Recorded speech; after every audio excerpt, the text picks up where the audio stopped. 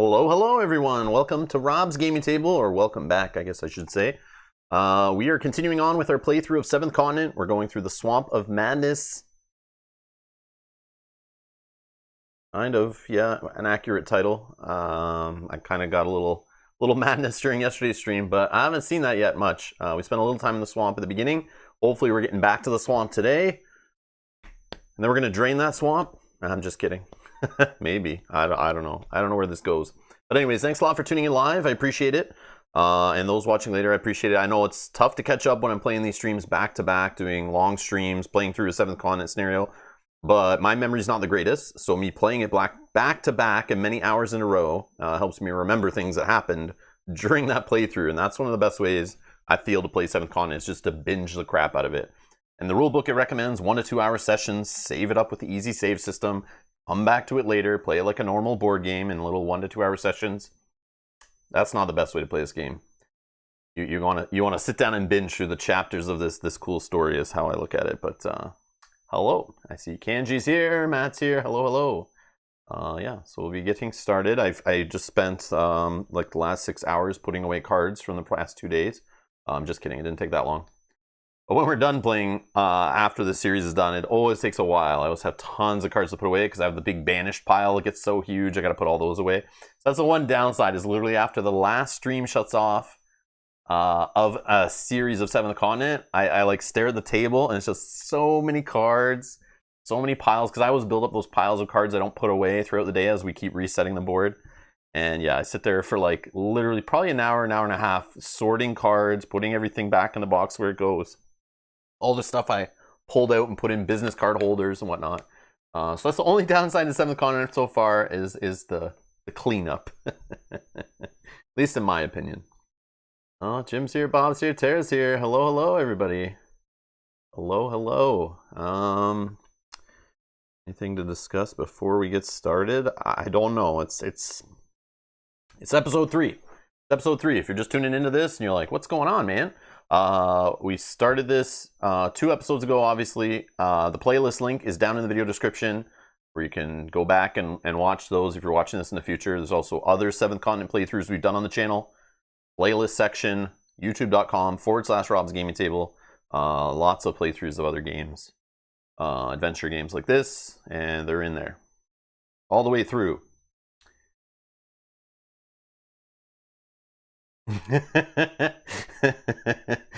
Matt, your dogs, man. Oh, that's a cute dog picture, but like, yeah, big dog, big 80-pound lap dog.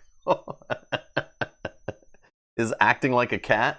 He thinks he's like a little cat and wants to lay on your lap. Although he's like making your legs go numb. Jim's saying that's why I played my original 1st edition Kickstarter one time and sold it.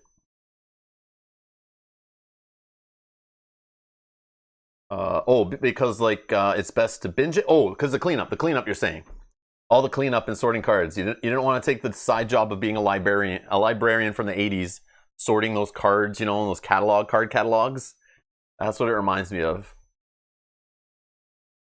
If anyone doesn't know what I'm talking about, just go find the amazing movie Ghostbusters from the 80s, that opening scene with the ghost librarian in the basement, and you see all those card catalogs with all the slime in them and they're shooting cards out. That's what I picture every time I open up the box of 7th Continent. Just only like 5 drawers of that instead of the like 100 drawers you see in those scenes.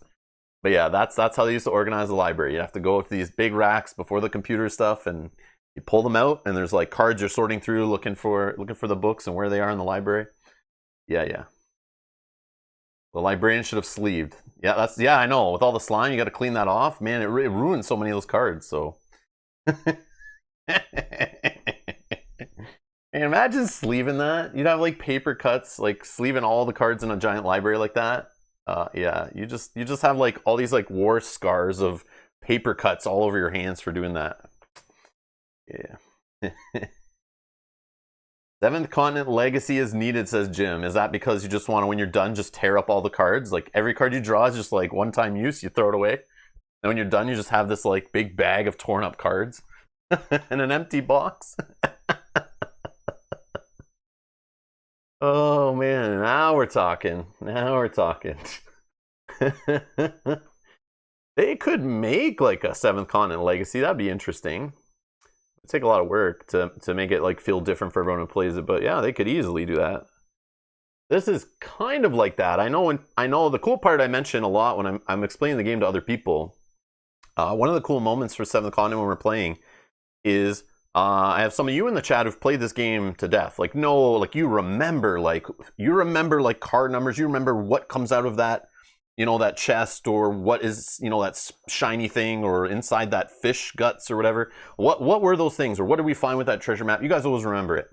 But I love when I hear some of you who say that stuff, who remember everything and play this game a lot, and I draw something or pull something out of a stack of 10 cards were drawn from, whatever deck. And I pull out an item and someone goes, whoa, I didn't see that. Or I go to a certain situation, there's 3 cards to choose from, I'm on a space, and then I draw the land tile, and they're like, whoa, I didn't know that one was in that game. Oh, I never saw that. Or when I played, I never see that one. Like, that to me is crazy, that there's little things like that just are a different experience every time you play. And I love this playthrough so far. I've been seeing lots of green cards I've never seen before. Been to some areas I've never been really spent much time in or at all. But I am on the same island. I'm pulling from the same box of cards. Even that 350 deck, some of the weapons and weird things we pulled out of there, I've never seen before. And some of it is base game stuff. It's not expansion stuff I've jammed in there yet. Some stuff new that we've seen is from the expansions we've jammed in. But it's neat. You might play through the Swamp of Madness, you take a different direction, you go through different fog cards, you see different thing in your fog cards based on what expansions you have shuffled in, or just what you draw out, which directions you go. You might get different options for terrain tiles, you might find things, you might bump into things. Just lots of crazy stuff like that. Your adventure just will be different, and it's neat. Like I may keep drawing, I may keep getting tired over and over again, having to deal with that through my playthrough. But you might have a trouble where you're constantly getting freezing because you're like the way you went, or things are happening. You're constantly dealing with that issue. It's just neat how like you can play the same curse or jam a couple curses together, and it feels like kind of a different adventure. Different things come up. Like there's still unexpected stuff, and I think it's really cool. Because how many hours have I got out of this game so far? I don't even know. I don't even know what to estimate. Like just recorded hours playing on YouTube, plus probably I would say about 8 to 10 hours before I started streaming this game. So add 8 to 10 hours on top of that. I'm still not done this playthrough. I still have 2 other curses I own, and all in, including sleeves, all the the bundles I bought, that not all are necessary. You don't have to buy all the bundle crap I bought either. But I have the Kickstarter base game, that black box. I have the 3 expansions from the first wave, which adds some variable content. Then I have the What Goes Up, What Comes Down retail. Plus I bought that other bundle of 3 boxes that had the Devourers, which I found is probably not something I should be playing with the way I want to play the game. But I'll probably stick them in at some point and try out a playthrough with them. Even if it just kills me quick. I just want to experience them and see where the paths go. But I have those comfort creatures in here, that expansion. Forgotten Passages, whatever that is. We're playing with the plants right now. All these things are like super optional. We don't need them. I have Crystal Song stuff we're playing with. But all in. Canadian. I think the first... I backed on the second Kickstarter. I bought the base box, the 3 expansions. You could probably look up what that was. I'm going to say with shipping and everything, I probably wouldn't have spent more than like 160, 180. And then I went to Serious Pulp and spent like 200-ish Canadian on the bundles that came with the sleeves, the What Goes Up, What Comes Out retail, and those 3 other little things that were bundled. Sajat's here. Hello. Working late today, so probably will be silent. Yes. I mean, no, I'm glad. That's awesome. Okay. But you'll still hear me, right? So I'll try not to be distracting you while you're focusing on work. Sajat. I'm just joking. All right. But yeah. So I would estimate around 300 and something I've probably spent, but you don't need to spend that. That's a little crazy when you think about it.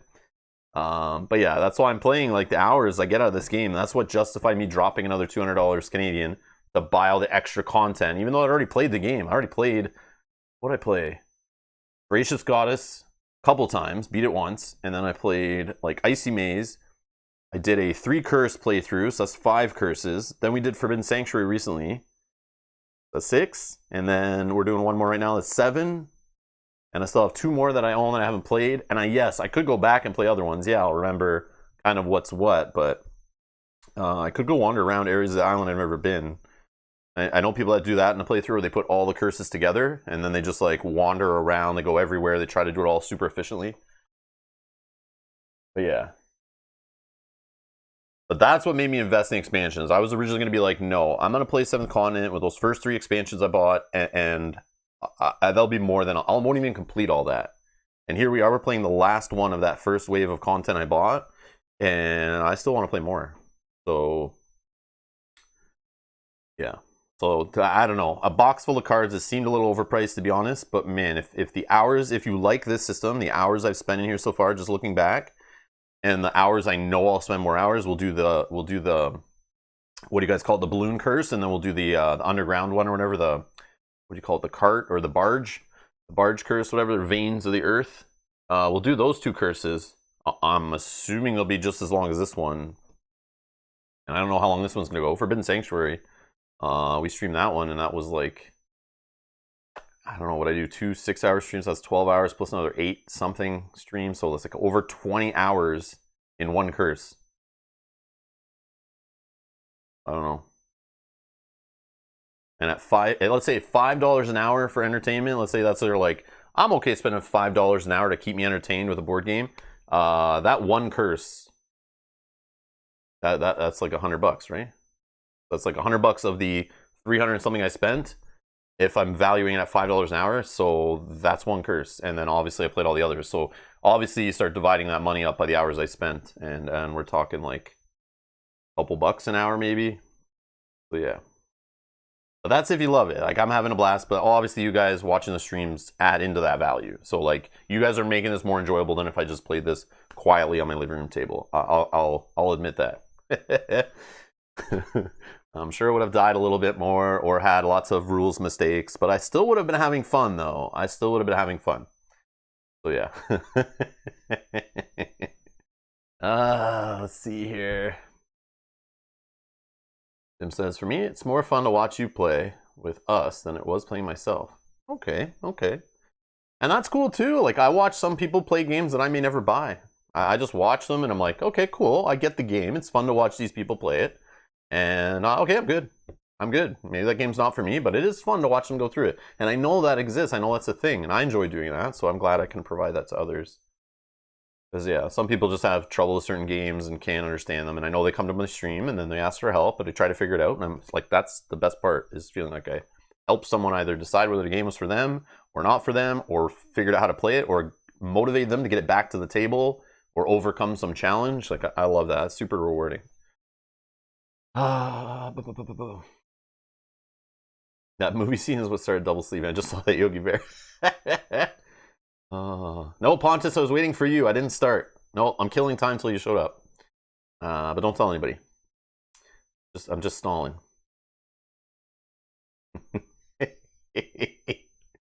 Let's see here.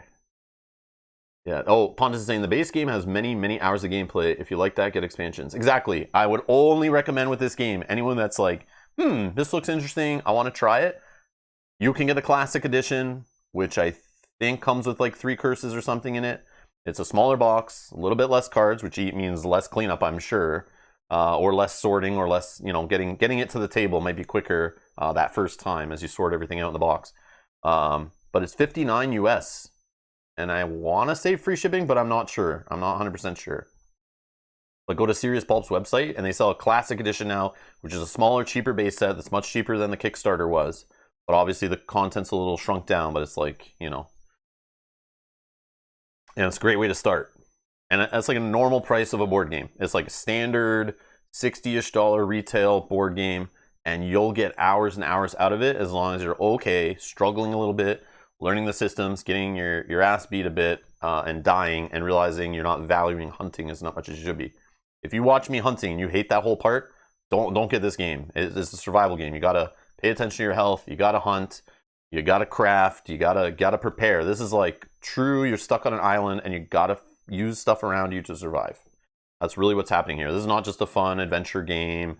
You know, Lord of the Rings, Journeys to Middle Earth. Turn on adventure mode, and you're just going through the story. This is not. That's not this game. This is like trying to survive and solve the mysteries and get out, which is super neat.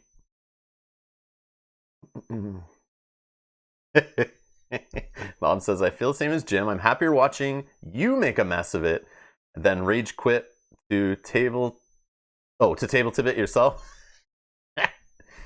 That says, I am one enjoyment, so the rest of you add up to 1.5 if my math is correct. And Dan's here. Dan, never have I enjoyed watching a game I don't know how to play ever. And yeah, like you can pick it up. It's like Mel watches it sometimes while she's working. She joins it on the stream, my wife, and then after she's like, you know what, I'm watching all day and I have no idea what's going on really in the game. Like I understand you're exploring, but like I don't know what's going on like the left side of the screen really. So I explained to her like, here's your hand limit. These are what these cards are. I'm crafting items to help me out. They have durability to them. You know, you got to be smart about managing all these little like resources in the game. There she is. There she is. Yeah, so it's fun explaining it to her and trying to help her understand as she's watching along there when she should be working. All right, let's get down to the table and start some 7th Continent Swamp of Madness, or should I say continue it. Okay, so I reset the board. I put away everything that was out yesterday. We were at the bottom of the cliff. There's a hunting spot here we know of. We see the little foot tracks. I put back all the 2s we had yesterday. We'll shuffle them up a little bit. Shuffling them while we've been talking. And yeah, so let's get going here.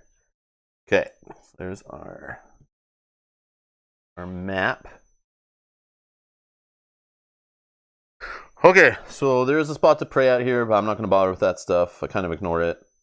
I know it leads to Spectre business. I know I have a discard pile ability thing I could play with, but I don't remember really what goes on there, but I'm okay. So we're going to check out this hunting spot. It is the eyeball action. Thanks to Predator, I don't need to spend anything on that little eyeball to investigate there because there is foot tracks on here, so I will just grab card 137.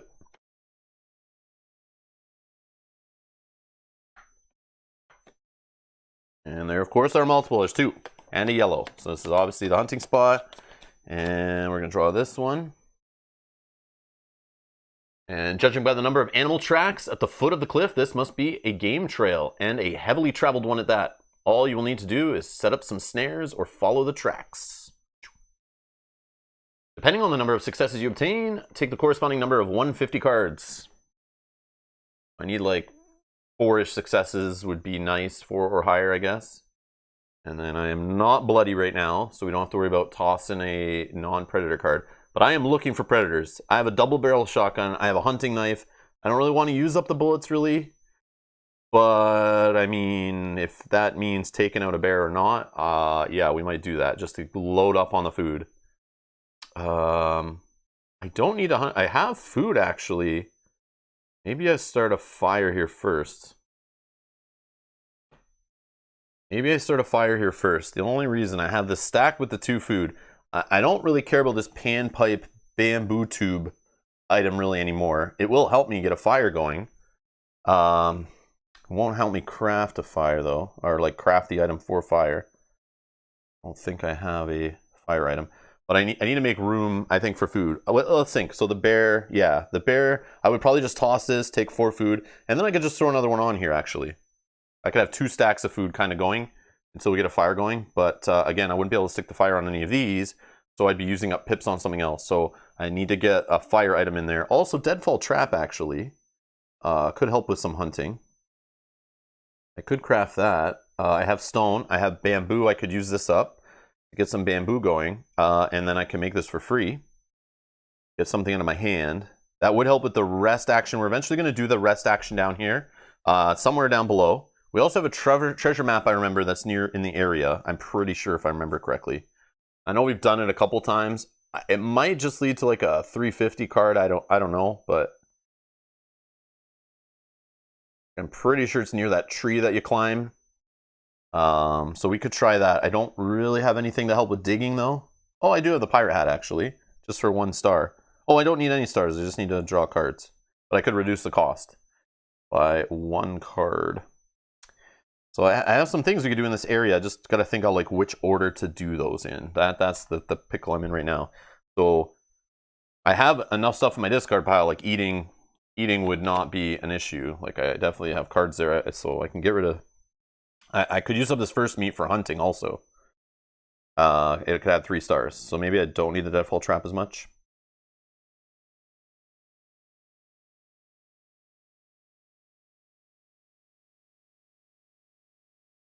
Left side of the eagle.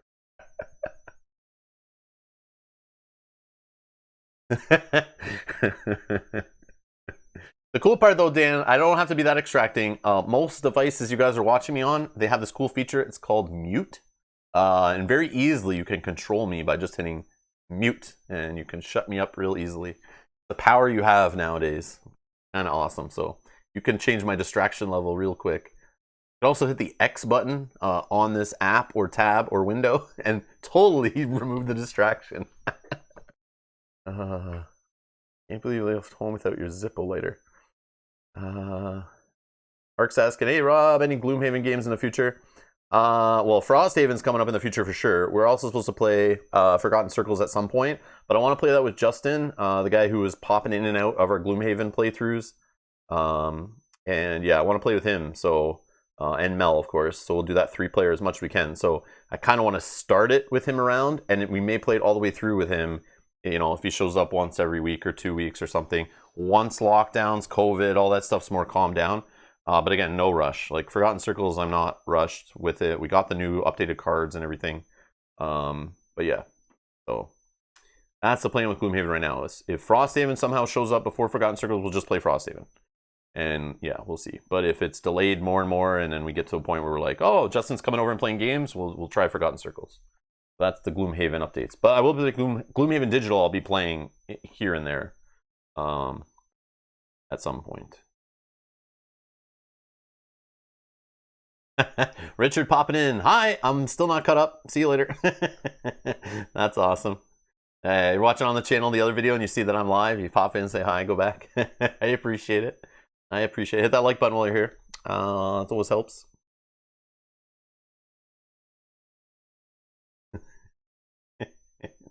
Gonna ignore Bob's message there. All right. So I gotta manage my items a little bit. Have gourmet. Now, lighting a fire down at the down at that rest spot, is that an easier thing? Is that something with the fire items we may or may not see?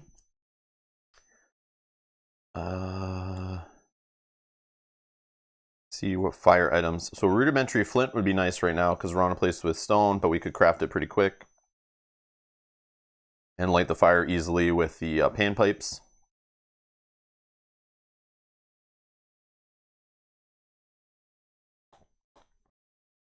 Woven cord would also be nice again. But I think that's it. So we got 2 fire items in the deck still. How many remembers have we seen? 1, 2, 3. All 3 remembers are in here, unfortunately. And the fire will help us get rid of freezing too. So I need a way to light fire. That's the problem. So in the hunt, we might just run into those cards, but I don't know. I don't know. There's still a lot here. Still a lot here. Awesome, Richard. Thank you so much. Handpipe for fire? Yeah, I don't understand why. I don't understand why that is. Maybe there's something like I tear off you know, one of the little bamboo pipes there. I use that for fire, or I use it to blow wind on a fire, or I can rub it against something and it sparks. Like I don't know. I'm not sure. But for some reason, as the fire, it helps you make the fire resource if you need, like, to start fire. Gets you air. That's what I would think. Yeah, you're just blowing on the fire. We're blowing to try to get the fire ignited.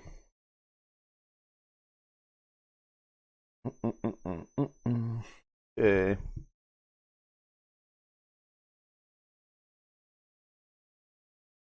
So maybe we just hunt. Or we continue moving right now. We continue moving and we work our way down to find the camp. In that process, we should be doing tests, drawing cards, dealing with things, and maybe we find a fire item and we find a spot where we can craft it easily. We use up some of these items, get these crafted going. Then we come back to fight, or to hunt, I mean. So while I'm here, I'm gonna just inspect this. Maybe we find a thing to make fire and we just do it on this spot. I don't know. Spider bite. Oh, here we go. Is this a first one for this playthrough, I think? All right. Spider bite. Your thigh is itching uncomfortably. Examining it, you notice a nasty red spot. You must have been bitten by a spider, and you can only hope it has not laid its eggs under your skin. Only the active player is forced to take the following action. Okay. So I gotta do this right now. So if I pass, heals nicely. We just discard this card. If we fail, the little wound has gotten infected and you feel a tingling sensation under your skin. For each spider bite card that has been banished, which I don't think any has happened in this playthrough, but we had one or two in the last playthrough. Yeah, no spider bites. No spider bites yet. And then you randomly discard 2 cards from the action deck and you banish this. Okay. This is gonna happen right now. I don't have anything to help with this. So 0+ cards. What do we need for 2 successes? I kind of don't want this to happen. Maybe 4, maybe 3 cards. Let's check our curse count in the discard pile. And our ones that have multiple stars on them. So the ones that have 2 and 3 stars on, oh, there's a 2-star, sorry. But I don't see like the bow or the forewarned is forearmed, so we have a chance of just pulling a 2-star or 3-star on one card. But there's only 1 curse here, and that means 4 are in basically less than half of my deck I'm drawing here. So I might draw 4 cards to overkill it. So yeah, curse. Okay, there's the bow. Oh, fire making kit, perfect. The bow would be also great to take before hunting. Damn it. But we need fire. We need fire to start eating, so I think that's more important. We have stuff to help us with hunting. Unfortunately, I'm going to have to take a fire making kit. Okay, so we did pass. This just gets discarded, thankfully, not in our banished pile. 136.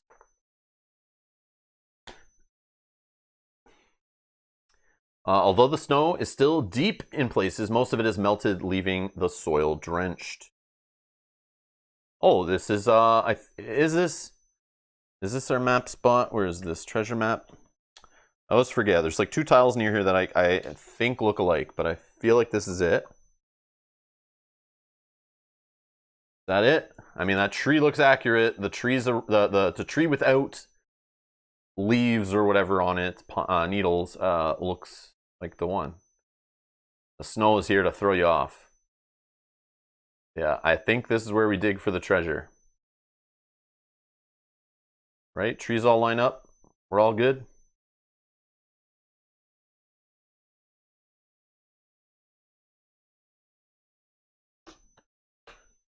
Let me choose.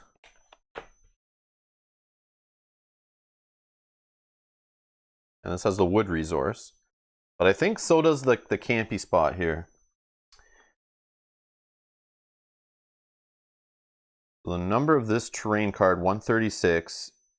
You add 91. So that is 227. Is that right? Am I adding that right? 136 plus 91, 227. Woo! Gotta have my coffee.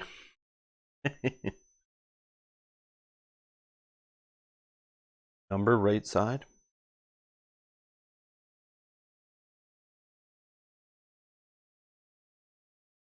No, I didn't dig yet. I didn't dig. I'm just reading this card. And I'm just like guessing. I'm like thinking like, does the number ring a bell? So I want to Now that I know the number, I was adding it to think like, is it a 350 card I'm digging from? We know the boom's back in the 350s.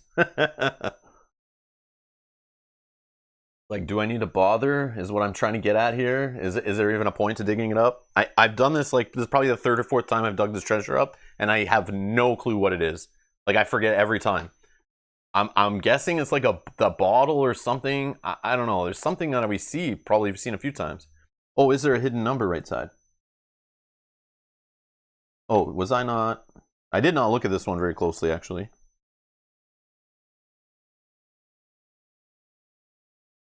I don't see a number on here.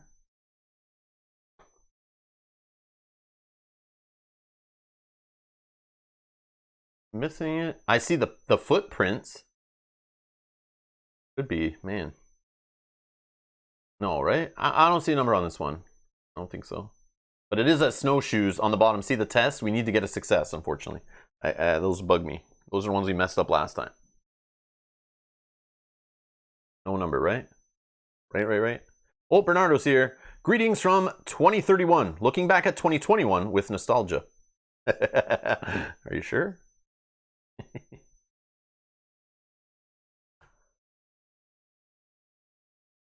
Right bottom of tree, kind of fuzzy. Nope. No. Here. Get it. Let's get it right up here. Let's see if we can get this thing to focus. Gonna do it. Why is it fuzzy? I want to see the grain on the card. Do I need to switch it into 4K to see what's on this card? Or do I need to buy one of those big magnifying glasses or a lens that like magnifies it? You think it would get it, but no, I think we're good. I think we're good.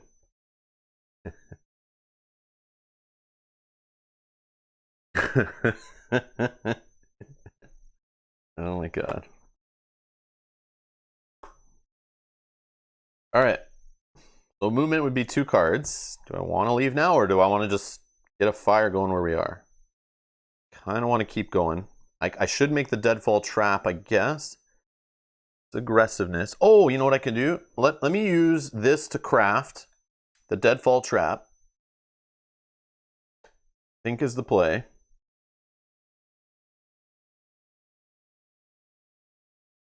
Is it the play though? Maybe I don't, because I could stick the aggressiveness. I could stick the aggressiveness onto this, but it only needs 1 more pip. Maybe I don't do that. Maybe I don't worry about the deadfall trap at all. Or I just make the deadfall trap its own stack, and I just go with that. I don't know. Maybe I don't worry about the deadfall trap. Let's see. Oh yeah, the rest action will get rid of our freezing also if we use that, but I don't think we will. We just need to make a fire.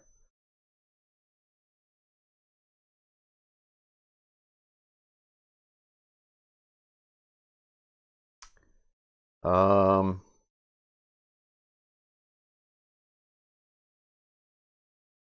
guess let's move on to this spot and dig. I don't know. Yeah, let's do 2 to move. Where do I hunt? I don't know if I should hunt first.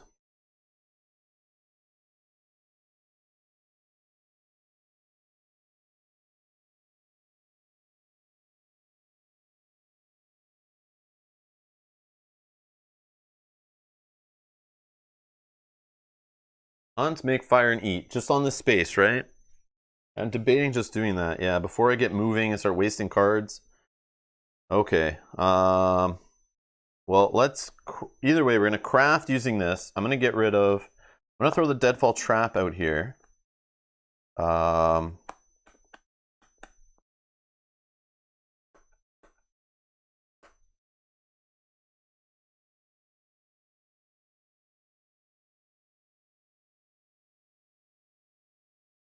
Let's.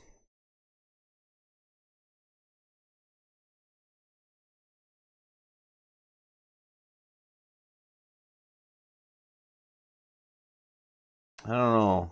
I kind of don't want to stick this trap on there. I like only want to put things that are for fighting on this stack. The deadfall trap's like mainly just for hunting. I don't want just hanging out there. I want the club on the stack, worst case. So yeah, I don't want to get something stuck on my hunting knife item here. That's kind of useless. But I do want to empty the spot. So I'm going to craft. We'll just discard this, whatever. And we'll just stick the deadfall trap on here. Let's do the fire. We'll craft the fire for 2. Debating eating first before hunting. That's what I'm thinking. But I do have room. Then we can get the fire kits like back in.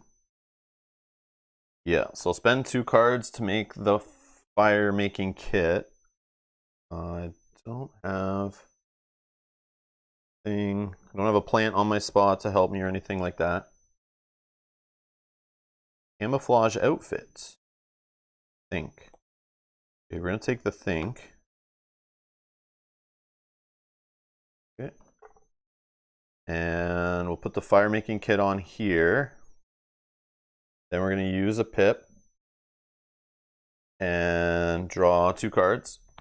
Oh, actually, we'll use this item. Yeah, we'll use this item up to make the fire, but it'll help with this reducing the card draw on it.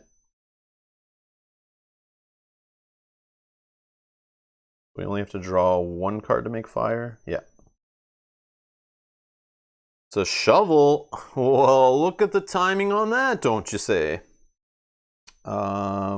It's stamina too, so I can put it with food before we travel down here and dig. But it's not the best, but it does reduce the cost of the digging by 2 cards. And we do have bamboo here if we want. This gets discarded. Let's make the fire. You can dig it. Matt can dig it. Craft, trap, hunt. Craft fire under pipe. Make fire with it. Yeah. Perfect. Okay.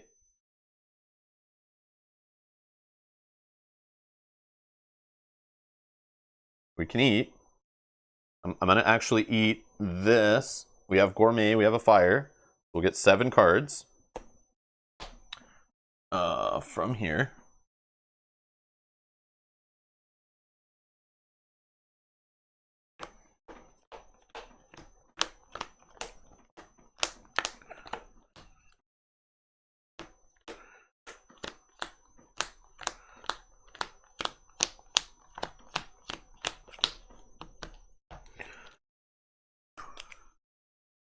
One, 2, 3, 4, 5, 6, 7.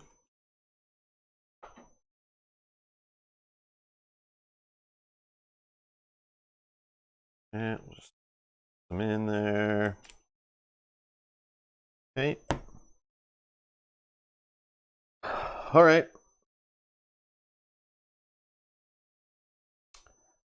I think it's time to hunt.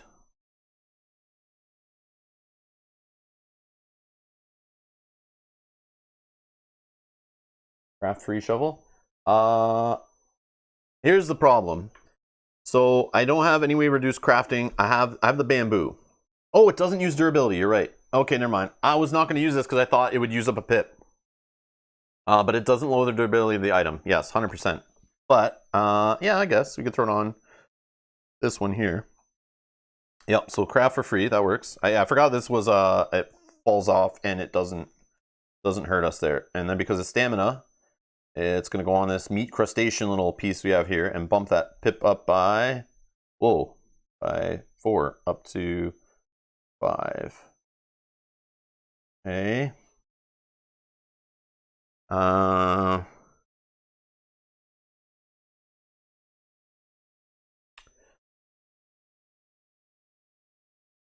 Yeah, we'll do our last use with this on the hunt and get rid of that. Okay, let's do the hunt action here. 4 cards, 2 plus stars. So we'll use the deadfall trap or this item, and we'll obviously do that.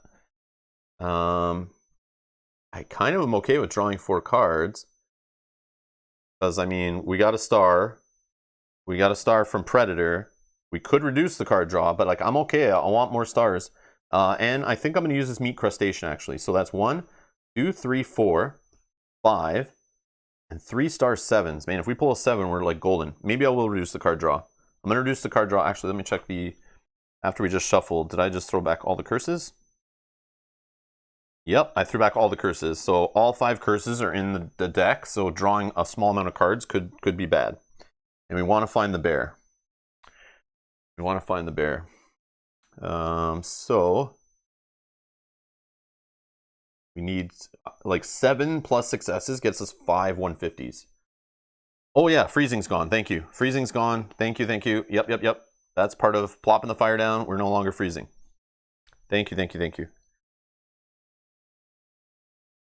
And remember, we have the dog, so we can shuffle in back into 2 cards we hunt and pull more if we're like hoping to see a 7, you know? If we draw some blue cards that aren't, you know, don't have 7s on them, maybe we push it. So maybe 4. Just debating. So if I use this, I get 3 stars, which I'm going to use it. And then it will discard this part of it. Whoops, what am I doing? Okay, this will get discarded at the end, right? So 1, 2, 3, 4, 5. I have 5 stars already. I'm going to only draw 3 cards. I'll use Predator to reduce. I'll just do 3 cards. I think. We see 1, 7. Yeah, 5 already gets us 4 cards. Like, yeah, I'll just draw 3. Thanks for the catch, Suja. Alright, so we are going to go Curse. Oh man, and the Raft. Piece of crap. Okay, so what I would do here, since Raft doesn't change anything, I'm going to throw it back with the dog's ability. We know we'll less chance of seeing a curse, but maybe we see a 7. Or maybe we get a card that has 2 stars on it. Then we have 1, 2, 3, 4, 5. We see a 7, then we're at 8, which is, we only need 7 or higher, so. That's how we're going to roll it.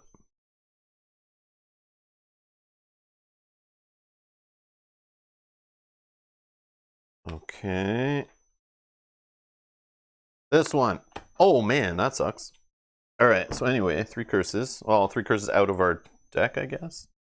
So we're only seeing 4 150s. Still great, though. Still great. So these are all discarded. This goes to the meat. Does it go? Oh, it says discard, actually. I'm going to discard it. We'll put it away later. Most of them say return, though, right? I've been doing that wrong? Yeah, they usually say return. That just is a weird one. That's a weird one, yeah. They all say return on them. But that one says discard when you use it for that other ability.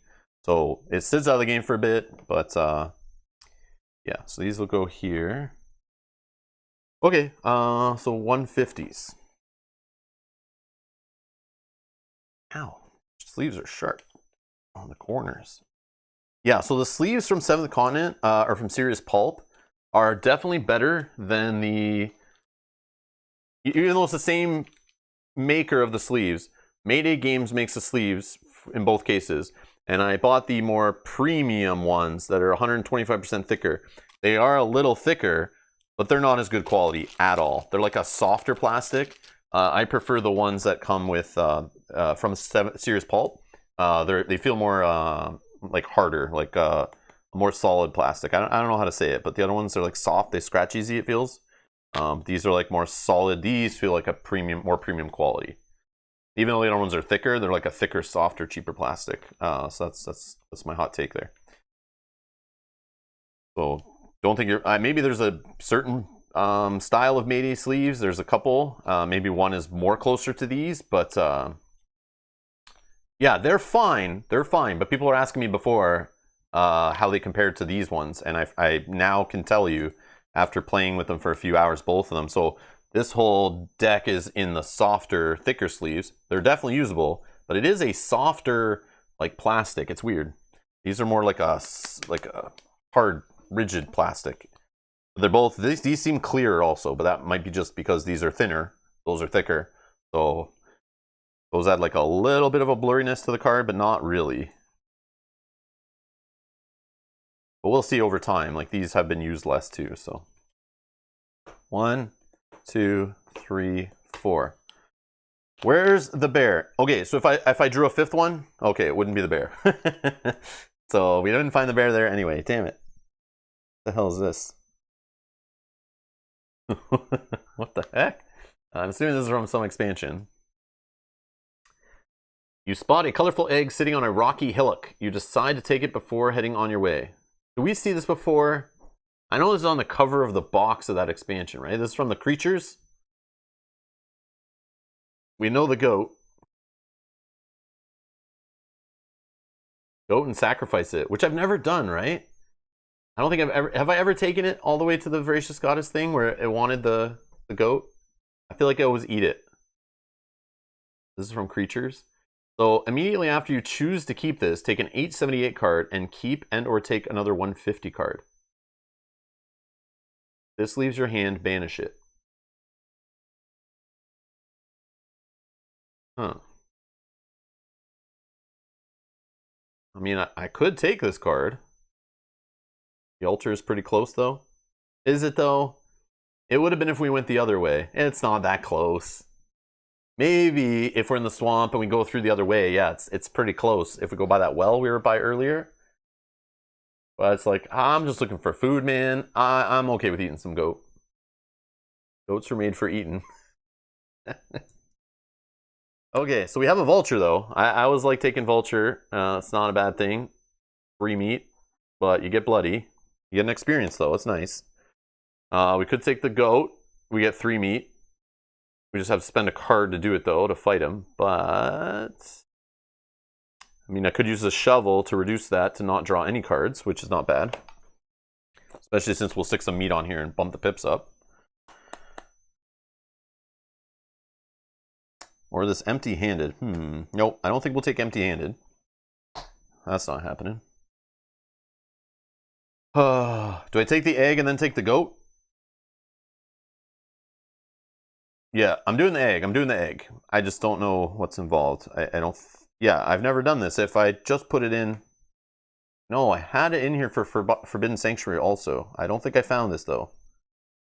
Looks familiar, but I think it's just because it's the cover of the expansion, I think. Yeah, I'll discard this one, though. I'll discard this one. I don't care. This one's if you have more than 4 red cards in hand. Yeah, that will probably happen, but it's not close right now, so we're good. We have 2, though. We have 2. But when I get to like 3, I get like nervous. Or 4 even. And this is more than 4. Like I don't want to get to 5 red cards in hand. That's like a bad spot. And we've already done this. I just don't remember what it did. So we're going to discard this. And we'll take the egg. It is a companion. So I have 3 companions. This is kind of crazy. And then I take an 878. Let's find out what the rules are to the egg. I'm sure it's got some special mission that we probably won't do, but if it's like taking it somewhere specific. Well, there's only one 878. You carefully turn the egg in your hands and feel something strange, as if the creature inside, as you are sure the egg holds a life form within it, was trying to communicate with you. Animal empathy. You cannot wait to meet the creature inside the egg. You consider warming the egg by holding it in your hands or placing it near a heat source. Oh, we're on a fire space. Can I just open it and eat the meat? Can I just use this as food? Yeah, make an omelet. Exactly, Matt. Exactly. Communicate with this. Communicate with my belly. All right, you may take the following action only if you have a card with the keyword bond in hand. I do. So it's locked. It's locked. I could do 1 card or 0 cards. So I have a fire resource. I don't have to spend any cards or get successes. Then I take an 834 and banish it. As you do not really know what to do, you think about trying something unusual. If you want to take the following action, you must have a card with the keyword bond. And oh, it just threw away the music. Oh no. Oh no. No. I would definitely do the music one. That's probably the best one. Make it hatch. Got a feather in the art. Damn. And we, how are our remember status looking? Let's check. Maybe we shuffled some remembers in, and we can pull the panpipes back. 1, 2, 3. No. Nope. I don't know if we have anything else. We could just wait. But like, I want to know. I don't know why I'm shuffling the discard, but sure. Okay. We have the fire resource. Should I just do this? I don't know. I'm just going to do the fire thing. I'll save this. We'll see this again, I'm assuming, in another playthrough. And then we'll just know. I'll try to line up the music with it if we can. Damn, I just had it. I just threw it away. Oh my god. Timing on that. All right. So let's finish resolving our food. We have to our hunt. We got to resolve that first. So I'm taking the goat. I have to discard a card here.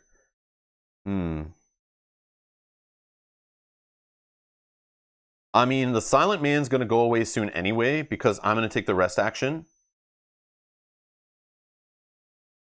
So yeah, I'm just going to get rid of the silent guy. Get the 150. Yeah.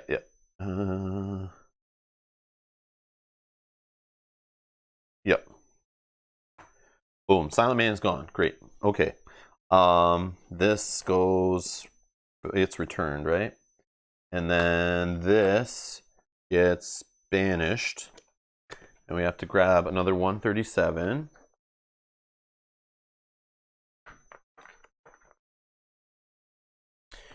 And of course, it's the 250 deck drying up, so we missed the bear, unfortunately. We could rest here and return this, though, and then do another hunt on this spot if we feel that should be a thing.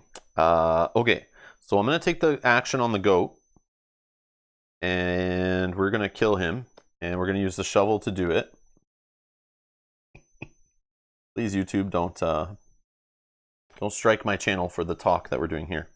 So we're killing goats on Rob's gaming table here, and we're using a shovel to do it. We reduce the cost by 2 cards, but it's only 1, so we do no cards there. This guy gets banished.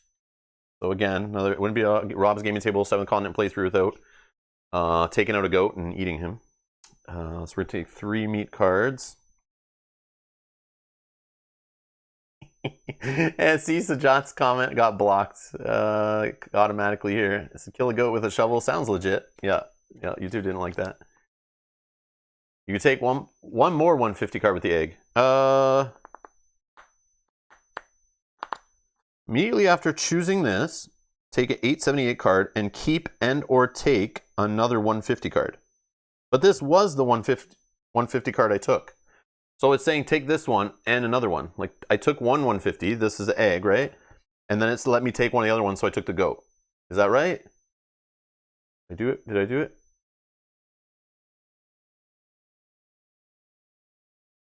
One more? I don't think this lets you take 3.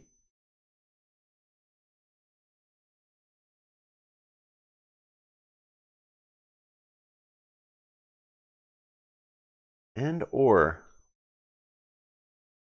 So hold on. How this is worded? Let's see. Let's follow the path. Let's follow the path. We'll weave our way through the rules here. So we revealed all that we hunted. We got 4 cards. If at least one involved character is bloody, you must discard one of those cards without the keyword predator. We weren't bloody. We ignore that. Then you choose one of the remaining cards, which represents the result of your hunt. Return the other cards. Okay. So we chose one, which was the egg, right? And the egg says at the bottom, immediately after you choose to keep this, so this was the one we chose, we take an 878 and keep and or take another 150 card. So like we've chosen our 1 card for the hunt. Done. This card's telling us to keep and or take another. So keeping another, there's some maybe you keep, like this one. Like maybe we found the goat, which we kept the other goat. We didn't take a vulture. I don't know, maybe that's what the keep and the take mean. But you're saying the and part, I can keep the goat and take another 150? Okay. Okay. That makes sense, I guess. Yeah, the and, I guess. So if I do that, then I kept the goat, right? So I kept the goat, and then I took another 150, which I would take the vulture, right? Yeah, because the vulture says take. The vulture says take.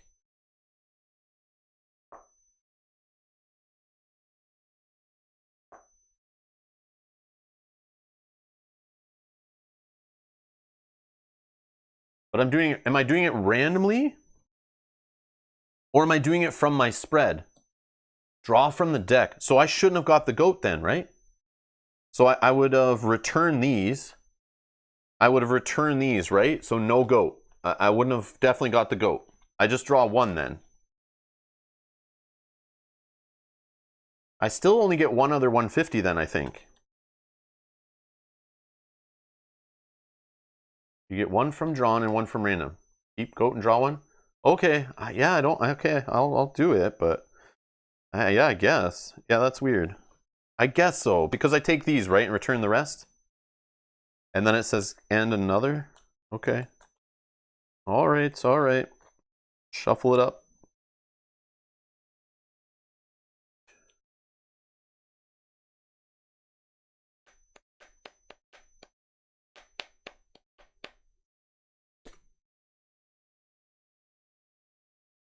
We got a white hare.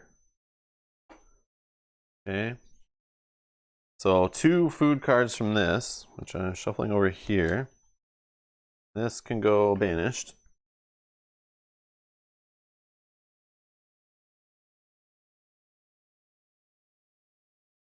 Meat and meat, both regular. And we'll stick these under here. Okay, white hare. Done. Okay, he's discarded. Then we did the goat, which we banish. And we take 3 more meat.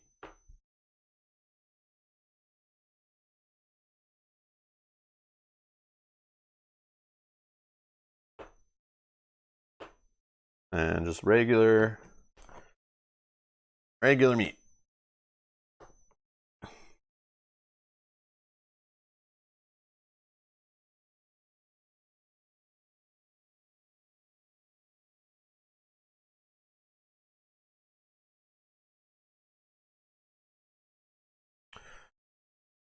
Eat the meat first. Eat the meat first. So this will get us 14 cards. Must feed. 14 cards. 1, 2, 3, 4, 5, 6, 7, 8, 9, 10, 11, 12, 13, 14. Okay, I'll shuffle those in a sec. We have 1, 2, 3, 4, 5, 6, 7, 8, 9, 10, 11, 12, 13, 14, 15. So let's do 2 more and we'll leave 1 card behind.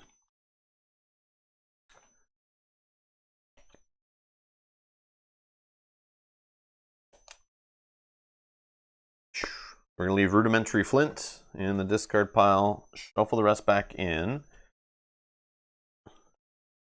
and we'll get rid of 2 more of these.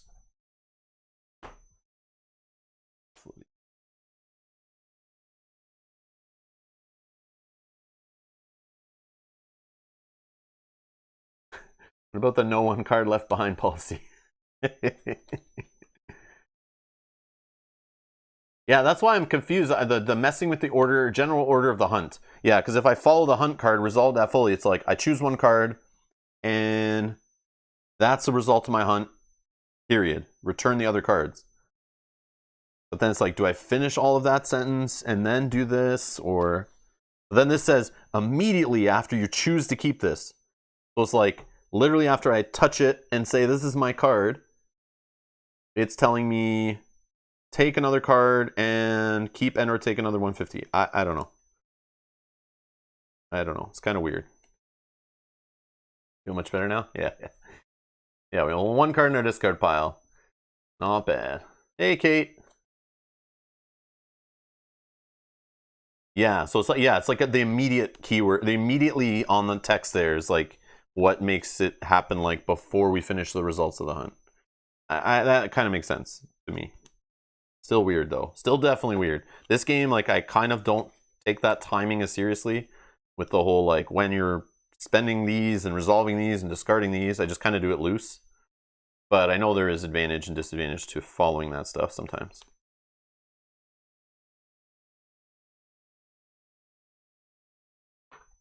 All right. This guy, we're doing the... we're going to do the 878 we took. Now we're going to do this action, which we spend no cards. We have the fire resource. So we take an 834 and we banish this. Hopefully this isn't bad, but I'm sure it probably will be. I think we're just hatching the egg, right? Or are we literally cooking it? I don't know.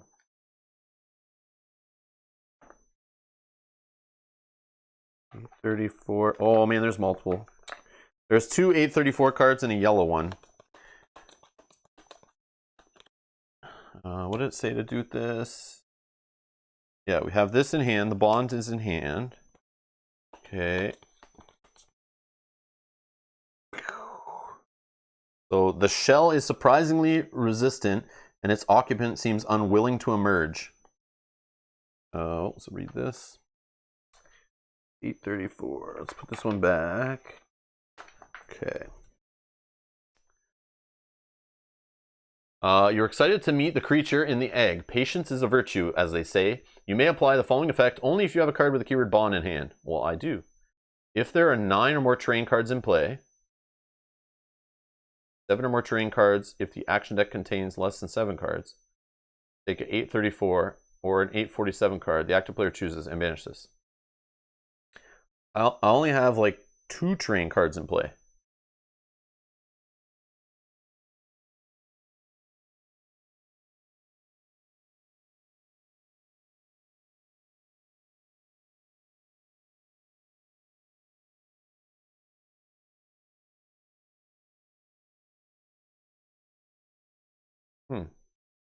So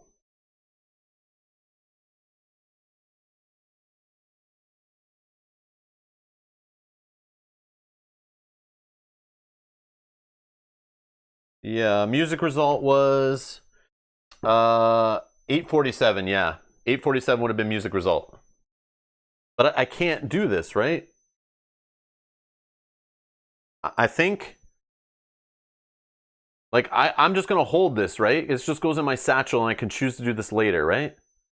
I gotta wait. I gotta wait till I have 9 or more terrain cards in play. Yeah, so we're just gonna save this. I'm gonna throw it in my satchel. I don't have to do it now or anything.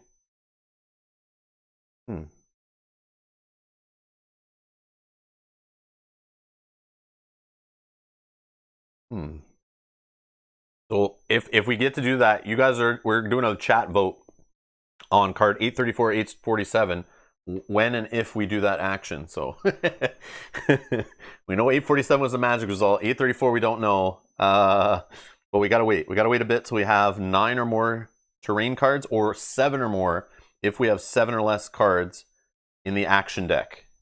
Which I don't know if it's good or bad. Anyways, wow, this is weird. Okay, I could hunt again. Don't think I really need to. I know there's a hunting spot along the way. There's eventually a fishing spot. I'm not really feeling the 250s, but I mean, we could just to have the food, but we do have 1 food in pocket, so I mean, that's okay. So let's just move on for now. So we can always get back here too if there's a fire here. It's easy to get back, right? So we're gonna move 2 cards. Strangest Encounter and Woven Basket. That would have been nice. Take Woven Basket, Strange Encounter. Of course, we get a plant here. We move here. Now on here, we're going to do some digging. The digging is 3 cards, 0 stars. We're going to use the shovel. Reduce it down to 3. And that's going to help us reduce the cards by 2. We only draw 1. And we can shuffle a blue card back with the dog if we want. Pirate Hat, we could reduce it completely. But I'm okay. I'll just draw 1 card. It's a plant. Okay, of course. So plants everywhere. Why not? Okay, that goes away. Now we grab a card that matches the train. So the train number is 136. So when you take a card whose number equal to the number of your terrain card plus 91 from the adventure deck if available. If it's not the right card, return it. So what did I say? 91, 136, 227? Is that right? We're good? 227? And anyone object with my horrible math skills on quick addition and subtraction? Okay, cool. So 136 is good to come. It also can come from a 350 card.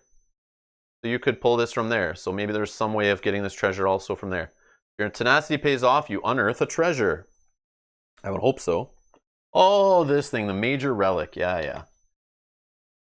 We could banish this to apply the following effect. Any time, any effect, right? Using this does not lower the durability item. If this leaves your inventory, banish it. Major relic. I mean, that's good, right? We just banish it. We get -6, 4 extra stars. Man, if that clue card for that final boss fight is correct and we have this, that's great.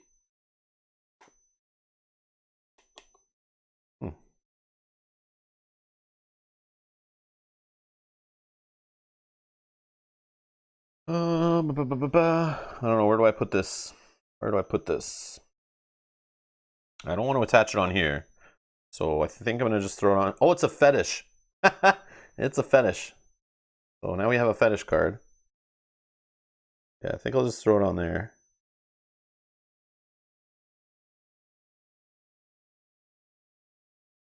Oh, the 350 card's the map? Ah, I get it. I get it. Thank you. Got it. Beat Godzilla like a pup. That's the plan. That's the plan.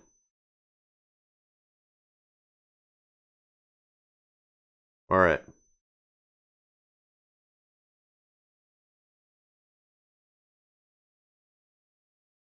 So we're on a tile with the snowshoe action. Let's start. Let's do this card here. Oh, more insects. More insects. All right. Swarming leaf insects. You notice a bush that swarms with dozens of leaf insects. You may take the following action only if you are injured and or bloody.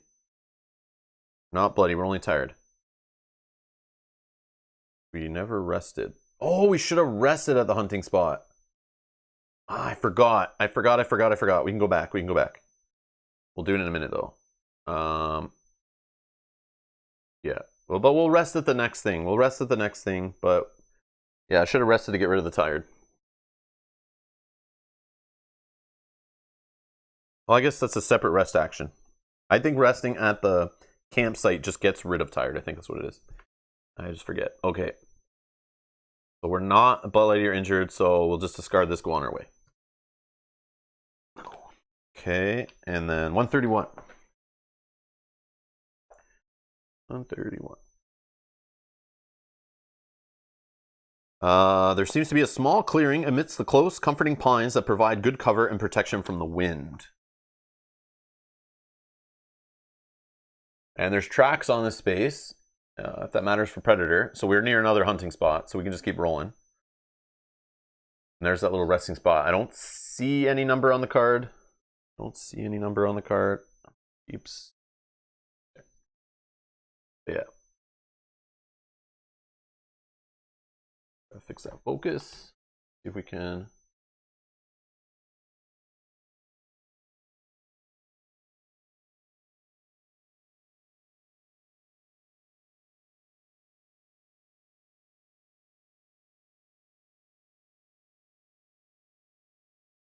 Better or worse?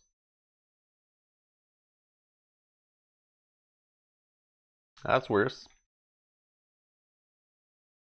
Right there. All right, that's where we'll leave our focus.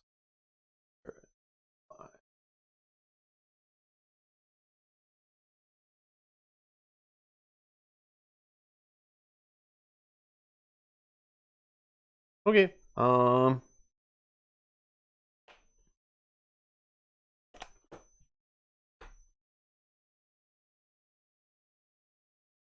Okay. So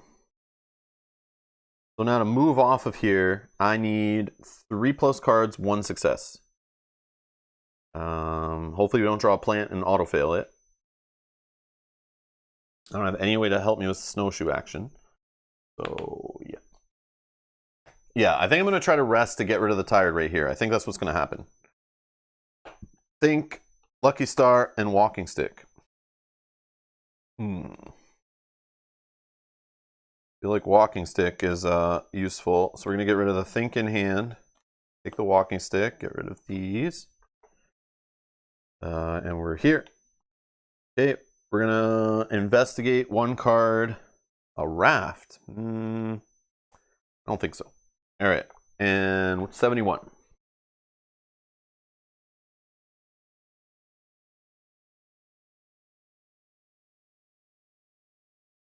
Oh, there's multiple. There's 2.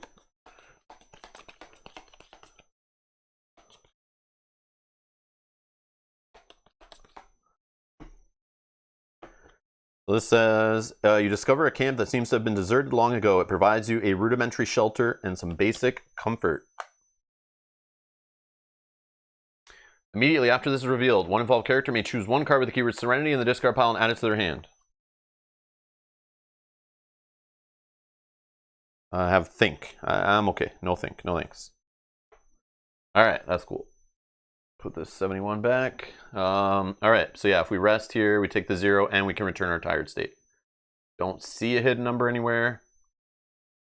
I think we're good. We also get the leaf resource there for crafting.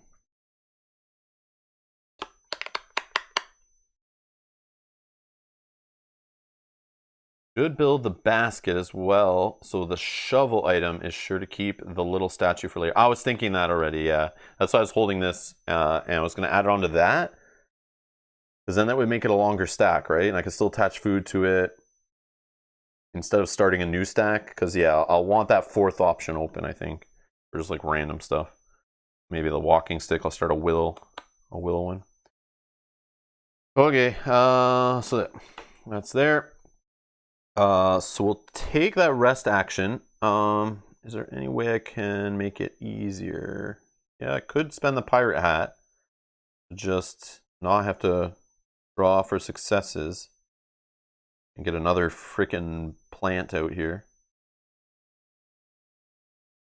Although for crafting with the plant, gotta remember that. It would give us vine and leaf. Woven basket would be super easy.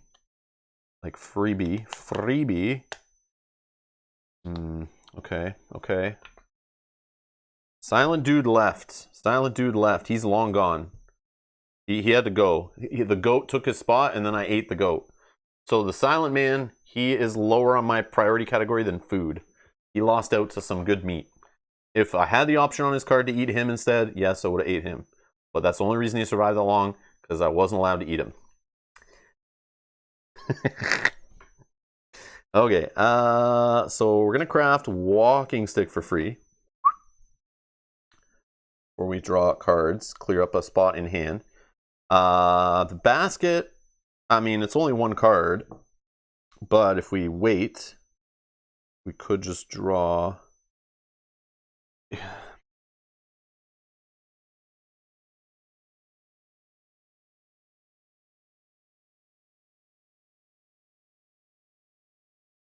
Yeah, let's use this. We'll use the No, we're gonna save the tricorn hat, I think.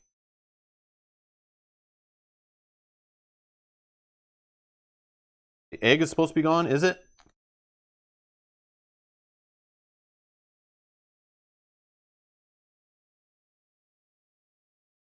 What did that again? 834. Where's 834?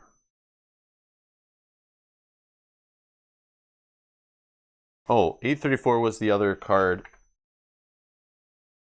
Why would I have banished it though? No, no banish, no banish. No. No. This got banished. I failed it. I tried to heat it up. It said no. And it gave me this. So I can continue on. Patience. Patience is a virtue. So I get the egg, and I can only do this with the egg in hand. It's not going to make me get rid of the egg. I got to hold it till I can do it, right?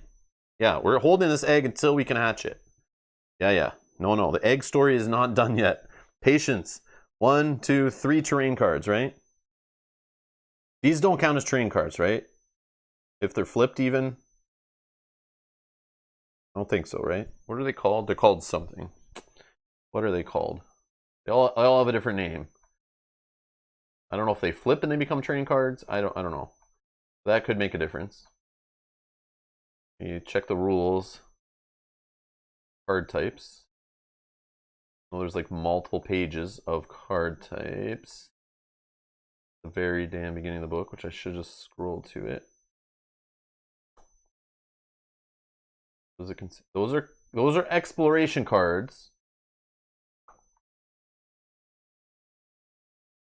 All the exploration cards.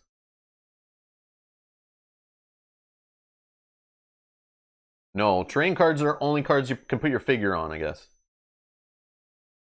Yep. Yeah. Those aren't terrain cards. Okay, so we're good. Yeah. Terrain cards are portions of the continent that remain in play on the board. A player may move their figure onto to a terrain card, take the action shown on it, and use the resources shown on it to craft items at cheaper cost. Yeah, so to me that's not, because the exploration cards have a different entry, so. So I only have 3. I need to get to 9 of these cards showing, which we hopefully will get to by the time we get to the swamp spot, I guess, maybe. I'm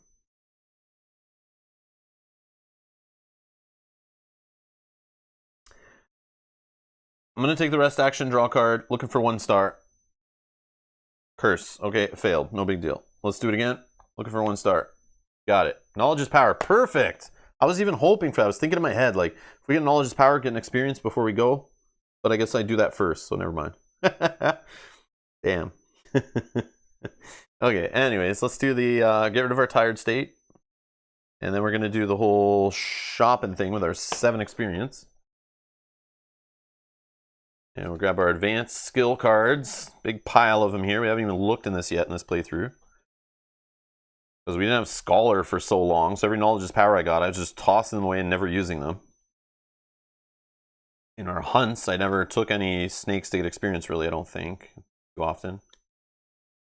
Hunt and resting spots are permanent event cards. Oh, okay, that's what they're called? Oh, I see, on the next line. Yeah. Yeah, I knew they weren't called exploration cards when they're flipped. I knew they would be called something different. Permanent events. Yeah. And if you flip them and they got the hourglass, they're temporary events, right? That makes sense. Knew there was some terminology there. Okay, so what is it we do here? 5 cards, 3 cards, something? 4 cards. Randomly take 4 advanced skill cards from the game box, and we can spend some experience on them. 1, 2, 3, and 4. All right, let's see what we found.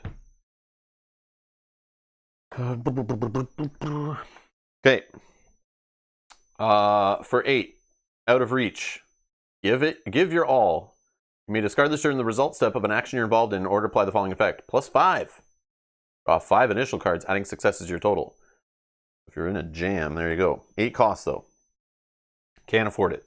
For 5, Tough Nut. It's aggressiveness, which is neat. 7 and a star on it. That's an amazing sidebar. Like, that's great. The only thing better is having some half stars in addition to that. Falling effect applies as long as you have it in hand. So snowshoes, healing, and all that stuff is better. You may discard any number of cards with the keyword stamina in your hand and or inventory. For each discarded this way, apply the following effect. Yeah, not really a fan, but man, just having this in my deck, I may just take this for that result alone. Improved camp. We've used this before. Oh, there's some music. Falling effect applies as long as you have this in hand and you have the fire resource. So playing music at a fire spot. Yeah, okay. Stealth and vigilance. See, that sidebar is better for 3. 7 a star and a half star. Okay. And for 4, so we can buy 2 of these cards. A 4 and a 3, get 2 more 7s in our deck. Making preparations. Taking the think action. This is free because I have Scholar in hand, or when I have Scholar in hand. One involved character may choose 1 card in the action deck or the discard pile and add to their hand, discard this. This has been amazing in the past. I've always taken this one. Being able to just grab any card you need. Like we're on an island, we're at the edge of it, I need to get off with the raft. I get this card, boom, I think for this, I find this, I spend this, grab a raft, craft the raft, boom, we're gone. Not as cool as that, but yeah, sounds good. So I'm going to take Improved Camp and Making Preparations for 7. Yeah, I think I'm just going to take these. Fire brings the music out of you. Alright, so yeah, Screw Tough Nut. And we're taking these 2.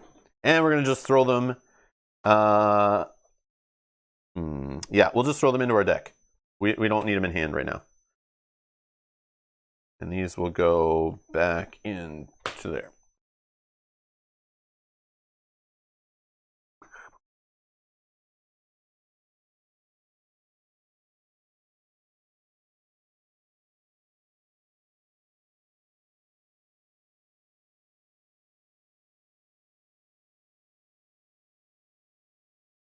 Okay. Now we're going to take the Knowledge's Power action here. We're just going to use that to take an experience card. This one's spent. Okay, so we got 1 experience. And this is gone. Okay. Using Scholar, making that free. Okay, now we can craft the Woven Basket for just 1 card. So let's just do that. We have the leaf on here from this spot. Has the leaf on it from the resting spot. We don't have Vine though. I mean, we could explore here. It might give us Vine. You never know. Never know what you find. I don't want to use this to reduce crafting costs. We don't have the card to reduce crafting in hand. So yeah. Let's just see what's here. Bees! No! Alright, hundreds of bumblebees are buzzing around a hollow trunk. Your stomach rumbles at the thought of all the delicious honey that must be inside. You instantly turn into Winnie the Pooh and will stop at nothing to get the honey. Stealth action, 1, it's locked at 1 card, 3 successes. I take a 3 card experience and a 221 card from the adventure deck if available, and you discard this. Or 1 involved character, or I fail, I take a 101, except for those that are tired. And then they take a 103, oh, okay. So I would take another tired card, I think. And then 1 involved character takes a 106 card to discard this. Stealth. I do have the pirate hat to give me 2 stars on a stealth. So I could increase our odds here, but I still might fail it.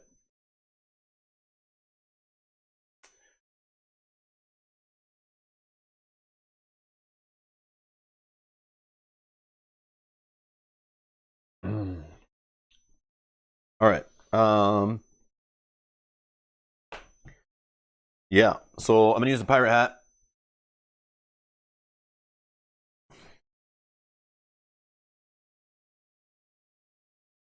We could go around, but eh. Draw 1 card. Yeah, we got it. We got it. Okay, so I get an experience card. Boom, got another experience. We're at 2 already. Woo! And then a, what was it? 221. Which hopefully isn't a big stung face.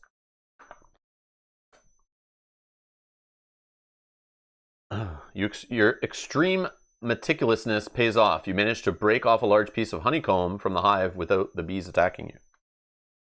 Were they Wu-Tang Killer bees? No, I guess not. All right, honeycomb. Randomly take 6 cards from the, why? Yeah. This is a what? This is a food and stamina. We're just going to throw this on here for now. Bump this up to 4. Oh, no, we can't, because we should have built the woven basket first, because then we won't be able to stick the woven basket on there. Oh, yeah, we will, once we eat this, right? Let's check our discard pile. 1, 2, 3, 4, 5, 6, 7, 8, 9. Yeah, we can do that. Yeah, we don't need to be at fire, and we get 1 extra from Gourmet. So I will stick it on there, bump the pips up, then I'll just reduce it right now. I know we should see the next tile first, but I'm just going to do this quickly so I don't forget. And this is gone. Discarded. 7 cards at random. Honey. 1, 2, 3, 4, 5, 6, 7. Leave a plant and a think. We're only doing that because we've got to free up a spot for the woven basket. We're going to do that in a second here. I did not expect to get food out of that. That was not what I was thinking. At least we didn't get tired or whatever 106 is, probably injured or something. Okay, we need 132.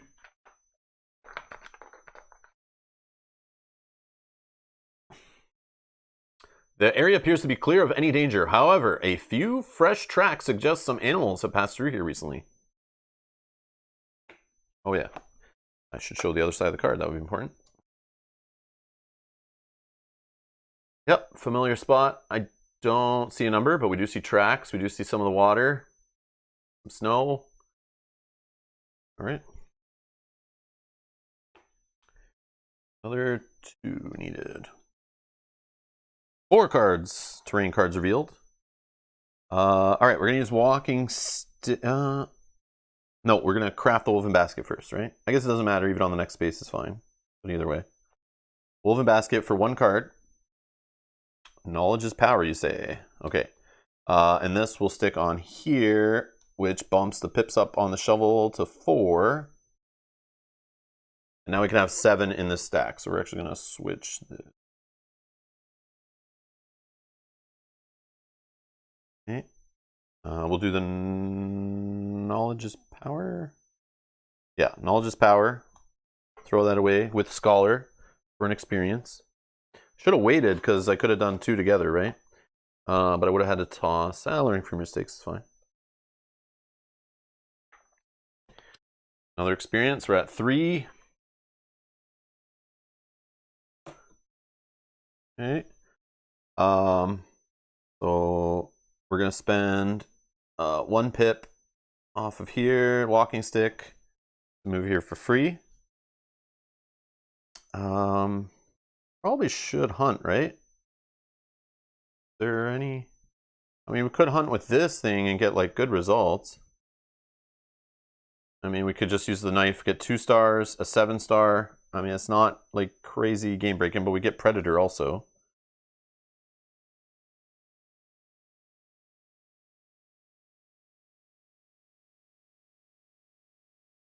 I mean, it's not the greatest, but we have the dog still to help too. Yeah, so I won't have to spend 1. I'll get card 74.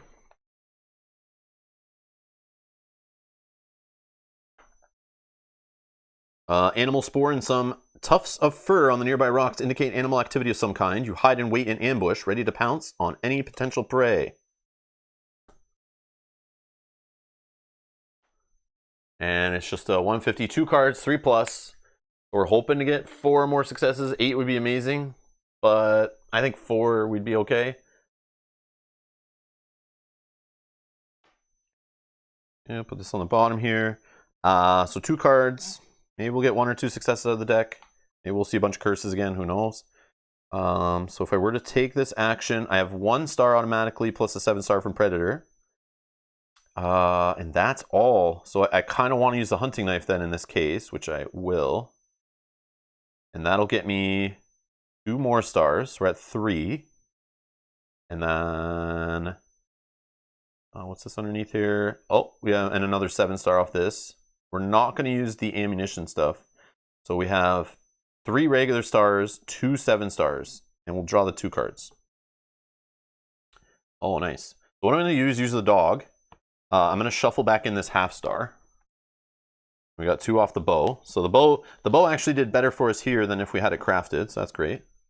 And the bow could have come in handy. We're going on our way to that fishing spot, according to our little map of clues we've been following for the last day or so. So we're on. We've done this, and we're on our way to this. So we're gonna go to that spot, I think. See if we can maybe get something, some other cool weapon or something, stick it on this stack, and that's our Godzilla King Kong killing weapon stack that we hopefully will never lose. And so we don't lose that. We got to keep items built and lots of pips and durability built up, so we do not all those cards that come out and punish you make you lose durability.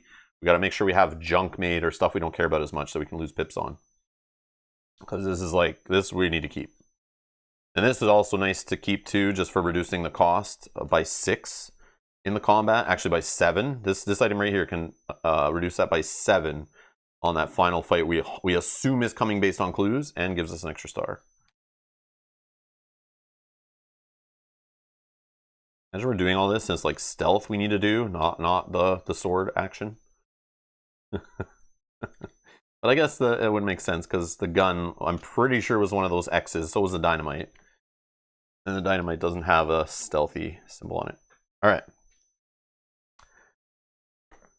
Curse. Okay, so that didn't get us any extra out of there. That's fine. Curse out of the way. I'm okay with that.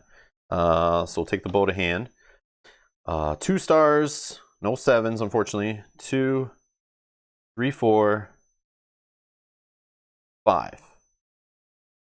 Which was... That's still 3 150s. I'll take it. I'll take it. And we're not bloody. And we're gonna banish this and replace it with a 74. Gold 74, which of course is the 250s, a little harder, 5 cards, 4+ stars. You need like 7 stars just for 3 cards, 14 for 5. Yeah, that's crazy talk. Not right now. Okay.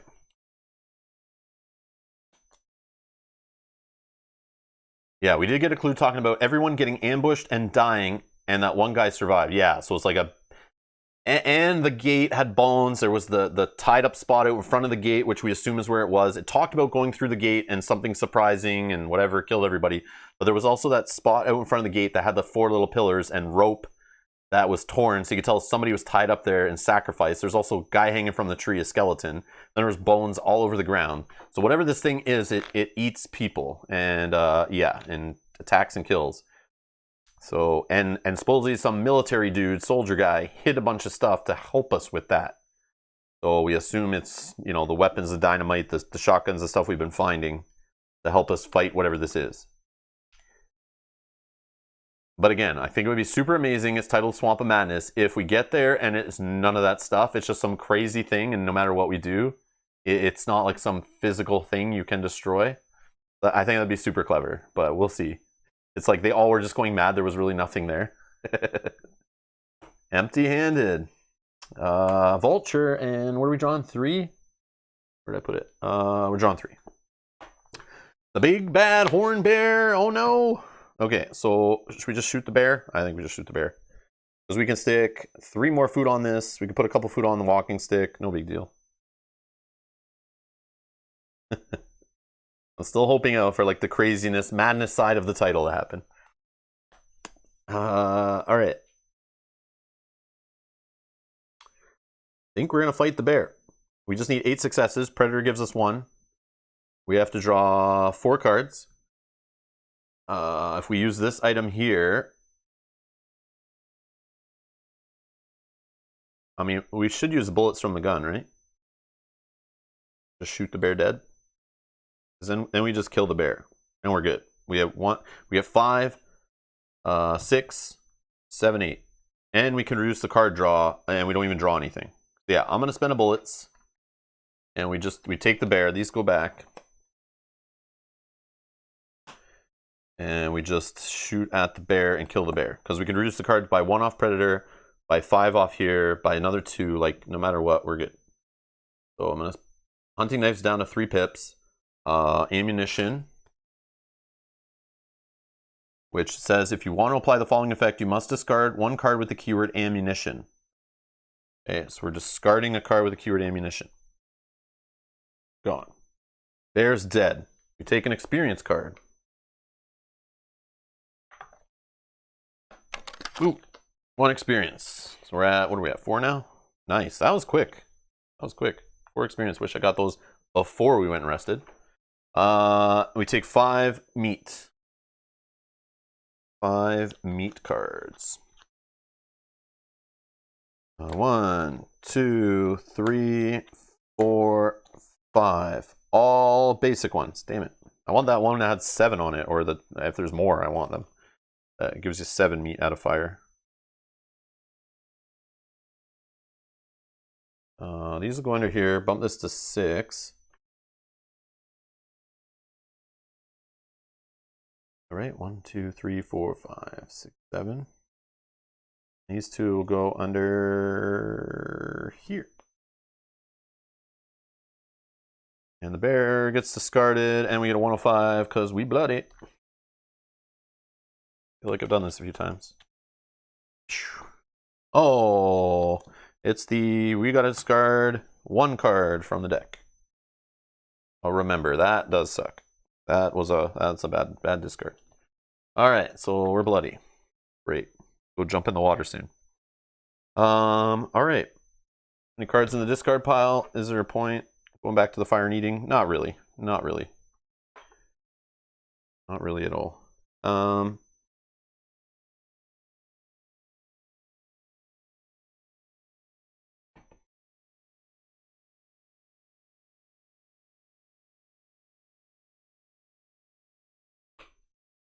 Oh no, we found a hole. The call of nature comes over you suddenly. Looking for a little privacy, you find a spot behind a shrubbery. While relieving yourself without warning, the ground collapses under your feet. Only the active character is forced to take the following action. It was a balance. If we succeed, you tumble forward, barely avoiding the fatal fall into the deep hole below. Experience, and the active player returns their nauseated state. I get it. Nauseated. That's the one that you're like, oh no. Is that nauseated? What's the one where you're like the bathroom symbol? Is that what it was? Or constipated, maybe it was? Maybe it was nauseated. Then you get to go to the bathroom. That's funny. By some stroke of luck, you manage to avoid falling in the abyss with a little more than a sudden startle. So we would take a 103 if we fail this. If we succeed, if we just draw 1 card, we get a star. We get to shuffle that card back if we want. I don't have anything to help. Don't have anything to help. Let's draw 2 cards. Yeah, let's draw 2 cards. Hey, Paul. Paul, things are going okay. We found an egg. We got to try to hatch once we get 9 terrain cards visible. We're loaded up with food. We've got a couple good hunts in. Just killed a bear. We got some weapons. I just shot a bear with a shotgun. I feel good about that. 2 bullets left for that shotgun. We're on our way. Headed to the little fishing spot in the bottom left on our military map we found. So we're going to go to that. Try to see what that X is, which we hope is something preparing us for this inevitable final fight we assume is coming in the swamp. We're working our way to the swamp. All right, boom. We got 2 stars. We're good here. Rope, no. Learning from mistakes, nah. Nah.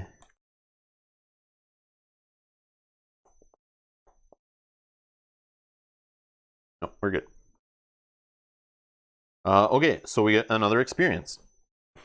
Man, this area is just loaded with giving you experience, which kind of makes sense. It's like near the beginning of like the main area, where this area kind of seems like the friendlier spot. Like it's like a lot, level 2 cards you're drawing here aren't the worst. I feel I could be just wrong with that, but lots of hunting, resting, all nearby. And we banish this, so no more hole. No more hole in this playthrough. We need card 54.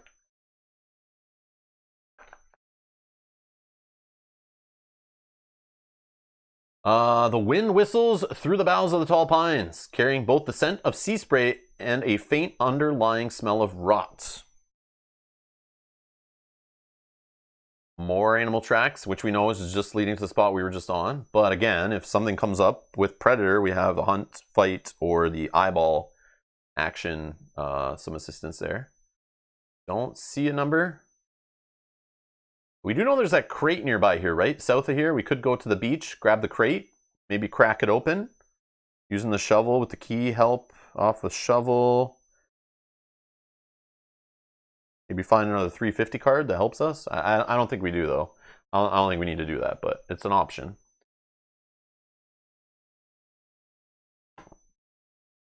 More twos.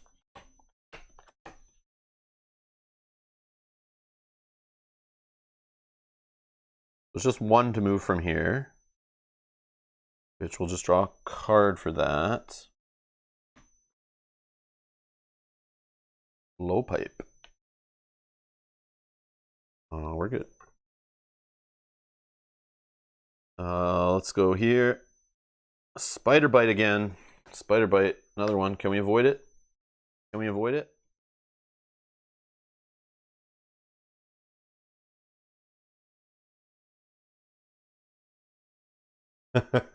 Edgar doesn't like we're wasting bullets. Doesn't like we're wasting bullets.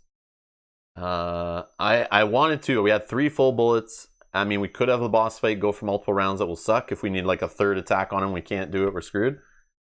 Lesson learned. But when I get that many bullets and I have a shotgun, I at least kill 1 bear in my playthrough. I'll sleep easy. I'll feel good about it. I'll feel really good about it. So I figured we'll use it for that. Just once. Just once. I won't do it again. We still have 2 other bullets. There are still chances to find other bullets too. I know there's multiple ways you can find bullets. At least we put 1 back in the discard so we can draw 1 back again if we need to. Especially if the next thing we're digging up is bullets, then it's like, okay, we have 1 we can get back. The back of your hand is itching uncomfortably. Examining it, you notice a nasty red spot. You must have been bitten by a spider, and you can only hope it has not laid its eggs under your skin. There's no spider bites vanished. We just looked recently. We need 2 successes.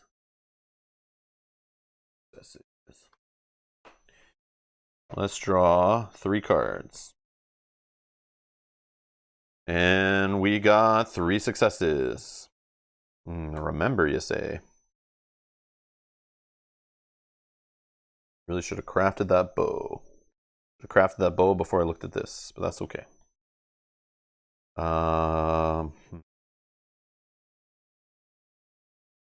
Yeah, we'll take the remember. We'll get rid of the learn by doing.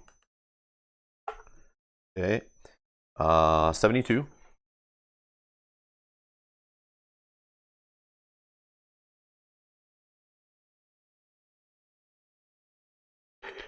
The ground is soggy and the air is damp and humid. The cacophony from an army of croaking frogs rises from among the swamp grass. We find the spot? No, I don't think so yet, right? No. Number? Yeah, there's a number 87.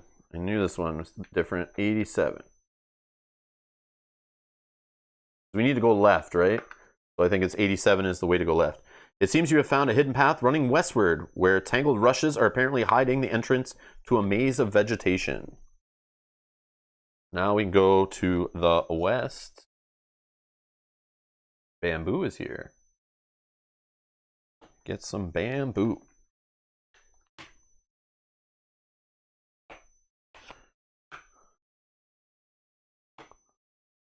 Okay. All right, so let's craft the bow for 1 card. I think. The bow will bump this up to full pips. Oh no, yeah, it's a will. Yes, it will. Yes, it will. It's maxed out. Okay.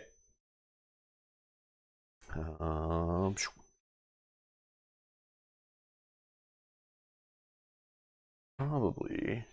We don't really care about that.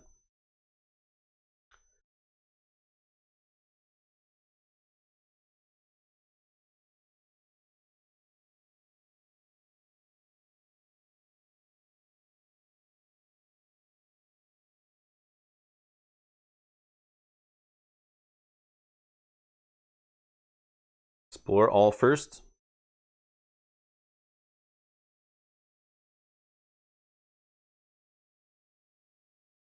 Well, you need to go here. This is like the maze, then it leads to the fishing spot, right? If I'm remembering correctly. 1, 2, 3, 4, 5, 6, 7. So you're saying explore so we can find some more terrain, right? Yeah, for the egg. Okay. Okay. Oh, look at this one. You drop something. Uh-oh. Uh-oh. See, this is why I don't like exploring. Because the titles and some of these cards are horrible. To your dismay, you realize that you must have dropped one of your items. You spot the item on the ground, less than 20 yards away. One involved character may choose one card with the keyword Vigilance in the discard pile added to their hand, or the active player must discard one card from their inventory. So does this let me just discard one card? Yeah, it says one card from my inventory. I can discard a card attached to an item. This is actually really good. I would think, if that's allowed. I know by default you're not allowed, but card effects can overrule that. And this just says one card. I wouldn't want to discard the whole item stack, because then it would say, like, I think it would be more clear, but yeah, this might actually be good. We could just discard, like, I don't know, the wool blanket or something, right? To, like, free up an item. But I am on a spot with tracks, actually. So because of Predator, I can succeed on this. So it's like, whatever. Vigilance. Could grab Blowpipe, but I don't need that. A Remember. We can get a Remember back. Switch it out for a Think. Yeah, so we'll just auto-succeed. We'll just get rid of Think. I don't think there's anything here I need to switch up my items anyway. I mean, we could get rid of the War Paint. That wouldn't be the worst. Gets an aggressive off there, and we can keep bumping up the hunting knife. Andy's here, and he's late. I have been preparing to do some DIY, and apparently that is more important than this. Go figure. Hey, all good. As long as the DIY is related to some kind of cool board game accessory or something, then I'm okay. If you're just building furniture, Andy, I'm not impressed. Unless it's a board game table, then I'm okay. All right. Oops. All right. So, sure. Gone. 38.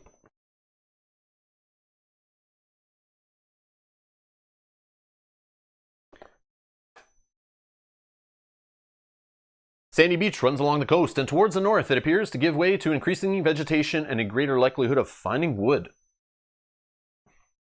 There's that little case in the sand.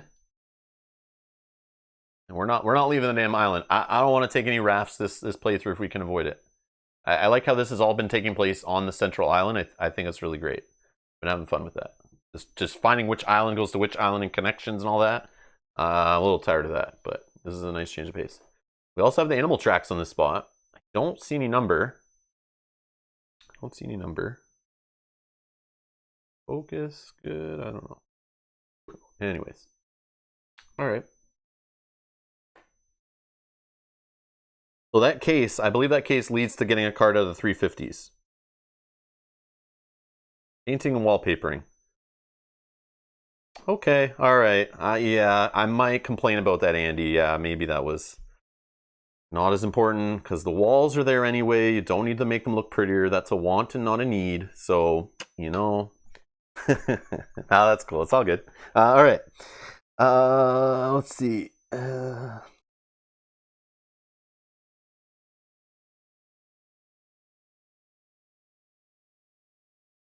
I don't know. Like, I kind of want to go to the chest, but then again, I'm worried I'll just hit the boom card again from the 350 deck, or I'll get some item that I don't really have a spot to put it. So it's kind of a waste. There is a chance I could get another aggressiveness item. I'm assuming the painting and wallpapering are both related to walls, but if it's miniature painting, then we're okay. Pontus is asking there, he's checking. Alright, so we'll just ignore the chest. Yeah. I mean, I could go back to the fire and eat, clear up some items.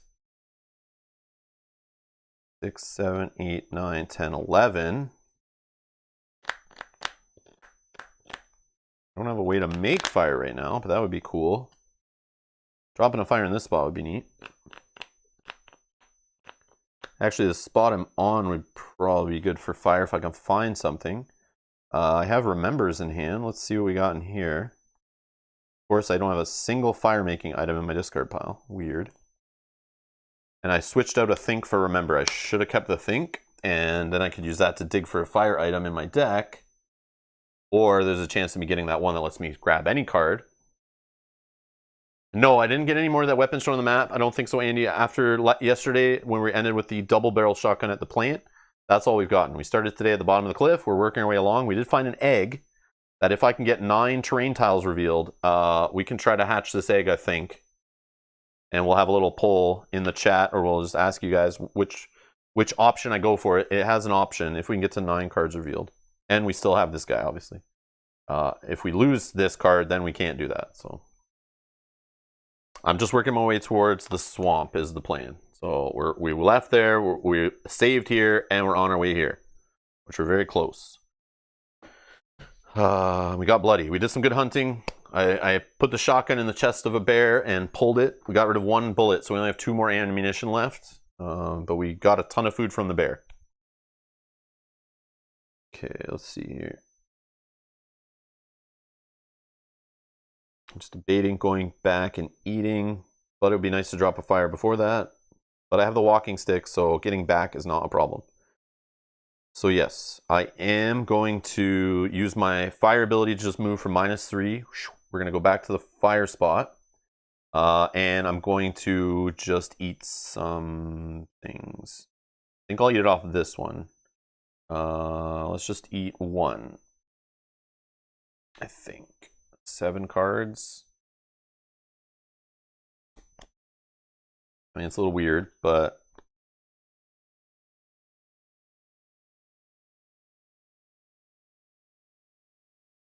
no, you know what? Let's not do that. Let's not do that. What I'm going to do actually, I'm going to move first. I'll use walking stick. 5 pips. We'll go here. 1, 2, 3, 4, 5, 6, 7. Maybe I reveal first, actually. Yeah, let's do this. Let's do this. Put that back to 6. We'll reveal this one. For whom the bell tolls. Yeah, we're trying to get terrain tiles revealed, even though we're not going that direction. A body is lying in the grass, rolling it over. You cannot suppress a dry heave as you recognize Susan, the cartographer you had befriended during the first expedition. What was she doing here? How did she die? You will probably never know the answer. You must take one of the following actions. We can bury our friend. We take a 296 card from the adventure deck if available and banish this, or we can just abandon the corpse to the scavengers. I completely forget what happens when you bury them. I know there's multiple options to do this kind of stuff. There's ways of like using them as bird bait or something. I kind of remember, I think. Maybe I'm remembering that incorrectly, but... so burying them though, we have the shovel.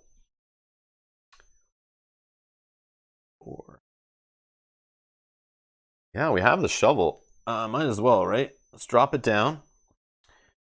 That reduces the card draw by 2. And there's one other thing. We could use a tricorn hat, right? Drop it down to 3. And that gets us another star. And reduces the cards. Or we could use the dog, but then if we draw curses and fail. Yeah, okay, pawn is, yeah, and the hat. So I'm going to use the hat and the shovel, and we'll just succeed it without drawing new cards. We're going to take a 296, and we'll banish that.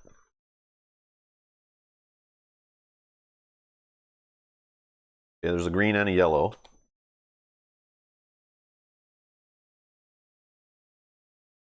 You go on your way with a feeling of accomplishment. Banish this. That is all.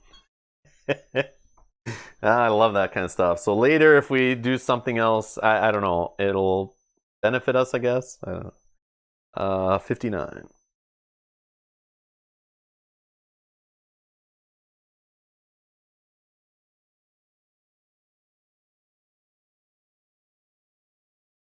And thank you, Heather, for being the kind angel on my shoulder, telling me to do the right thing. I appreciate it. Hello, by the way. At the center of the little clearing, you see a hut with a small plume of smoke rising up through its roof. Oh, this stuff. Okay, so it's got the Vine resource. I don't see a number. Now that focus is mess. See, the thing keeps moving. We're gonna do correct.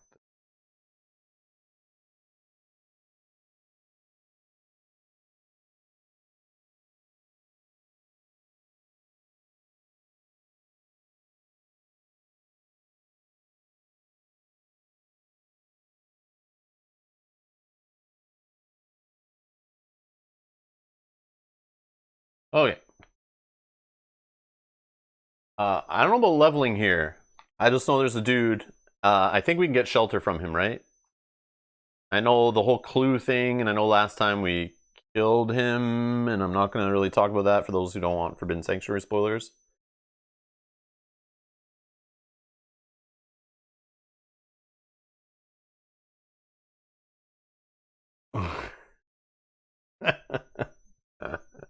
Okay, thanks. Hey, Dan, welcome back. But yeah, thanks for answering. Pontus has got you answered there. No, I would have eaten him. I would have eaten him if I had the chance, but we didn't. So I knew we were gonna rest soon. So he just got. I discarded him when we took more green cards, and we had to get rid of something. I chose a goat over him actually. That's how that went. I had them actually compete in some competitions to see who would stay in the party. And the goat had better endurance, better fighting skills, and he was a better conversationalist. So we just told the silent guy he was voted off the island and he left. That's what exactly happened. So just so you know. All right. So that's it there. Okay. 1, 2, 3, 4, 5, 6, 7, 8. So I know this is not a terrain card. I think this is. Now we're going to move for 2. We're going to use the walking stick down to 5. And we'll move over here. And then we're going to look at this. So sad he brought me comfort. Hey, we're not going to talk about what happened to the goat after that, okay? Like, let's not go there. Let's just come on, guys. Don't mention that part.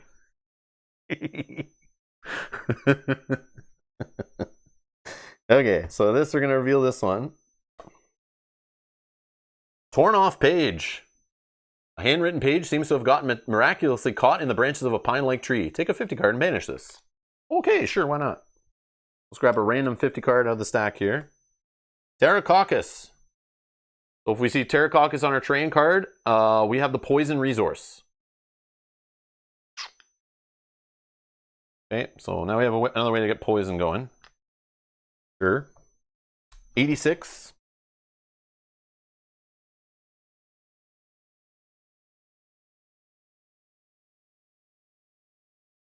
Muddy puddles and muck covered the ground, making each step laborious and tiring. As if that weren't enough, mosquitoes and other swamp insects constantly assail you, happy to find a fresh source of blood. All right, more swamp. I feel like this one has a number, but it probably doesn't.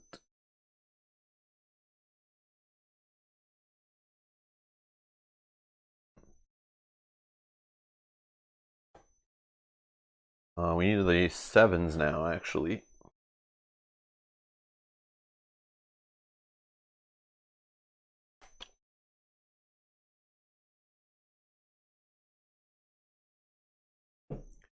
One, 2, 3, 4, 5, 6, 7, 8, 9. Egg time? Egg time?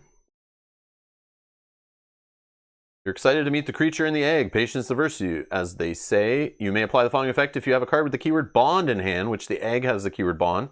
If there are 9 or more terrain cards in play, 7 or more terrain cards if the action deck contains less than 7 cards, take an 834 or an 847 card the active player chooses and banish this. So 834 or 847, vote in the chat. It's up to you guys. You guys watching right now live with me, you get to choose. 847 we knew was the card that you chose if you had a music item and you played music to the egg.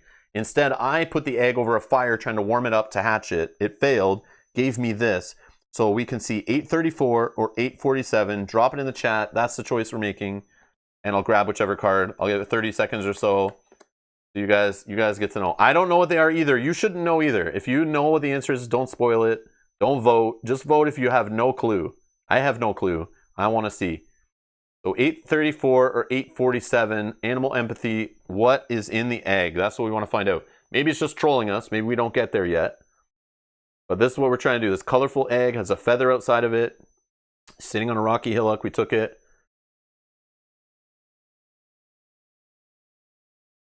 So yeah, your choice. 847 looks like is the one winning here. So we're gonna banish this. And we're taking 847.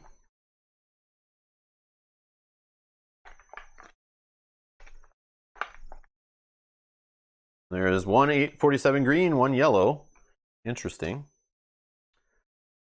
The shell is surprisingly resistant, and its occupant seems unwilling to emerge. Oh, we're not even opening it yet. We're going to get some new way to try to open it, I bet. Where we probably need like 12 terrain tiles or something, or more. Animal empathy. You may apply the following effects only if you have a card with the keyword bond in hand. So we have the egg still. You take the most care as you carry the egg. So we get the yellow 847 is what it looks like if we take any of those actions, which we can, or we carry the egg carelessly, and we could get an 834. So 847, another 847 card is like the path of being gentle with the egg. Or we can carry the egg while we fight and climb and balance and all that, and we take an 834. So 847, we're still going, right? 847, yeah, I see more 847s in the chat. Okay. We're going all in on the 847 path. Okay, I'm down. You can make out a faint scratching noise coming from inside the shell, then nothing. The creature inside is clearly not yet ready to face the cruel world, so you'll have to be patient a little while longer. Get the hell out of here.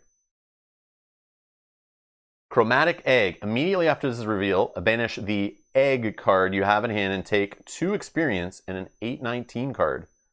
Surprisingly, the patterns and colors covering the shell have changed. Is that a clue for something? Is that a crying alligator on there? Just kidding. All right. 2 experience. Well, this is banished. 2 experience. Yeah, we're just loaded with the experience all of a sudden. Like, took forever to get a bunch. So I'll take a 7 and return these 5. Yep. We're back up to 7 experience. Cool beans. And an 819. So only 1. We also have to banish the egg card. So I banished the egg. And what's it say? It seems as though the egg will never hatch. Aww. Or will it? You may take the following actions if you have a card with the keyword bond in hand, which we do still, because we have the chromatic egg is bond and companion. Okay. You do not take your eyes off the egg. We can do the listening action. What the heck is going on here? Okay, so locked listening action. It's 0 cards we're allowed to draw. We need 4 successes. Like, I guess there's an item somewhere that helps us with hearing, or we just have to have a bunch of stars in hand, like solitary and stuff, Valiant Hearts or whatever. Or if the action deck contains less than 7 cards. So it's this theme. This has been mentioned a few times on cards here now. With related to this egg is if the action deck contains less than 7 cards, we just get to listen to this and draw an 802 and banish it. So if we hold, what it's trying to do is say you have to carry this egg for a long time. So the whole idea of seeing 9 terrain cards or having 7 or less action cards in the deck means time has passed and we're weak. We're weak. And we can listen to the egg and maybe the egg will come out and help us. It's a comfort creature, right? That's the name of the expansion. Comfort creatures. What bizarre creature could be nestled in the strange egg, and what will it become? There are several ways to find out. Doesn't really say anything else on there. Okay. Okay. Or desperate times call for desperate measures. We can take the hen laying on an egg action 0, 3 stars, which, I mean, we don't have a way to really get stars right now, like easily like that. I'm just checking the discard because we have 2 remember cards. Nope, I have nothing. Or if we have a card with the keyword clothing in our inventory, oh, we do. We have the pirate hat. We also have the wool blanket, and we also have the welding helmet. Oh man. So we could just lay on it, just sit on it with our warm clothing, or wrap it in our blanket or whatever, draw 0+ cards looking for 1 success. Like, what's better, do you think? Like, do you think waiting and listening? Do we just hold out? Like, I don't know if I'll ever get to less than 7 cards. Because I have, like, so much food. Like, so much food. And our deck's pretty much full. We have, like, 10 cards out of the deck. I could just take the laying on it action, trying for 1 star. I'll draw, like, 3 cards or something, just in case. Godzilla's baby. I mean, it could be.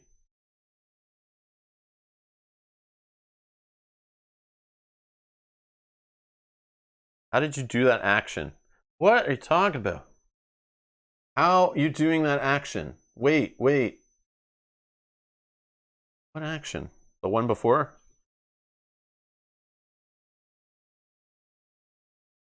Oh, I see. It's not an action on the card.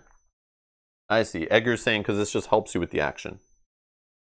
So we would have to rest on purpose, which we don't have a way to do. So let's correct that. We can correct that.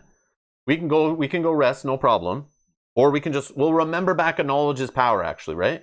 Is that that symbol? No, it isn't, right? Is it? No, it's not. It's a think action. Okay, so we'll just go back and rest, no problem. No problem. Watch this. We'll fix it.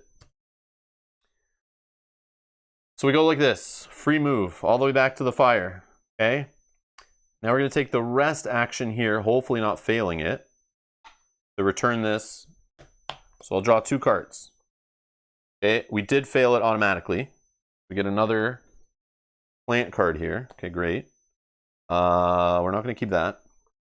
We'll take an action again. Oh, we took the rest action, so that would have kicked off the egg thing no matter what. We didn't need to succeed on it. It just added on to that action, right? Where did it go? Where did it go? Over here. Yeah, so we just used this as part of that, and we're good. Okay, we're good. I think we corrected it.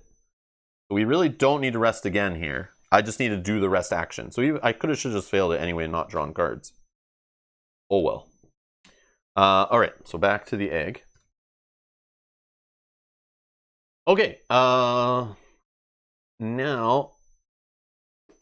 we have the clothing. So like, I definitely want to move first.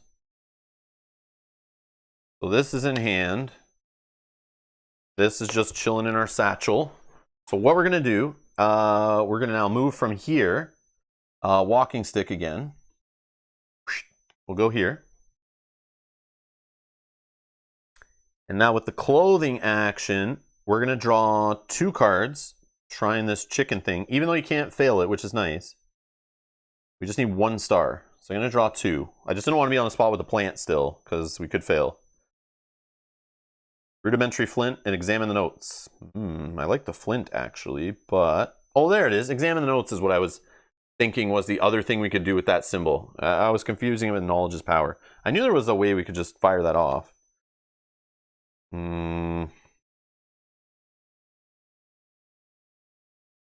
Okay, we'll just throw these in here. So we succeeded. We're doing 843 to try to hatch this egg.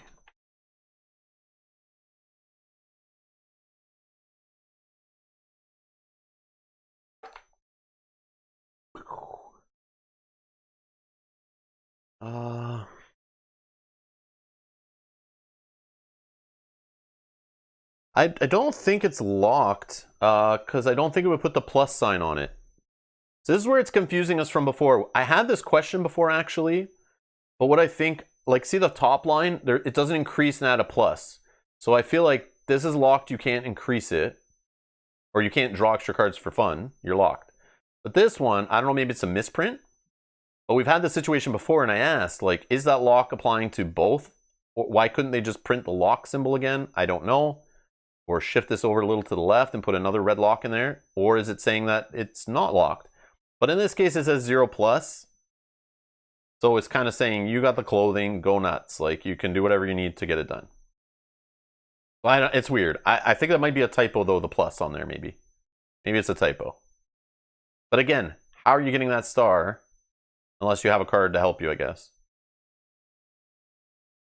Yeah, it can't be locked if it has a plus, unless that's a typo. But at this point, I'm not losing sleep over it. We're just rolling. Let's just do it. Oh, whoops. So we get an 843. We banish this. 843 says, the shell finally starts to crack. A pinkish pincer. Uh-oh. A pincer emerges from the broken egg, followed by many more. This huge crab seems to instinctively understand your needs and never misses a chance to scurry off in search of different components you might need. Do we find a giant enemy crab? Historically accurate giant enemy crab? Immediately after this is revealed, banish the chromatic egg card you have in hand. Done. Chromatic egg is banished. Duke, go fetch. What the heck is this? As long as you have this in hand, you may use the resources available in the plants visible on the terrain cards that are adjacent, not diagonally, to your terrain card. So if we were playing with the botany character and had the 50 cards drawn out, and we were playing this George A style, this would be amazing. Because then you can, all those extra, like the only thing we have is the Pterococcus, having it for poison. But now I can get that poison even if I'm adjacent. And if I'm ever hungry, thankfully, this card was made for me because I can kill it and get 4 meat and banish it. But if I fail, it says, come back, Duke. I was only joking. Oh, man, this is cool. So I'm looking at the way I'm playing this playthrough. I don't care about the plants. I have ignored the 50s. I just don't care. Yes, they're awesome. They're powerful. I haven't used them. I don't care. I've drawn twice out of that deck. I just didn't have Scholar for the longest time. If I had Scholar early in the playthrough, we would have saw more of them. But it's all good. So right now, I'll just keep this guy. And he could become food. But that's a cool little side quest. I'm curious if there's other options, other things that can come out of that egg. Because that expansion had quite a few cards. So I don't know. But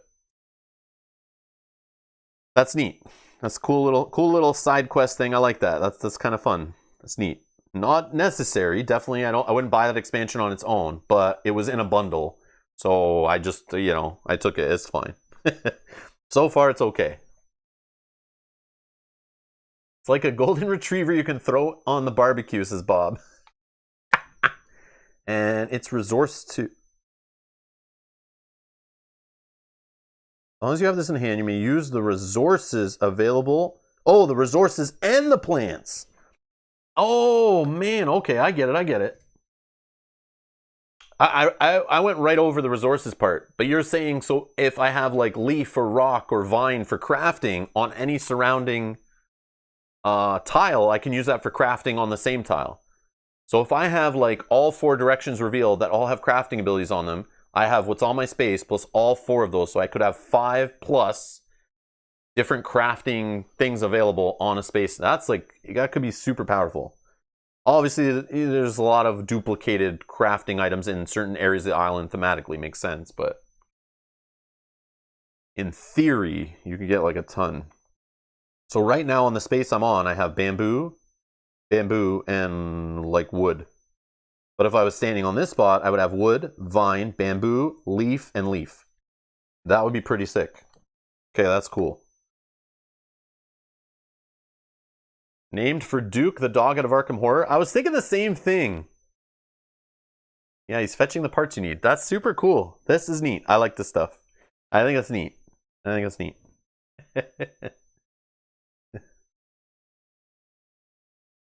Yeah, now Pontus made a good point in the chat. I wanted to get more 50 cards now. I don't know how long this adventure is going to keep going for, but I wish we saw this egg a little earlier. in one of our earlier hunts and got it going, because then yes, I would have been very hardcore at the 50s, piling them up. I mean, if I see the options, I could remember right now and grab some more off of examine the notes. Maybe I do that, but I mean, I really like that one plant one that helps you get more cards back when you're eating. I like that one a lot. I just don't remember what plant type it was, but hey, that seems great. But we are doing 2 other playthroughs of 7 Continent on the channel at least in the future, sometime this year. So, I mean, maybe we see this guy again. Maybe we see a different thing come out of the egg. Maybe we get him early. But now that I know he's a thing, I want to, like, yeah, if we can get the egg, we grab it. Like, hopefully we find it quick. It was in the 150s, right? So we should see it. Like, if we do land hunting, we should see it, hopefully. We'll go hard on the hunt.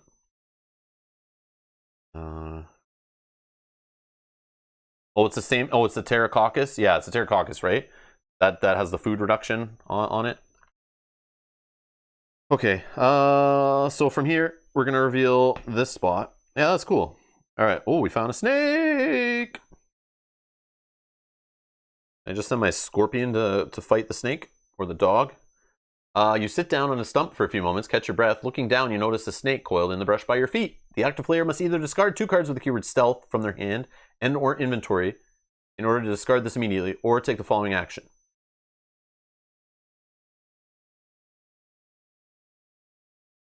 I could spend the tricorn hat to get me 2 successes on a stealth.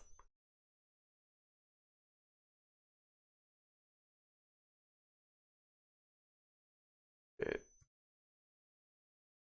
I don't want to be poisoned.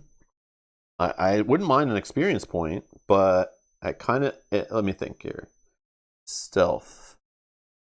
Oh, I could get rid of the war paint off of here. Could get rid of the war paint. I think I do that, right? I think I get rid of the war paint. I just toss it.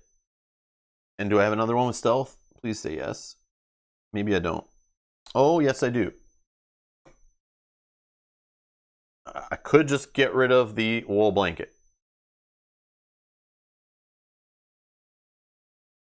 I mean, it is an awesome 350 card, but it does free up some item slots. So I could, with a anti-clothing or stealth, bump the tricorn hat back up.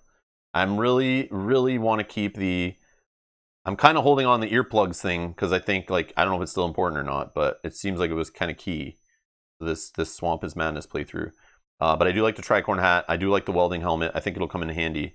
But it does leave a spot so I can slide something under here to bump up the pips. That's what I'm thinking. I could just use the pips on these items to succeed at this test to get an experience, but I think I'm going to try to use this just to, like, keep my items fresh. Much as I like that wool blanket, hopefully we don't get freezing again, but, I mean, fire helps us get rid of freezing, so I'm not too worried. So this I will just discard. We could see that again, and the war paint we'll just discard, okay? Board Game Times asking a question. Hey Rob, does this game have a legacy element? I'm really interested in the adventures, but shy away from permanent changes to my game. No permanent changes at all. You will play this game, it feels legacy style because you'll play through multiple times and other people will play through even the same curses. And I was talking about this earlier in a stream, and you will see different results. Lots of variability, lots of decks you're drawing from. Things will happen to you on the exact same curse playthrough, and you might go different directions and things. Based even on these exploration cards, so many things are unique to your playthrough, like a legacy game. So I'll play through, I'll see different enemies and stuff than if you play through the exact same Swamp of Madness playthrough. But no permanent changes unless you decide you want to rip up stuff in your game. But you do not have to, no. But it's just an adventure game with lots of variability, and it's long like a legacy game. You'll get lots of hours out of play. That's all I'll say there. Andy, I would argue with you saying I think it's the opposite of legacy. You do the same things over again in different curses. Every legacy game I've played, I've done the same thing over and over again, thousands of times for multiple hours. So saying a legacy game doesn't have repeating things over and over is kind of a joke. Tell me a legacy game that isn't like that. I play Pandemic Legacy, Clank Legacy, Aeon's End Legacy, Gloomhaven, which is legacy style, and I'm doing the same damn thing over and over again in every damn Legacy game I play. It's literally the same game. You're like literally playing the same game with slight tweaks. I feel like playing this over and over again, it's very similar. That's why I'm saying it's a Legacy element. I'm doing the game over and over, but it feels like there's even more that's different. So I'm just saying Legacy, he's asking about Legacy for permanent changes. But when I think of a Legacy game, there's more to it than just permanent changes. Part of playing a Legacy game is your experience is different than somebody else's experience. That's the idea of Legacy. Is your game leaves a different legacy for you. You've changed the game. You've left your legacy there, right? Like you've changed the game. I don't know. And things happen during the Legacy game that might surprise you in different times and different ways than in someone else's playthrough of the exact same game. So it has those elements, but there's no permanent changes. You reset everything perfectly back up. But that's a key thing of Legacy, I think, is making sure a playthrough is different for each game group. Like, there will be some that are exactly the same, but...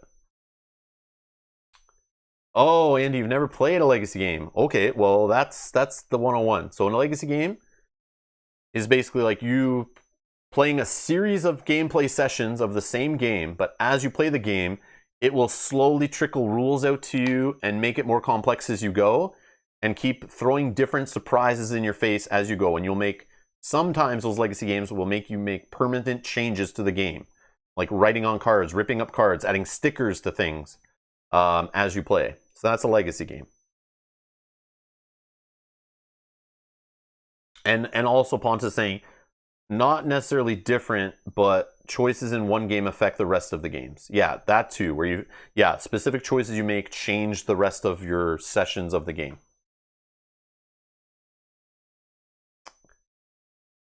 I mean, that's the way I would look at a Legacy game. There's just more to it than just, do you write on cards? That doesn't make a Legacy game or not a Legacy game, in my opinion. Because Gloomhaven, you actually can put stickers on cards. And there's surprise boxes. And my playthrough will be different than your playthrough of the same game. And you're doing the same repetitive game over and over again with slowly things are changing. But in Gloomhaven, you're not adding rules to the book with stickers, but you are uncovering different classes that have different rules and abilities to them, right?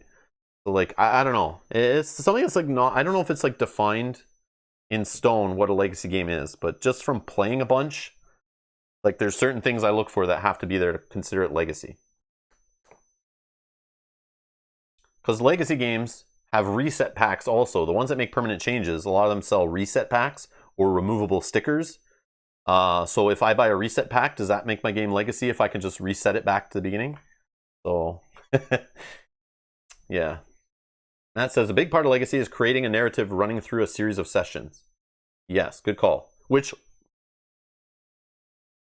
that's what's happening in Seventh Continent. That's why I say Seventh Continent feels like a Legacy kind of game. Just because it has that, like, I am making things that impact, if I was playing it correctly, how they say to play it, I should be only playing this in 1 to 2 hour sessions, saving it, and moving on. And decisions in this game you make, there are things like I just buried a survivor. I know that could impact something later, whether I chose to not bury him or leave him, things change based on that. If I went to this hut right here, there are options for me to do on this hut based on paths I can choose, options I can choose, which will change the outcome of the rest of my playthrough, how I handle the interaction at this hut. It fully resets when you're done, but it does fit in Matt's narrative. There is a narrative every time you play this that's different, based on choices you make, directions you go, lots of options come up. Yeah. And the banished cards are like a Legacy. Like I've made choices and these cards are banished out of my playthrough. So I will never see these again during this playthrough of this curse, which is like 20, 30, 40 hours. I don't even know how many hours long, right? All the curses are different play lengths, right? I could wander around the island in circles for like a week straight of playing 8 hours a day and still not finish this curse and still be alive if I survive well enough. And all these cards are banished. So when I'm exploring these places, I will not see these cards. And if I draw an 829, I can't pull this 829. There might be a different 829 card I pull, which might lead to a different terrain or something different in the world, like impacting it, which is cool. And depending on the curse you're playing, certain cards you aren't allowed to draw. You'll draw different versions of those cards. So like if I was playing a certain curse and I went to this hut, it may give me a different option at that hut if I was playing a specific curse, which might lead to the ground opening up and there's an underground temple there. But if I'm not playing that curse, I might not see that temple. So that's like the kind of surprise. That's why I consider this. But yes, the banished card is a good call. The banished cards are like me, like in Gloomhaven 2, when you throw away cards that you're like, you destroy them, but you don't really destroy them, but they have that symbol on it, you know, like throw it out of your game, it's out of play. This has that aspect, but it's fully resettable when you're done playing. But this is definitely a legacy style game. I would consider this a legacy style game. Similar to Gloomhaven. Similar to Gloomhaven.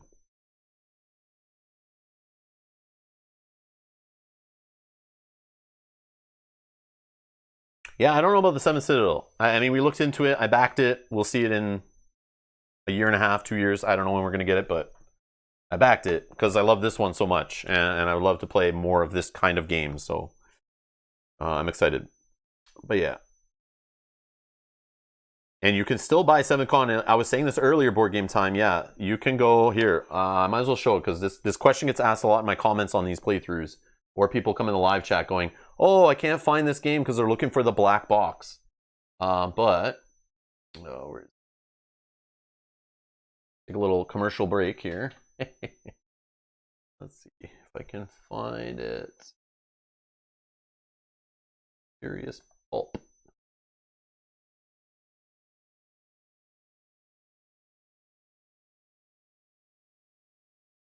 So Serious Pulp, depending on what country you're in, you'll see different stock levels and stuff based on your the distribution they have.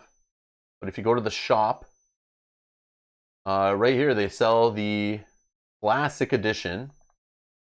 In Canada, it costs $89. Free shipping if you spend over 75 Canadian. But if I switch it to US, how did we do that before? Did we do that here? So let's say you're in the US. It's $59 for just the core set. If you want to get it with there's like lots of bundles and stuff. But this game's fully available at retail, but it's only through Serious Pulp's website. But they have distribution centers all around the world. So this is shipped from a US warehouse in Florida. So it's probably coming from Cool Stuff Inc. Yeah, whatever they're called now. They have another name they call their distribution. But anyways. But yeah, you can go up here, and if you live in, why can I see it? If you live in the UK, you'll see different things that are in stock and different prices. But there's bundles for the expansions, so you can spend £59 here and get, you know, the what comes down classic edition. So you're just missing some Kickstarter exclusive crap. You don't need it. You absolutely don't need it to play this game. So you can expand the game as much as you want. But if you're interested in this game, I would start with just the Classic Edition. If you're worried about learning the game and the rules, I would get the Crystal Song. It's like a little 1 to 2 hour curse you play to learn the game. It's supposedly a really good tutorial. You just play it once, teaches you how the game works. 1 to 2 hours, you do it in one evening. Boom, you know how the game works. Then you go in the core set and you play Voracious Goddess, which is a beast long of a curse that you play in 2 to 3 hour sessions, I would say. And you'll be playing that for a while until you die. You'll learn how to survive. You'll try it again. You'll play through it again. You'll see different things. And eventually, you'll succeed at the Voracious Goddess, or you're just frustrated with it and you try a different curse. Totally up to you. But yeah, there's no excuse. Don't say you're too late to the party for 7th Continent. You're not too late. This game is still available, and 7th Citadel is not going to come out for another 1.5 to 2 years. Don't give me that crap like because 7th Citadel's been on Kickstarter, now there's no reason to play 7th Continent. No. You have plenty of time to play 7th Continent. Case and point. I'm playing through right now at a nice slow pace because I do not give a crap. I will be playing more of this later this year because we have lots of time. Late 2021, literally, at the earliest before we see 7th Citadel, right? Or no, late 2022, right? Isn't it 2022? I bet it's 2022. I forget. Well, let's find out.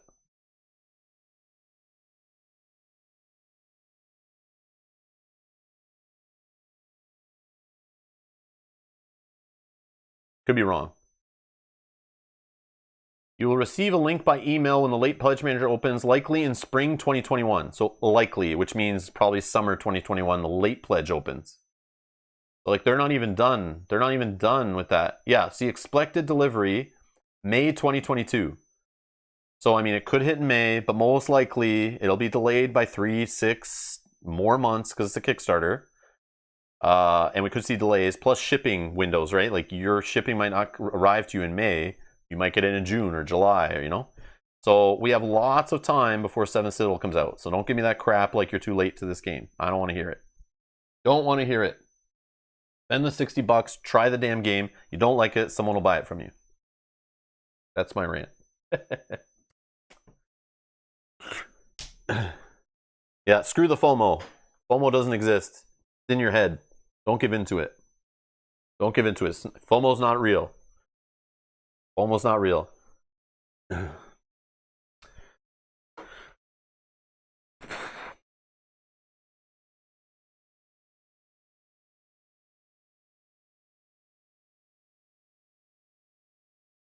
Supposedly you can find it on Amazon too, is what I'm seeing in the chat. Check Amazon. Maybe you get it for like around the same price and get free shipping on it also.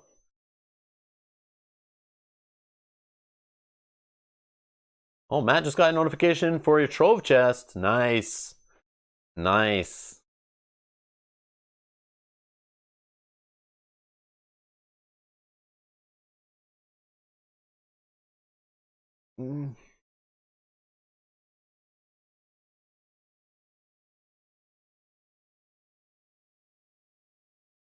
Oh, does it always ship from North America? Oh, okay. I didn't know that, Pontus.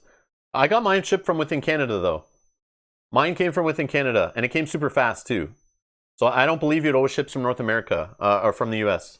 I don't believe that, but let me check. We can find out. We can find out. Maybe for the UK. Where did that go? Where are we? We are in the United Kingdom. And you're saying if I click on this, right there, man, it says ships from a UK warehouse. You think they're lying? I don't think they're lying, because we looked before and we had a whole bunch of us were on the live stream and people were looking from other regions and they had certain things in stock and we didn't in Canada. And then the US had different stock levels, like things were out of stock. So I have a feeling that it's actually a different vendor in the UK warehouse. Otherwise, how would they order a free shipping on over 50 pounds if it was like, I think it would be pricey to ship everything from there. And Andy says his 100% came from a UK warehouse. Yeah, my last order came 100% from a Canadian address.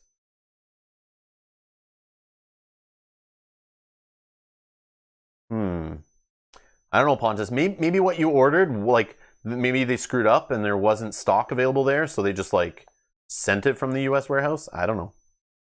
I don't know. Or, were you using a VPN or something? And you accidentally were shopping from the United States? I don't know. I don't know. I don't know if you can even get away with doing that. Like, can I add this to the cart and get away with buying it from the US? Probably. Probably. I don't know. They're not going to stop you. I don't know. Maybe. Interesting. Interesting.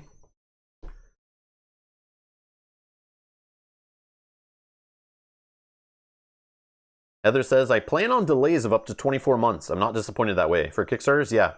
I usually just forget about them. And I purposely like ignore all the update emails. I just don't even care. Just get here when you get here. I'm okay.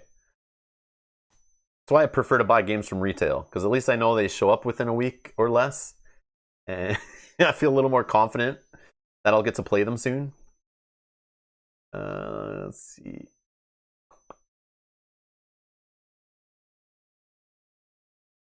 Yeah, maybe they did that, Pontus. Maybe they did that. You might be right. You might be right. That's what I'm thinking. Maybe they're just like, if it's this version or that version, we send it from wherever. Okay. Let's get back to our regularly scheduled programming. 7th Continent. Although that's still kind of on topic, so it's not that bad. Rob is a laid-back guy. No FOMO. Don't care about delays. Yeah. I used to be crazy. I used to, when I would back a Kickstarter, I'm throwing hundreds of dollars at it. I used to be like, I need to see what's going on. I'd watch the stretch goals, but now I'm literally to the point where like I don't even care how much money the Kickstarter makes. If I want the game on a Kickstarter, I'll back the Kickstarter and I'll just close it down.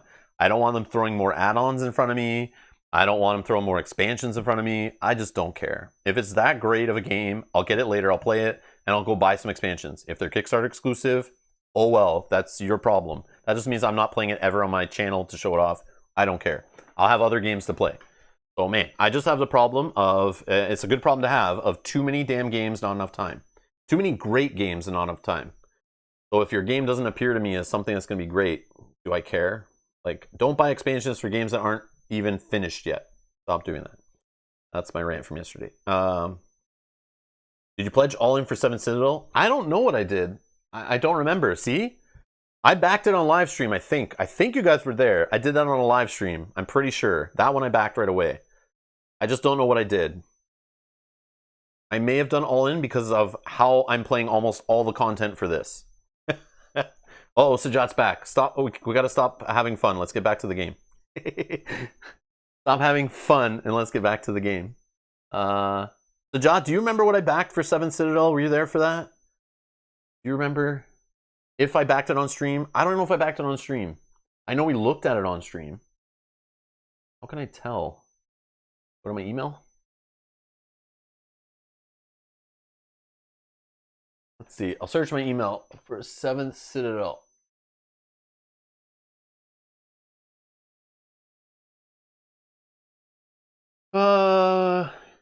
Yeah, I found my backing email for 7th Citadel. How do I see what I backed? Oh, I found it.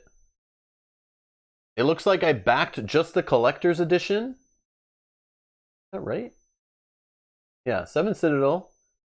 I backed the collector's edition for, it says 69 euros. That's it. I just backed the collector's edition, whatever that means. I think there was only one thing you could back, wasn't there? There was only one thing.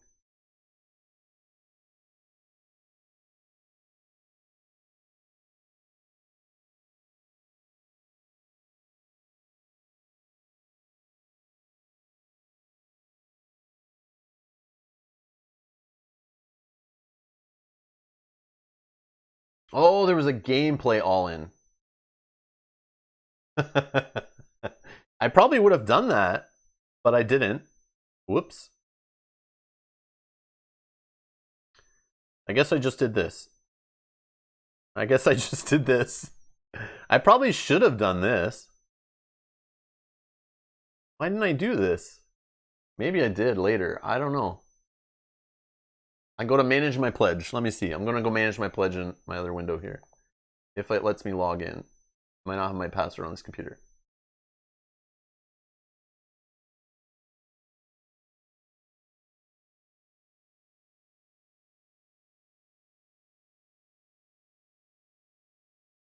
Nope. I just did the collector's edition. Yeah, I just did the collector's edition. Yeah. I can do it later in the pledge manager? Okay, perfect. Yeah, I'll just do it then. But I would go all in for gameplay. I would go all in for gameplay. Based on my experience I'm having with 7th Continent. I feel like I just want, give me more. Like, give me the variability when I'm drawn from the same deck over and over again. Because I know I'll play through. If it's similar to this, I'll play through it and I'll be happy to. Like, gameplay all in makes sense. I don't care about, like, you know, fluff. I don't need extra fluff. I don't need extra, like, miniature upgrades or anything like that. Oh, an MP3 soundtrack I need, though. That's important. Gameplay all in. Yeah, see? I could just get the expansions up front. So I'll just evaluate it in the pledge manager. I'll look at it and see if it's just, if there's certain expansions I want more than others, I maybe just add a couple expansions. If it's around the same price. But if gameplay all in is around the same price of adding like 2 expansions, I might as well just add all of them. I don't know. Yeah, no fancy dice bags. I have enough dice bags. Optional buys. Oh, and by the way, you know, in May 2022 or whenever this delivers, within a month after it starts delivering to backers, there will be another Kickstarter campaign for this game for a expansion that just appeared out of nowhere that they're honestly working on already right now. But they'll come out with a second expansion box based on how well this Kickstarter did. So you'll get to see it in people's hands like myself. I'll play this as soon as I can, and you'll get to see how the game is and judge it based on reviews and read about it, and you can download the rules PDF and look at the forums and see how people are complaining about, you know, rules questions and stuff like that. And you'll know by then. So like, even if you don't get in on the late pledge, you can wait. There'll be another Kickstarter, and eventually this will be on their web store. Because even with Seventh Continent, you could still, even years later, still buy the Kickstarter boxes through their web store. So it's like, you know, some of the Kickstarter exclusive expansions, I don't think so, but at least the base boxes and stuff. The collector's editions, you'll still be able to buy later in the web store, I think. Because they'll print extras, right? They always print extras. It's cheaper to make it that way. Just do a more mass printing. But like all this, I don't need this. I'll probably just pull a bunch of my sleeves off of Seventh Continent and just use those again. I don't need the extra box if needed for more. I'll reuse boxes from Seventh Continent. I have extra boxes or extra those holders. So yeah, whatever. Yeah, so that's cool.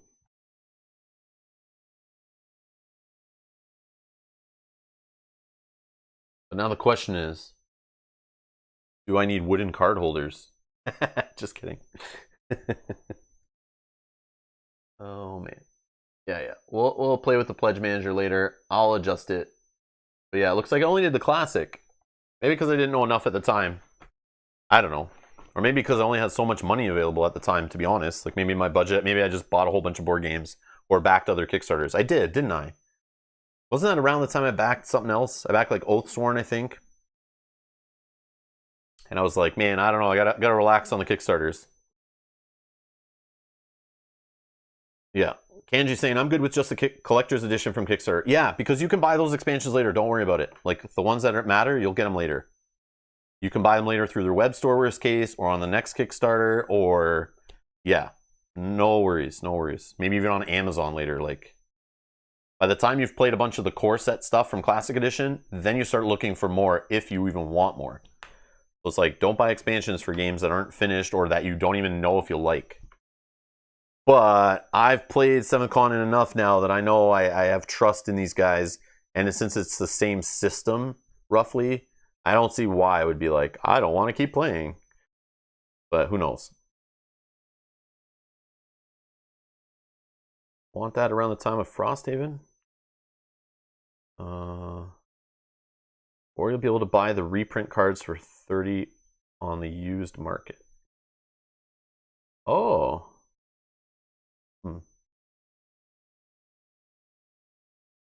There was no pledge and collector's edition options only. Game going. What game? Oh, we're playing a game? Oh yeah, that's right. All right. Fun of doing it live. The correction cards. I know what you're talking about, Heather. Yeah. The ones I swapped out and still colors don't match on the back of my cards for some reason. Yeah, fun. All right. Snake. We discarded cards. Snake is gone.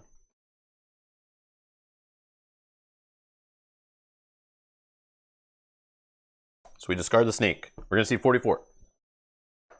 Get back to it.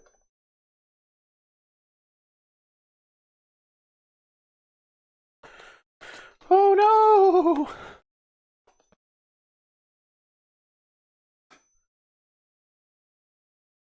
All right, a pair of paths wind through the tall rushes. This is one of those games to get through here. Do not stray too far from the path, or you could end up wandering endlessly. So we could discard this card and replace it with our choice of a 76 or 67. So you play one of those little games from those books, you know.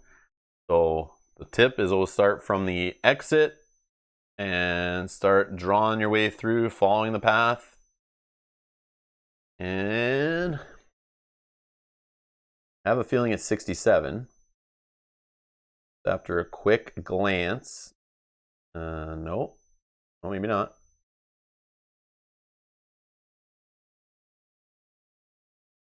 I find the damn path. Yeah, it is 67. It is 67. My eyes were playing tricks. Yeah, it's 67, right? We can follow 67, go along the yellow here. No, sorry, go along the brown,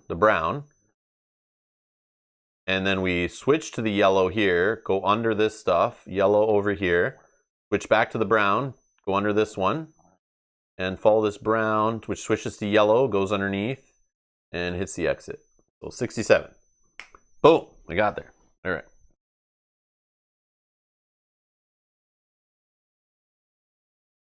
Nothing on the back. Oh, sorry, I didn't do the action. Let me do the action. I just got to toss one card. One card. I don't think I have any way of helping me on that. That's fine. So I get Improved Camp, which I'll just toss in the discard pile, which I could remember back if I care. All right.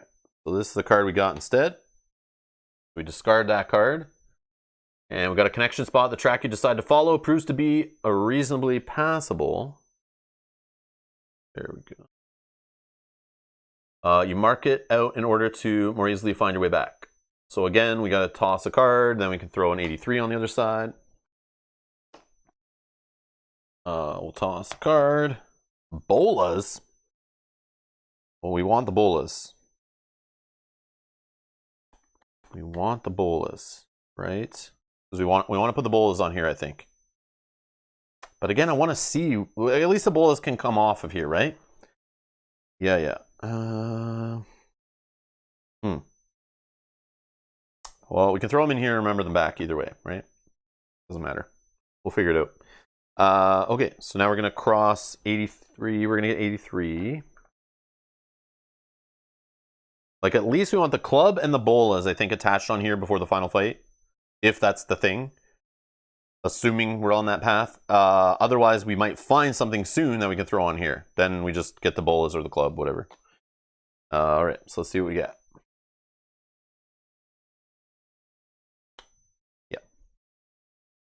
The terrain opens up a bit with a little pond in the center covered with a ghostly fog. You hear faint but disturbing buzzing sound coming from an old wooden dock.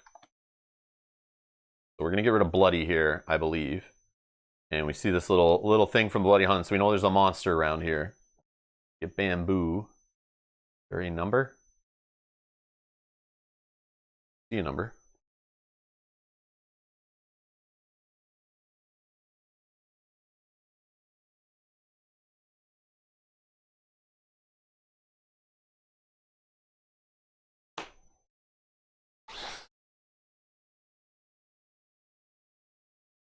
So supposedly,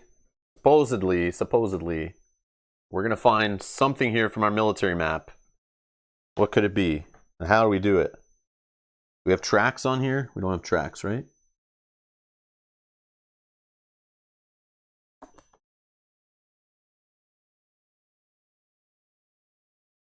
I feel like there should be tracks.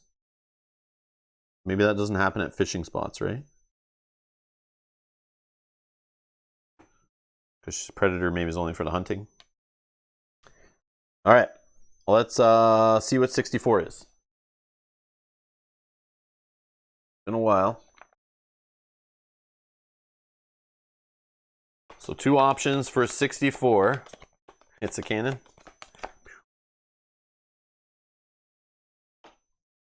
You carefully examine the rickety wooden dock.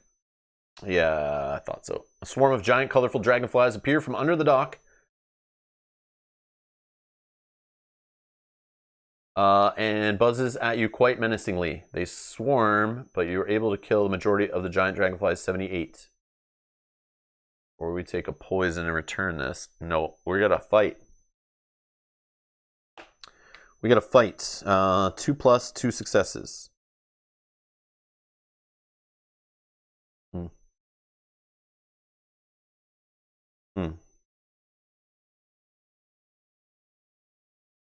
I mean, we could just use the bow or walking stick bow thing here.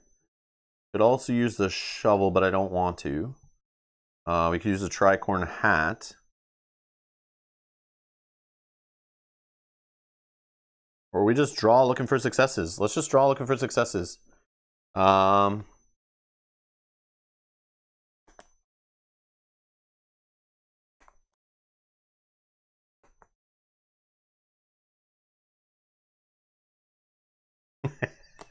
Matt says, dragonflies don't attack humans.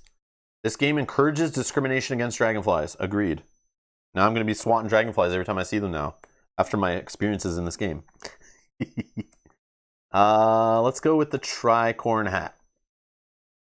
I'm going to use 2 pips, or 1 pip, sorry, to get a star on this attack. I'm still going to draw 3 cards, though. I got 1 star out of 3 cards. So good thing I did that, because that gave me the stars I need. Making preparations is better than a remember. Oh, mad scientist too. That's okay.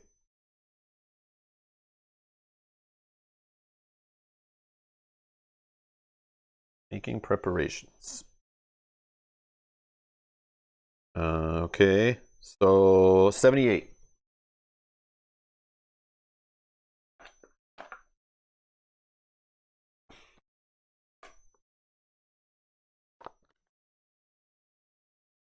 Putting the 64 back.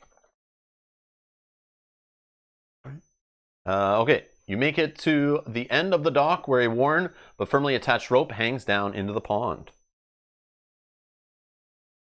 You may choose to pull the rope, or you can dive in to clean yourself.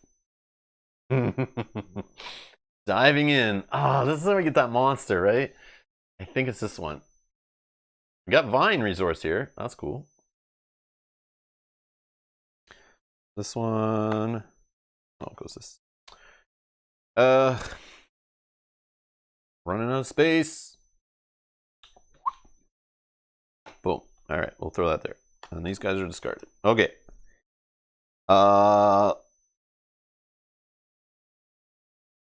Let's get rid of Bloody, I guess. Yeah, we'll just draw 1 card. Curse, okay, perfect. And we'll return Bloody. And then we get a 69. Oh, there's multiple options. Okay. So there is something here. This is probably the deal. Or maybe it's just the 117. I don't know. You leave your belongings at the end of the dock and dive into the pond. Oh, okay. Yeah. All right, we can't get to the... We're locked out because we're not playing this curse, but that's good. You particularly enjoy this relaxing moment that cleanses your body and calms your mind. Looking off to the distance, you take in the pleasant view. Wait, were those flashes of light in the water or just the sun's reflection off the water? Each involved character returns their bloody and or tired states. One involved character may choose 1 card with the keyword Serenity in the discard pile and add it to their hand. And this playthrough's been trying to give me cards out of the discard pile over and over again, but I just always have a full hand of better cards. And I think it's because the player cards I took, a lot of them are just hold in hand and sit there, that it uses up the slots, so I don't want to do it.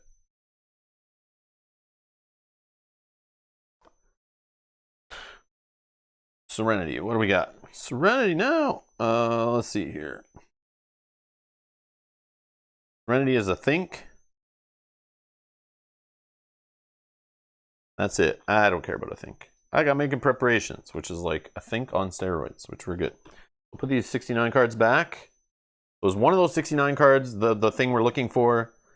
Or is it this pulling up the rope to take a 117?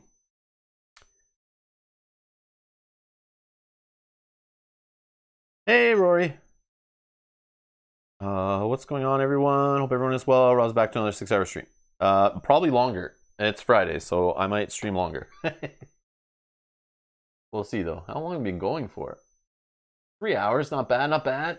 All right, good stuff. Good stuff.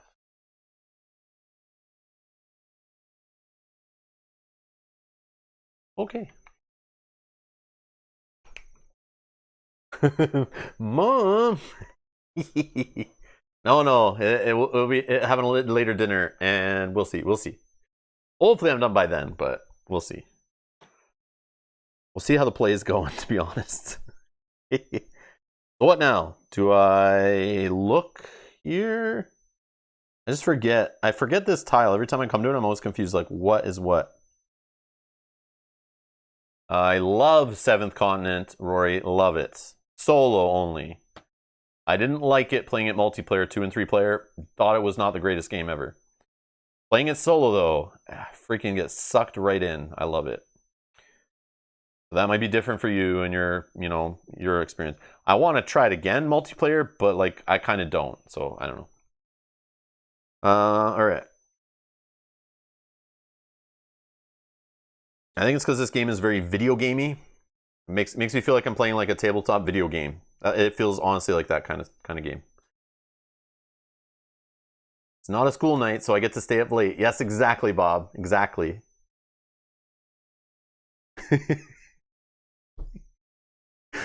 Mel, Pontus has a question for you there, Mrs. Gaming Table. Can Rob stay a little longer, please?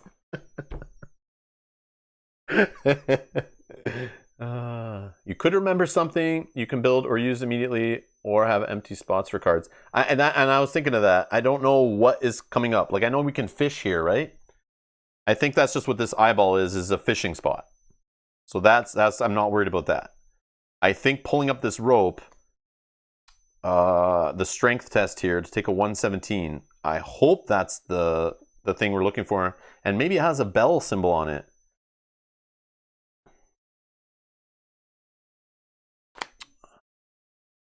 I do have Vine, so I could build the bolas for like 1 card.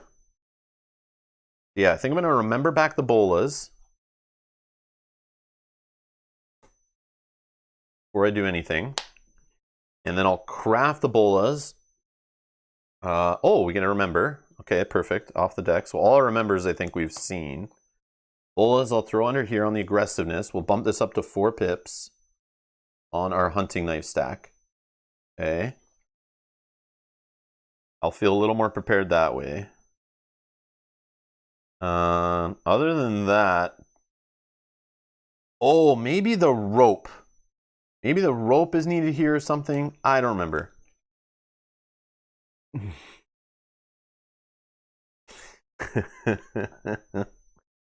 Okay, so let's grab 117.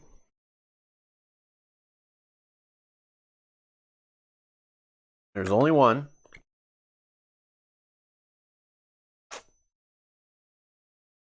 You pull the rope up, there's a bottle tied to the other end. Oh, here's the whiskey. I knew we see this a lot, and I thought this is what we're gonna dig up in the treasure, but yeah, it's in the water. You have found a bottle containing a well-aged and very appealing Irish whiskey. So for the food eating action or whatever, you can one involved character may return their tired, frightened, and or freezing states. They must take a 92 card and a 96 card and banish this. So one of the 92 or 96 is a broken bottle, which I think is what the item is. Oh man, this is crazy. So thematically, this is the item I think that the military guy hid. So whatever 92 or 96 are, maybe we get some courage. But I feel like one of them's a state. I don't remember. I think one's a state card. Can you get drunk? I don't remember. Is it time to eat yet? Gourmet works with the whiskey. It does. Absolutely it does. Stop trying to get me to use it. Yeah. Oh, maybe it's an empty bottle. Oh, no. Do you think this is the bottle I need and I need to go back to that temple to get the purple goo? You think I need to do that? Or is that just a side quest thing we can do in another playthrough? But then again, I don't think we break the guy the same way and make the purple goo. Or maybe we do. I don't know. Please tell me I don't have to go back up there. Crap. All right. It's probably just the bottle. It's probably just this bottle that is this. Probably just the bottle.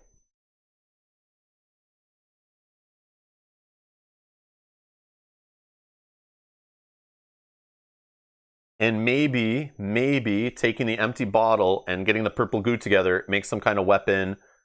Or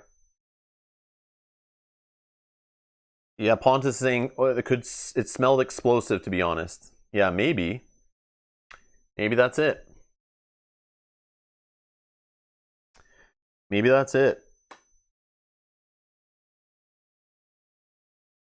So using this does not lower the durability, and you banish it. So we're just gonna throw it on our little stack of random crap here. And yeah. Is that it? That it.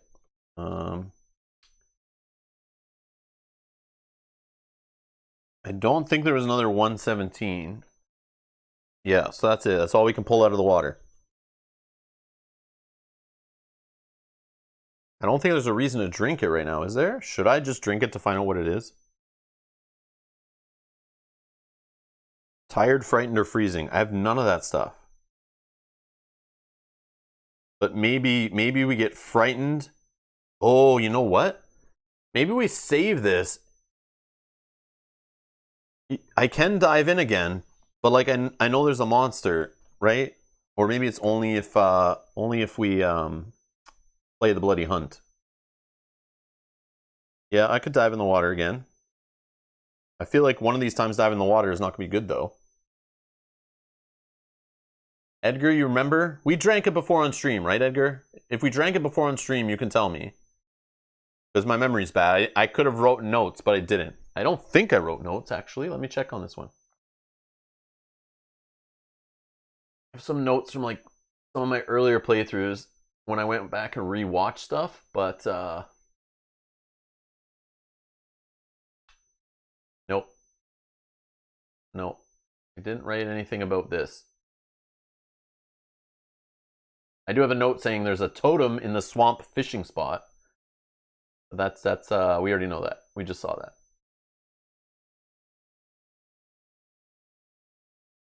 Yes, we drank it. Boss monster sounds frightening. Yeah, if you want to say what it is, I feel like it's either empty bottle or broken bottle. But the broken bottle, I might be just thinking of like Mansion of Madness or something, where you get a bottle of whiskey and you break it and you drink it or whatever, and it becomes a bottle weapon or something. I think that's Mansion of Madness, but there might be on other games too. Empty bottle plus drunk state. That's what I thought. I thought it was a bottle. You keep the bottle, and then you get a state, and we can be drunk. And I feel like you have to rest to get rid of the drunk, right? You just have to like sleep it off. Okay.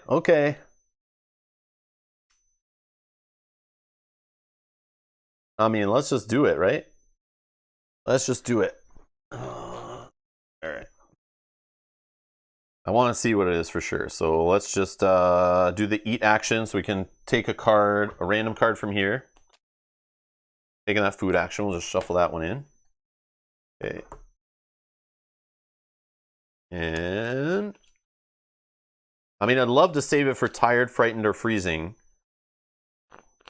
Which, if we went and dealt with the dead horse in the swamp, I think that's what that does to us. And then we could drink the whiskey to get rid of it, which could then help us get out of the swamp if we go wander with the bottle. But I do want to see if the bottle has the banner on it. That's really just what I want to see. But I don't know if I want to go wandering all the way up there to do that.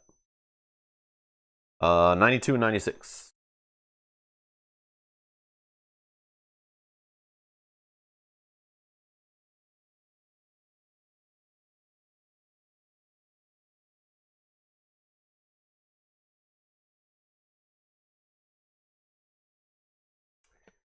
Yeah, I'm feeling so more better now that I had this little pick-me-up.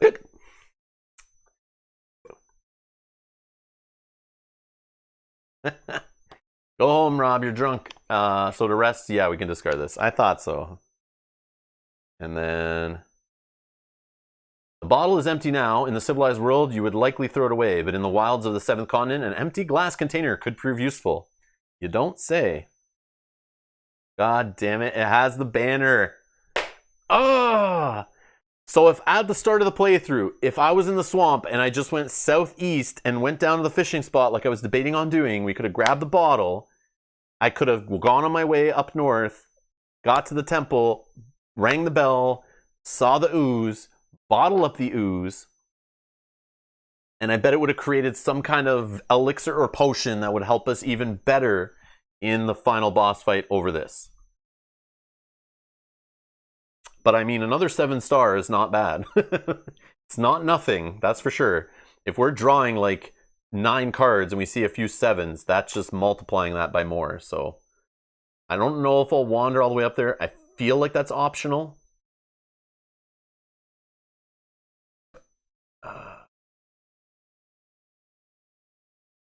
Sajad says, unless dumb luck has a great day, you'd never stumble into this. But we've found this bottle many times. Like I've had the whiskey, and every time I go to the swamp, I feel like I get it. Oh, any player. U equals any player. I see. But like anyone who fishes in the swamp or comes here, I feel like they find this. Isn't this like an easy, or how many, what was the number? 117. Yeah, it was a free action too. So as soon as you see the dock, this is the 117 is like one of the first things on it. And I'm sure people want to drink the whiskey. Like, why would you not? This game makes you want to drink.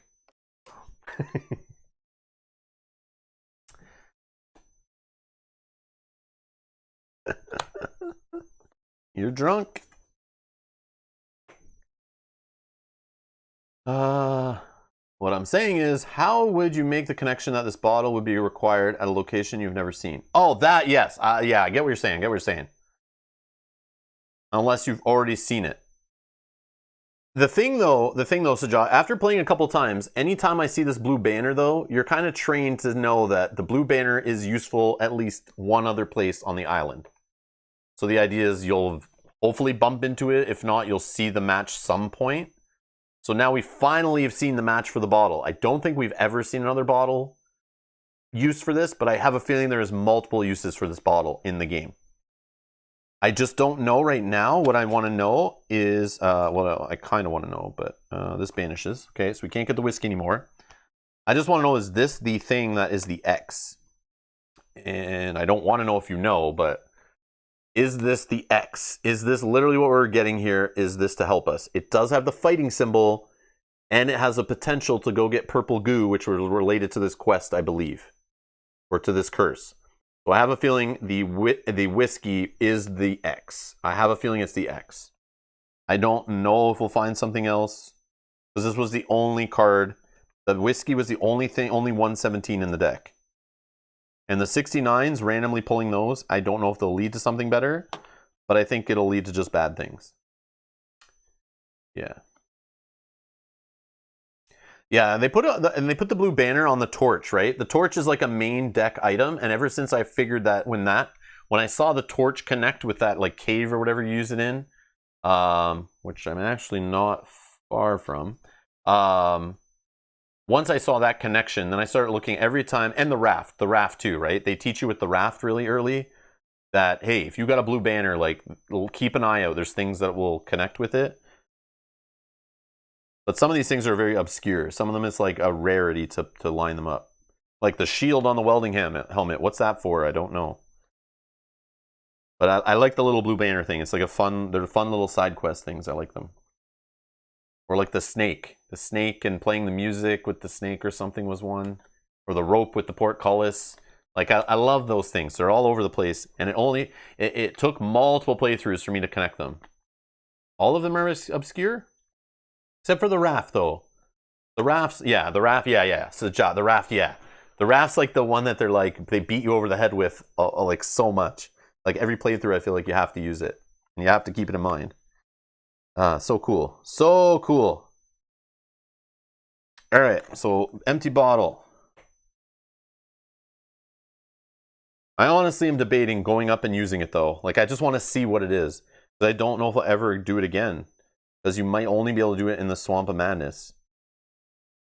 Because I don't know if that statue has purple goo ever again. So, like, I won't know what that combination is.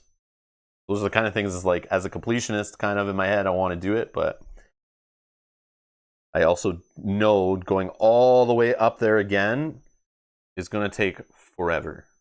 Forever. Following the cart tracks. Because that took us the whole first day. The whole first day to get out of the swamp. Yes, we were not as equipped. So obviously it takes a while to get going, like to get started, to get through things, you know. But that took like our first like 6 or 5 hour stream or whatever it was to get all the way just up to that place and inside. Oh man.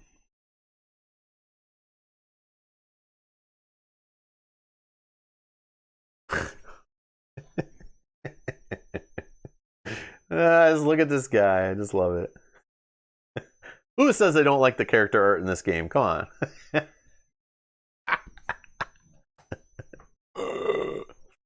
Alright. I don't think we fish, right? I have the bow, but I don't think we fish. I am too much meat as it is. I could eat some of it, but I don't want to start a fire here. I don't have anything to do a fire with. I could draw.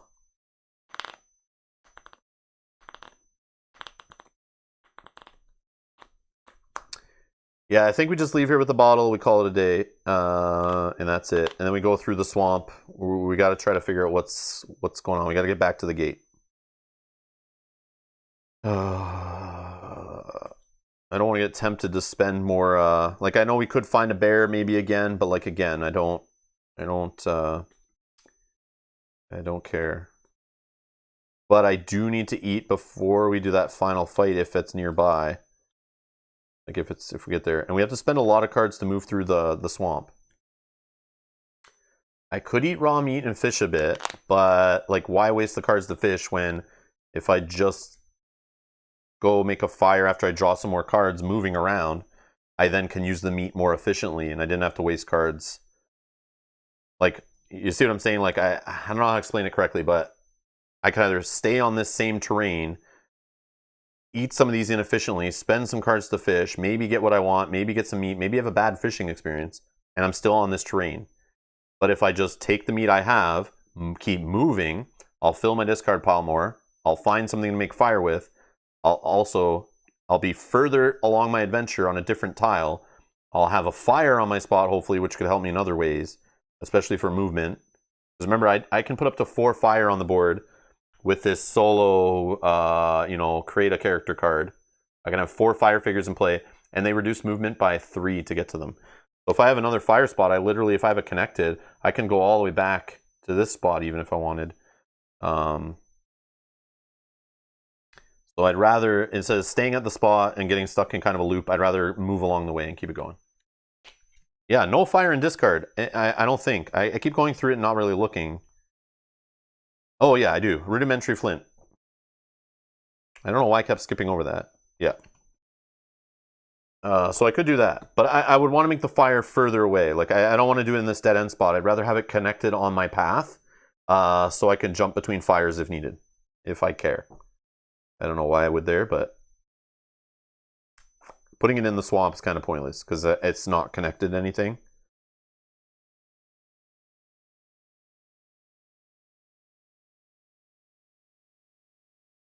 I know eventually in the swamp we can't craft, though.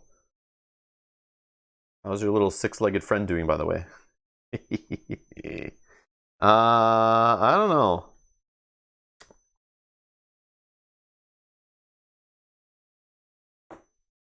I don't know. He doesn't really help us out here, right? Yeah, we could always eat him though. We could always eat him if we're in trouble. Okay. Whoops. Okay. So let's spend a card and get across here. First, man, that's like perfect timing. Perfect timing. A nice, easy discard. I don't have to worry about what I'm holding in hand. Okay. Then we spend a card to move here. Fire making kit.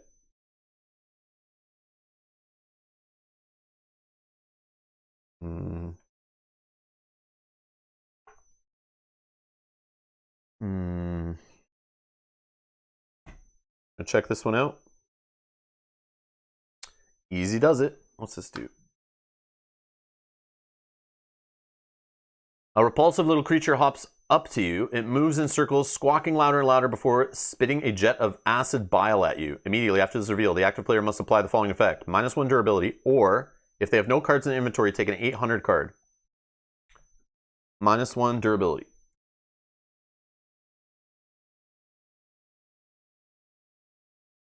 The walking stick down to 3, I think.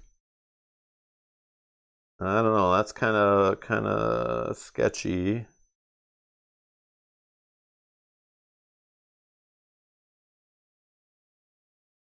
I think, yeah, we'll do that.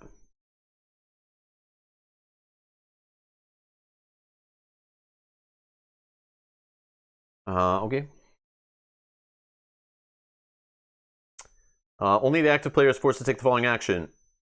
So we could try to give it a little gift, or a locked action and fight it looking for 4 stars, drawing nothing. Which would just get us a 3 experience if we fought it, or gave it a gift. Or we just return it. Oh, okay. Let's fail. We'll fail, and we'll just return it. Right? Nothing bad? We just might see it again, right? So it goes back to this deck here. Whoa! Just do some proper shuffling so I don't drop it. Some pile shuffling so I don't drop the whole thing on the table.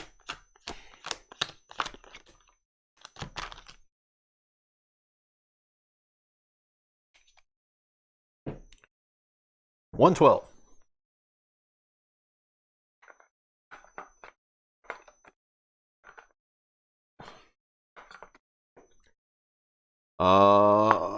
Let's see. The large bubbles grow and pop stickingly at the surface of the mire. A foul smell they realize makes you gag and dry heave. Whoops. Whoops. Oh, there's a spider on the rock. We saw this earlier. Is it facing a crying crocodile? We can't craft on this spot. There's a dead horse. I don't know if we should beat it or not, but... So we are very close to the gate. Very close to the gate. Because we saw this at the start of our playthrough. Like the 3rd card we saw, I think, or something like that.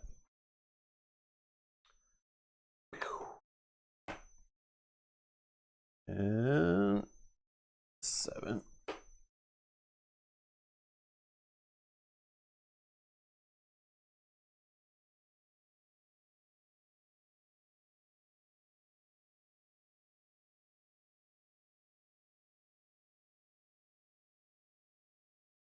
I probably should slide the map over a bit. Or zoom out a bit, but we'll slide if we can. I'll just clean up my mess over here of 150s. The meat. Who's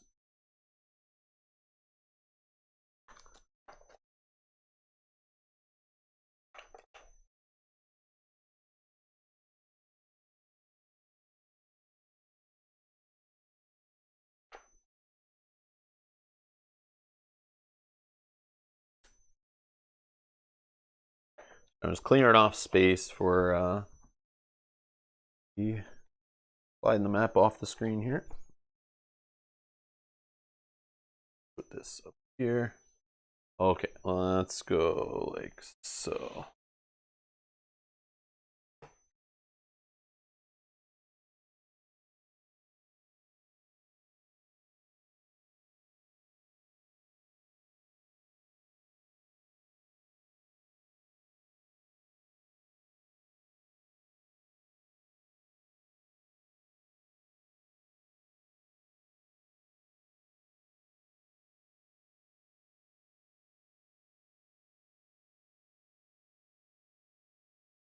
There we go. There we go. All right.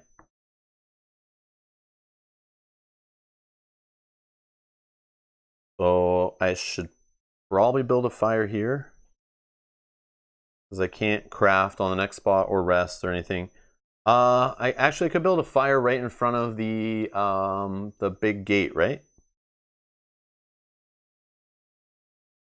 Probably a better way to do it. Probably, I think I can craft there because I think it had bone there, right? When I looked at something. Right, let's go 2 cards for movement. Raft and Torch. Speaking of blue banner cards.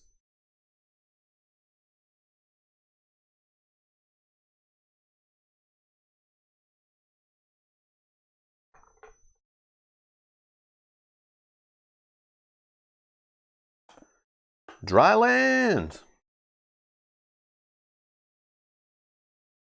You reach a small patch of dry ground in the midst of the mud. Finally, you can put your gear down and rest. Each evolved character may shuffle 2 cards from their hand and or inventory. Oh, wow! Into the action deck. For each character, or for each card a character shuffled this way, they may take randomly 1 card from the discard pile and add to their hand. This is a curse. It must be discarded. This is a great card. Another one that helps me with items. So I can take any card from here and just pull it off of an item, shuffle it back in the deck, or something in my hand.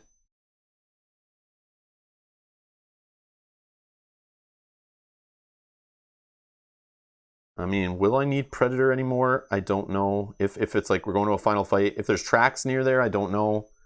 I feel like that might be a waste.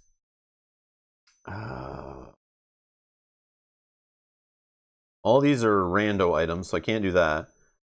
I could get Walking Stick off of here. Even though I'm on a spot, I probably want the Walking Stick because it's 3 movement. But getting a Walking Stick off of there makes Food and Stamina the top card. Until I eat, then it makes a Will the top card again. So maybe that's not a good display. The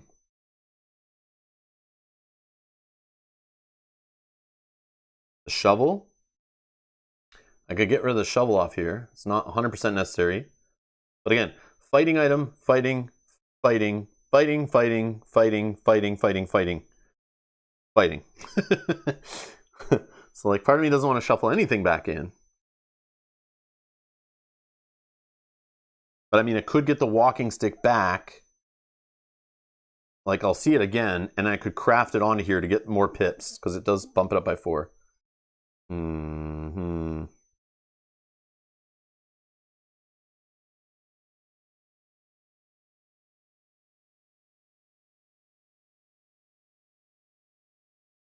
100% yes.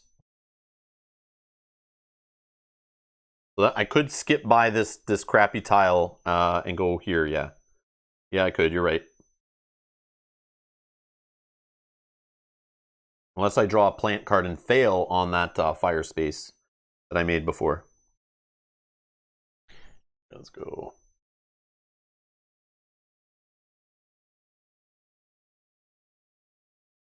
Yeah.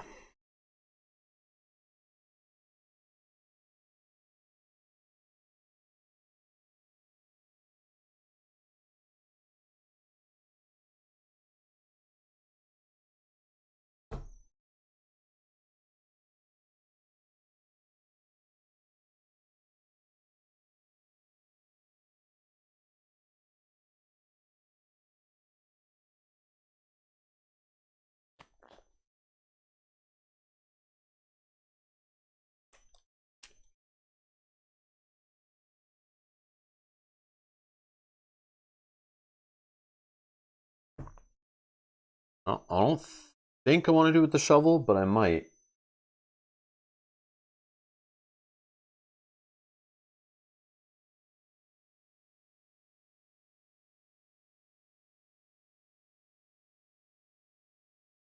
No.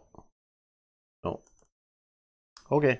So I can take a random card. It says, for each card a character shuffled this way, they may randomly take 1 card from the discard pile and add to their hand. If it's a curse, it must be discarded. So like, I'm going to see what I get. Like, it's whatever. I'll just maybe choose to discard it to get down my hand, but I don't think I would take it. It has to be something like really great, but I have Remember anyway, so it would have to be like another Remember. Maybe I would toss Predator.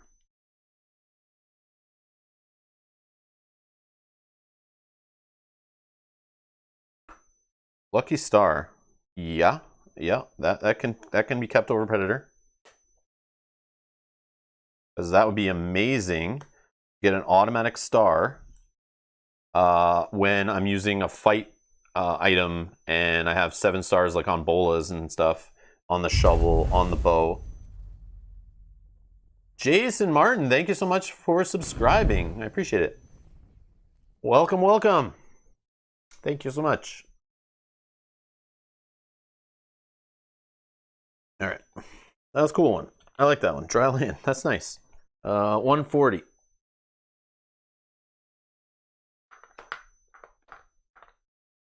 Oh, multiple 140s. Wait, is there a number on this one?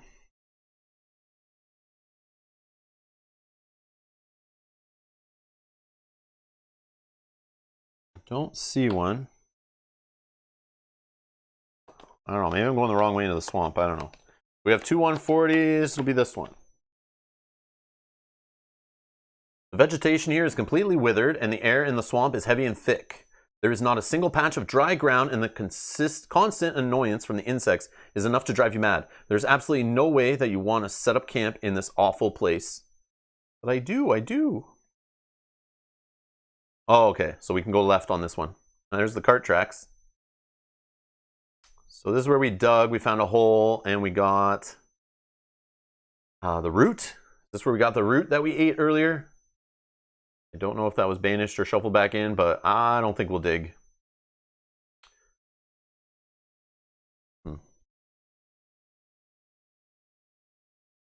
Don't see a number.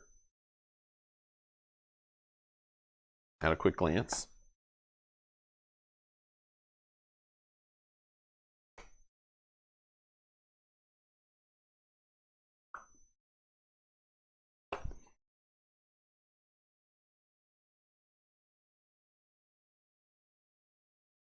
That one away. Okay, so from here, I should be able to move back to the fire that's off screen for free. And then, oh, from that space, it's 2 actually. It's 2 movement off that space. I didn't build my fire on the best spot. But I can build a fire on the next spot if I want. But it's 3 movement off here. Which I could just grab. I know it's not the coolest way to do it, but I could just grab like a learning from our mistakes or something that's a -3. Pull it back with remember. Or learn by doing. I also need to pull back something to make fire, which I have in here. We can use making preparations to do that. Yeah.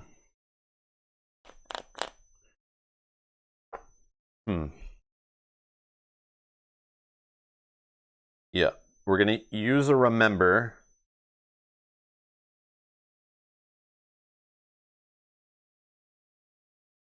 No, oh no, Pontus. Yeah, Pontus. I could fail by getting a plant. Like I have like 2 of these guys on the terrain. So if I draw a plant card, I auto fail and I'll have to keep like doing it over and over again. Yeah, it's the plants that stop me from doing it. But let me think. 1. Yeah, I still have 2 or left in like I have less than half my deck here, so there's like a good chance I could flip 2 cards. One of them is a plant, and I fail. Then I had to draw 2 more cards again. Hopefully there's no plants, and then I move on. But yeah, that's the annoying part. So it's the plants that stopped me, that surrounded me at my fire spot, that messed me up. So sorry, I'm gonna do a remember into this, reduce the cost of 3 to move to here. And now on this space, I could making preparations for free off Scholar. Let me just check what fire making thing I have in here. Where is it? I have a fire making kit, which I have wood on my space. That's it. I could expand the other spaces first. But it's still only crafted for 1. Fire for 2. So for 3 cards, I can build fire here. Or is... I'm going to cheat. I'll just shuffle this after, but I just want to see the fire making things. This is not as good. Where's the other wooden one? What is it called? Friction fire. Oh, it's straight wood, and I need a success. Nah, I'll just shuffle these. And I didn't look in there. I'm at that point. I just will look. All right.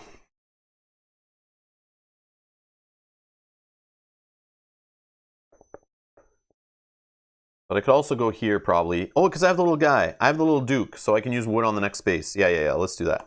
Let's keep it rolling. Creeper tree. We saw earlier. You come to a grove with several trees standing before you. The creepers winding around one of them look particularly strong. You can stop and try to tear one away from the trunk or continue on your journey. Forget. Did we do this? I'm going to just ignore it. I forget. We saw this stuff at the beginning and I don't even remember if I did it or not, but probably not. So we'll just discard it. Done. And we'll see another 151. Oh, this is the gate. The magic 151 yellow now. Because remember we banished one when we were all the way up in that temple. 151. I should have known that when I saw that number. A massive wooden gate stands open before you. You have no idea what awaits you on the other side. We have an idea. We have an idea. You don't know, game. We have an idea. It's Godzilla. And you're not certain that you want to know. Do you? Yes, we do! Yeah, the gate opened after ringing the bell. It banished the other card. That's what we thought based on our clue. So we've now have it confirmed. Based on our clue, ringing the bell is, I'm assuming, this symbol here, and it led to opening the gate using that bell there. So there you go. We finally opened the big gate that we saw in the Icy Maze playthrough, and I didn't know what it was all about. Now we know. And there's all the bones left over from eating. We got some more resources there for crafting. I want to make my fire right here. I think. Oh, man. No hidden numbers, right? Because this is a different one. Remember the other one had a hidden number here where you like dig or something, right? I don't see it though. Gate time. It's Kong, says Matt. Oh, it's been a long journey. So we need one of these. So one movement, one success needed. Or I can't leave this spot.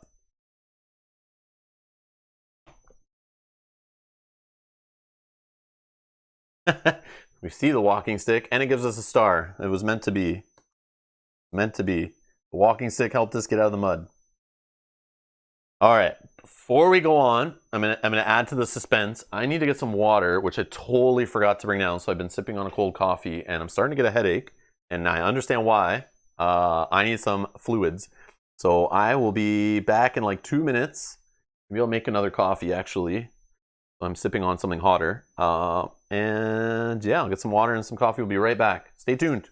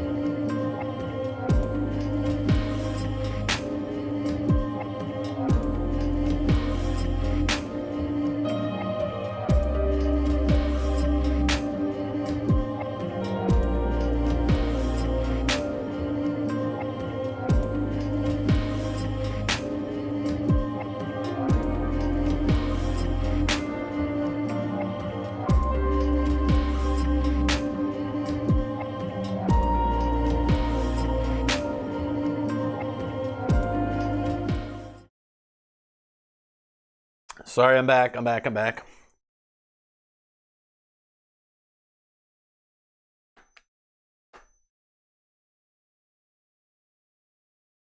Got a coffee all ready. Because what else do you need when you're about to fight Godzilla? We got weapons, we got a pirate hat. The only thing we're missing was the coffee.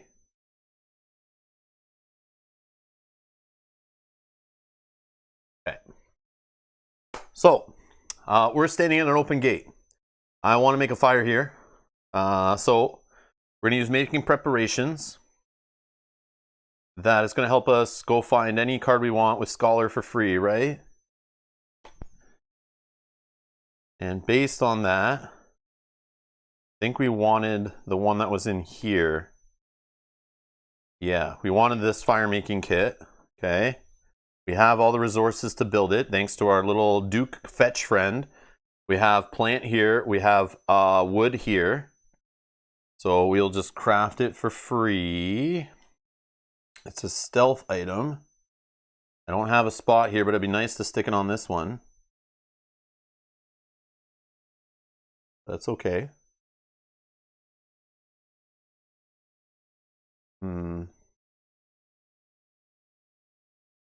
I mean, we could just stick it on this stack and not worry about it, right? Yeah, let's just put it on here. And then we'll draw 2 cards to make the fire. Oh! Yeah, that's fine. That's fine. I see how we maybe could have done something with the walking stick, but it's okay.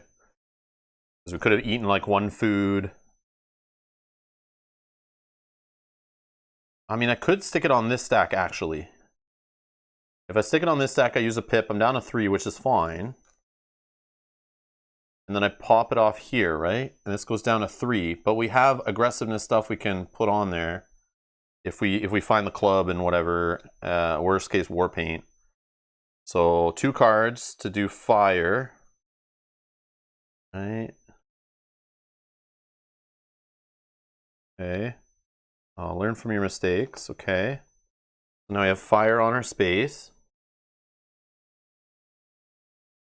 Yeah, we're on a cliffhanger. But what we're doing is stopping here because all the hints we've got are that there is something through this gate that killed people, killed a bunch of people. It eats things. That's why there's bones everywhere. We have this clue I'm going on, which I'm assuming the sword is saying there's a big fight. 21 plus cards, 25 successes we need. We've been finding things like shotguns and whiskey to help us with that fight. We assume that's what's going to happen. Don't forget we got combative. Oh yeah, we got combative, but it's not really going to... This just helps us shuffle cards back, not draw new ones.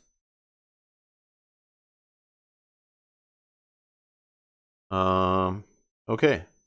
So now we counter discard pile. I think we... Oh, maybe we craft first. Walking stick. No, we eat 1 first. We eat 1 first, right? To get this at the top, and then we attach the walking stick back to the bow. That's the plan. So, I'll drop this down to... Actually, I can drop it down to 1 pip, right? And eat both. I'll just eat both food. Okay, 1 pip. Now we have the bow is the top there. So we'll get 7 cards for at fire, 6 for each, plus 1 for gourmet. So 14 cards. We'll throw these back in our ones. We're going to take a minute here to eat up, get our full deck back. Actually, yeah, we want our full deck back. We don't have any way of pulling cards back from the discard pile, but we want to find the club at least. I want to go all out, right? So I want to get the club crafted if possible, or war paint or something on the aggressiveness to pop up the pips on the hunting knife, just in case there's like multiple fights or something stupid where we don't have a chance to craft in between. And yeah, other than that, I'm not sure. Okay, so 14 cards, and hopefully we get making preparations and remembers and stuff back in the deck. 3, 4, 5, 6, 7, 8, 9, 10, 11, 12, 13, 14. Curse out of the deck, that's good. Even though we're going to pretty much get our deck completely put back, but yeah. Man, I feel like we got a lot of 7s in the deck. I think we're going to crush this, but if that's the case. We'll see. Based on our items. So I feel like we're good. Get rid of red condition. Did I rest? How do I rest? I need to just rest somehow. How do I do that? Is there a way to just do that? I don't think so, right? Oh, I could go all the way back. I could go all the way back with the fire, right? And go back to the hunting spot and just rest over there off this. There's a hunting spot off camera here where we can just take the rest action. Or I could just spend 2, move from here all the way back to this little spot, and we level up. This is probably the better one, right? Because then we'll use some of our experience and we can buy some new cards. I'm going to do this one because we have a chance of... There's no plants here right now, so we could just go to that little camping spot and I can spend our 7 experience we have and get something else, right? Yeah, maybe we do that. Maybe we do that. That seems like a good play. All stalling while you guys wait to find what's behind the big gate. I also really want to find out, but I would hate to do it and find out we're like one thing short or we're just like not as prepared as we should be.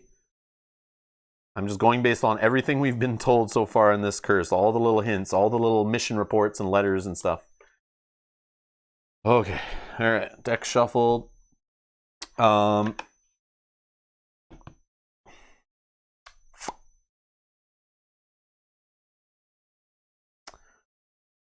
yeah, walking stick first. Let's craft walking stick. That can help us make it cheaper too, moving around. Not just the fire, right? So this goes up to 5.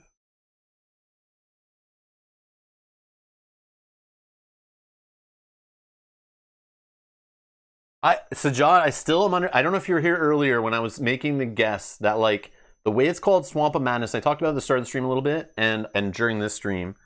The fact that it's a Swamp of Madness, I think it would be hilarious if it was, like, building you up for this big thing, but really it was, like, everyone went mad, and it's really just some kind of, like... It doesn't even exist. It's just some, like, crazy ghosts alien thing that just messed with your mind, and it made it seem like there was gonna be a battle, but really there wasn't, and it's just like it ends with you just going crazy. Like there is no battle, there is nothing there. It's just you go nuts and it just ends. So it's like no matter what you did, you just go mad. That's what I think. That would be hilarious. I can see people being pissed off by that, but I think it'd be freaking so funny that I spent all this time trying to keep my hunting knife alive, getting all this stuff, playing with plants, and yeah, oh. Kate says, I will laugh myself silly if it's like, oh, here's the boat. You made it off the island. There's no battle?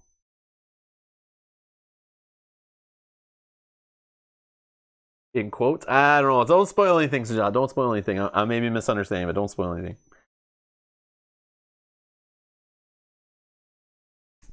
Okay. Let's see. All right. So we're going to... What did I want to do? I kind of want to draw cards, right? I kind of want to... I want that club, but I don't... We have 1 remember in here. Yes, we have 2 remembers. We have a the preparedness one in there. So we could see that. We could just draw into the club. But we could use the walking stick not to draw.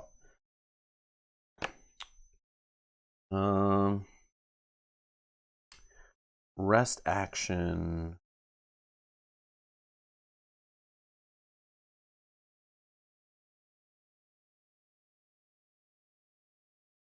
Yeah, okay. Walking stick.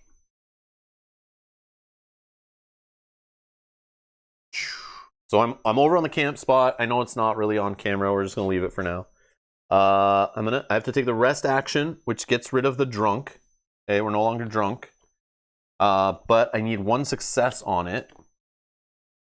I need 1 success. So I'll just draw 1 card. Whoa, no way. No way. You guys saw me just shuffling that, right? Did I just shuffle that?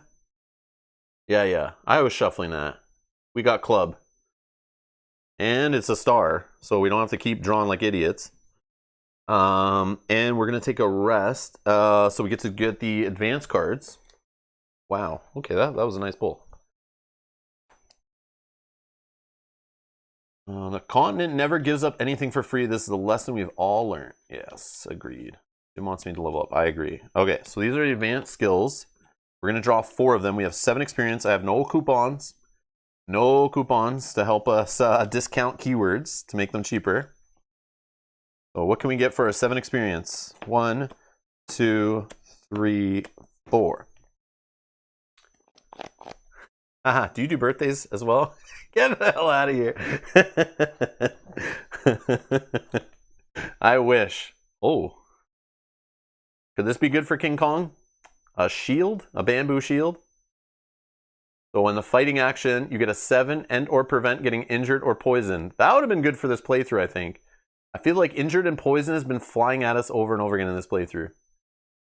That's 5, and it's a stealth. A 7, though, it's got a 7. Man, I love all the 7s in this deck. I think every card has a 7, I feel. I could be wrong, but man, I love putting more 7s in the deck. Another Knowledge is Power, which will help you when you do Knowledge is Power to get more experience. Again, would have been beautiful to find early. We can't afford it. But look at the 7 a star and the double half stars. Like the best you can get. But it's 9, of course. Another Examine the Notes. So if you just want to draw out the 50 deck, you could do those things. Cost 5. And to help us get fire going, we could have used a bow drill. Cost 3. So I can only afford 1 card. Or I don't spend anything and I do it again and we see new stuff. I probably would just go for the shield just to put another 7 and the 2 halves in the deck, right? Because like it's just another chance of drawing into 7s. I don't care about building it. I don't care about making stealth items.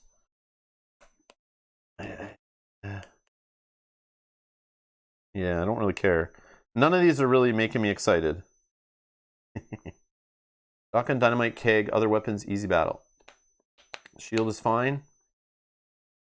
Yeah, it's fine. Like I'm just literally trying to buy, or I draw again, and maybe I can get 2 cards in the deck just to get more cards, which means more 7s and whatever. But I could draw into a bunch of expensive stuff that I can't even buy any of it, maybe. You guys want me to just buy a shield? Isn't the shield like 7 stars with everything else you have? Yeah, that's true. If I make it. I may never see this and may never craft it. That's the thing. I'm buying it maybe late in the playthrough here. I'll just take the shield. It's fine. And we'll just shuffle it. I mean, I could take it to hand and we just craft it.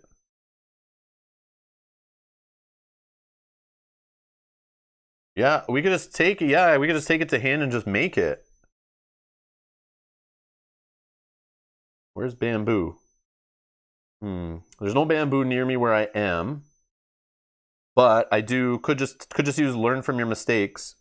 But again, I'd probably throw this card away to craft this. Or I'd keep club. I should have crafted the club. No, I drew the club. I drew the club on this action, right?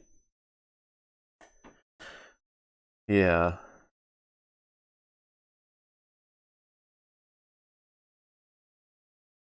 Okay, I know what we're doing. Okay, so we're going to take it into hand. I'll toss this away. These will go back. I'll put them within the little pile, all separate. So if we do this again, we don't see them. This I'll trade in for 2 experience. Cash up. We have 2 experience left over after we spent 5 on that, right? Okay.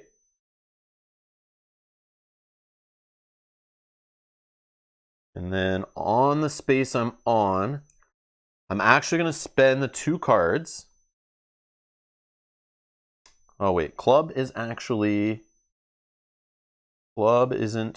free. I'm trying to think of moving here because on this space, or no, this space. So this space is 1 movement off of it. So if I move here, I have vine, wood, and bamboo, which wood and vine help me with the club. Vine and bamboo help me with the shield.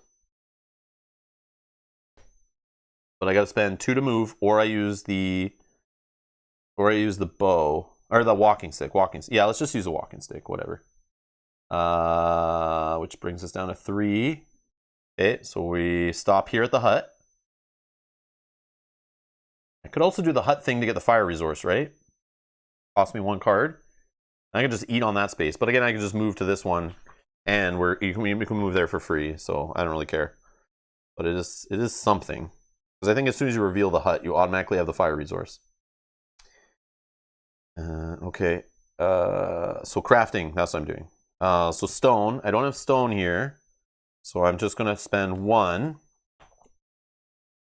I'll remember. Okay. And we're gonna throw the club under the aggressiveness stack here, which bumps the hunting knife up to a full 6 pips. Boom. Okay. Amazing. Okay. Then we're gonna craft on this space. We have bamboo adjacent because we got our little Duke. We'll just tell Duke to go fetch. Duke, go get me some vine, or some bamboo, or some wood, or whatever we need. So we're gonna get bamboo from the adjacent swamp to build the shield, and we're gonna throw that onto the will stack here, so it won't bump up the pips, unfortunately. I could, if I don't know. I think we'll just leave that. Yeah. Okay, so we kind of have to do that. Okay. Crafted for free. Now I'll move for free to the fire with this ability. Guard Scholar. Oh, I could have. Yeah, I see. I see. Yeah, I could have discarded Scholar. I should have read that. Yeah, it could have helped. I don't know, though. Will I need the mental test here in the Swamp of Madness still? I don't know. I don't know. I don't know. Scholar is just kind of like rock solid for me. Who knows what I'll see. Before I do any eating, I think I'm gonna see what this is first. Oh, Easy Does It came back. Damn, I gotta reduce a pip on 1, 2, 3, 4. Nope. We're gonna reduce a pip on the bow shield walking stick thingy. And I'll just not do this and it gets returned. So we'll just return it. That sucks. I wonder how many there are in here, or if I just literally drew the same one I shuffled in before. What is second item in the hat stack? It is the wax plugs, the ear wax or whatever, the wax plugs that you put in your ear to make yourself deaf. I don't know if we need them still, but using them, they don't get discarded anyway. So like I could have discarded them earlier with some of the abilities that came up, but I decided to keep them because they seem like key for this. I don't know. Like, should I go deaf before crossing the gate? That's like an option has been going through my head. Like, but it warned us always when we needed to be deaf. Like, it kind of always warned us, except for ringing the bell.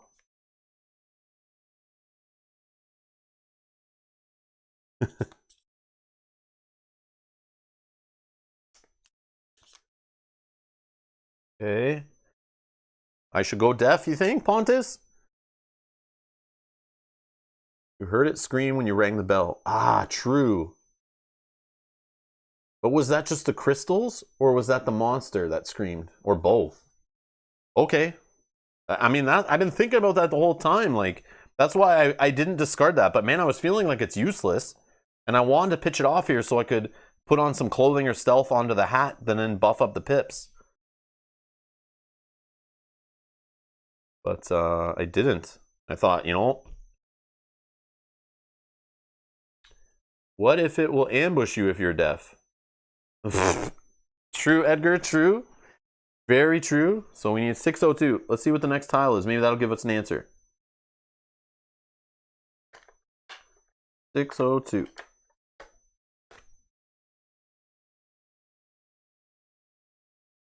Your feet sink deeply into the mud in a series of squelches that break the deadly silence. There seems to be an overturned cart a few yards ahead, and you get the ominous impression that you're being watched.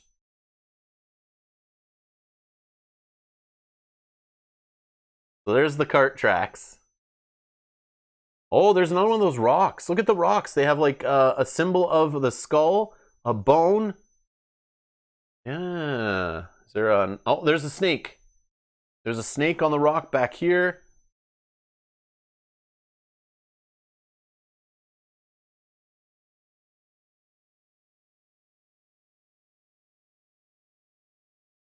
Huh.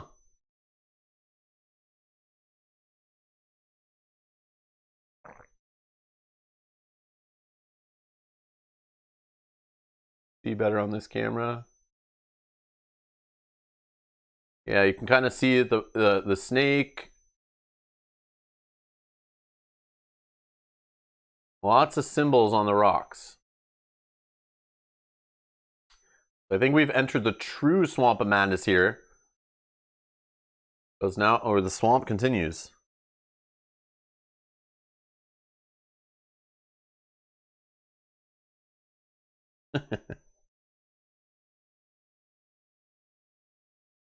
Start counting them like in the sanctuary? Maybe. And I was looking for weeping crocodiles. I don't see any. Because there was a spider back here on this rock, right? And it's like facing this direction. So maybe we'll see a weeping crocodile like here. Well, I guess it doesn't go up. It just goes to the left. Again, we'll shift the map. I don't feel like cleaning stuff up right now.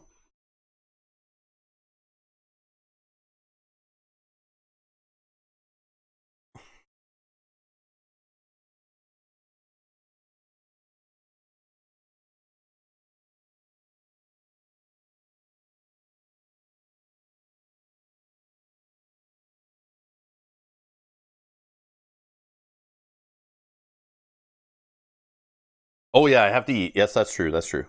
Okay, let me count. I just want to see what was here though, because if something came up that talked about like noise or shrill screams or something, then we would know the answer to being deaf or not. 5, 6, 7, 8, 9, 10, 11, 12, 13, 14, 15.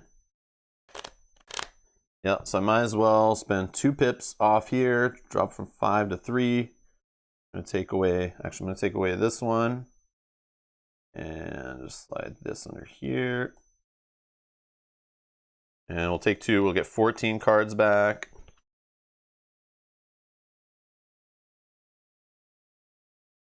So I'll just take one of these cards, this one. So the raft is the discard pot.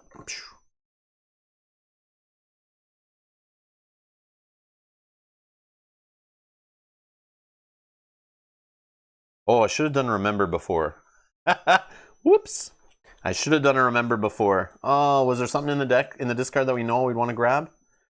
What would I have grabbed? Was there anything? I don't think it was Forewarned or Forearms. Yeah, I don't remember. I don't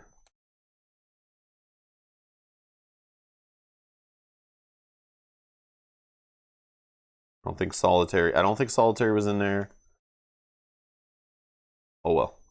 Yeah, it'd been good because then I'd be shuffling a remember back into the deck right now, and then yeah, that was my mistake. Oh well.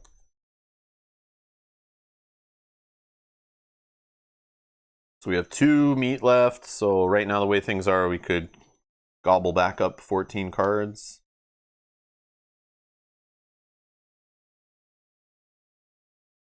All right.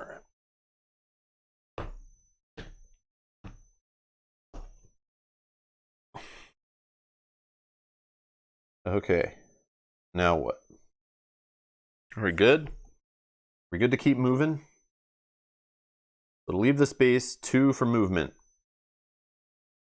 I'm afraid of spending walking stick because we have that shield there, right? And we have all this. Actually, each item on this one has an attack benefit also. So I'll just do 2 cards. Remember and a learning from our mistakes. The next one is 3 movement, so I might actually just take a learning from our mistakes.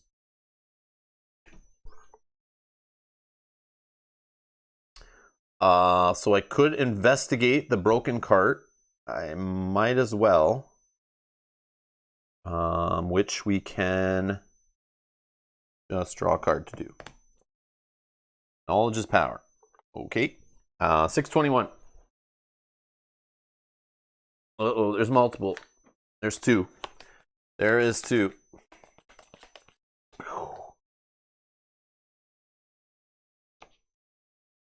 A cart is lying on its side with most of its cargo, mainly broken wooden crates scattered in the mud. Nearby, footprints along trails the width of a human body, broken arrows, and blood-covered clothes strongly suggest there was a violent fight here. Well, I hope so.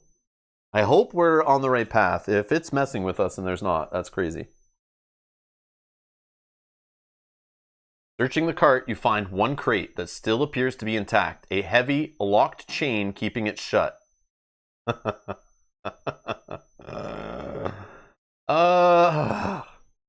They keep throwing these locks at us all playthrough. Still have those 2 like locked cages with the scorpion things on them. That we never did either.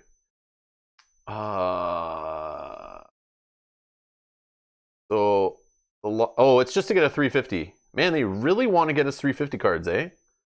This seems to be like a real thing in this playthrough. It's all about the 350s. Get as many as you can. Or blow you up with the boom card as much as it wants. Okay. Where is this? Right here.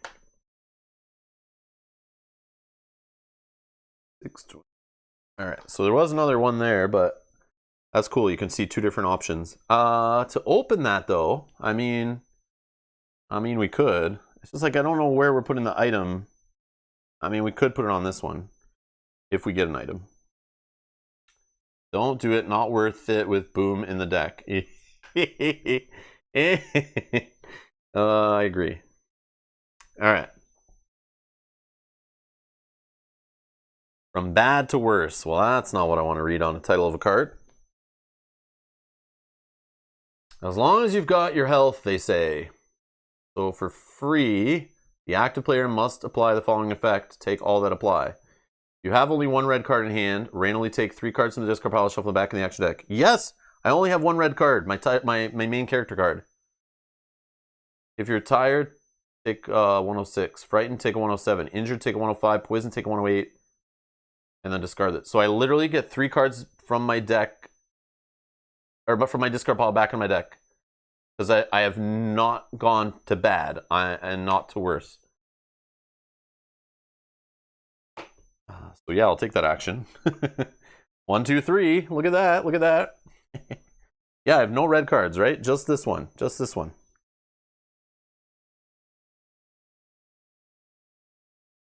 Boom. Empty discard pile.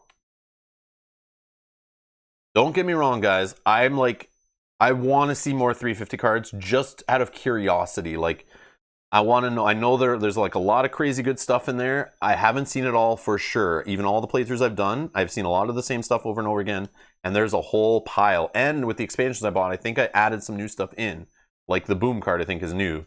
But there is other ones I think that I added in that deck. And I never looked at any of that stuff. I literally kept it all face down when I opened all the expansions and just shuffled it all in for the surprise factor. Which is part of the reason like I love playing this game. Whoops. But yeah. Awesome sauce. Yeah. So yeah, part of me just wants to, like, my curiosity. You guys know I love loot. I love discovery in games. That's huge. But yeah, the discovery in this game. I don't know what I just did. I dropped the cards, now they're like not lined. And now the sleeves are catching. Yep. Thought so. Problem with square cards is like they go kind of sideways in this. You don't notice right away. But it's annoying. Yeah, it's annoying. All right, just 2 went sideways. All right, let's do one last. Mash it up and cut. Boom. All right. See ya. Start this. Okay. 609. Just one. Just one. The swamp is enshrouded in a ghostly fog. Unable to ghostly. Yeah, see, spirit or some kind of thing making you go mad here. Unable to see more than a few feet ahead, your pace slows to a crawl as you carefully pick your way through the quagmire.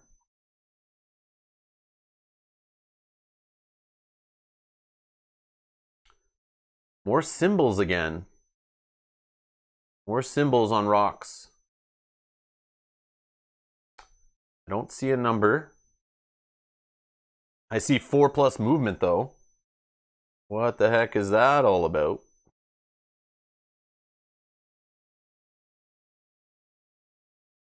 It's like I'm in a swamp and I can't move as easily. And it keeps going west. Oh my god. All right, let's just move some stuff.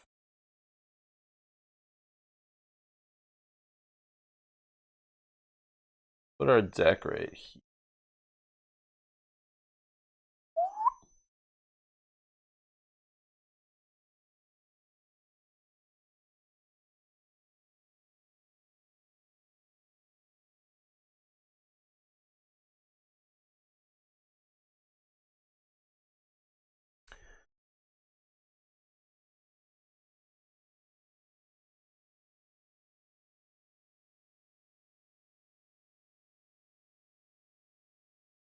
Better?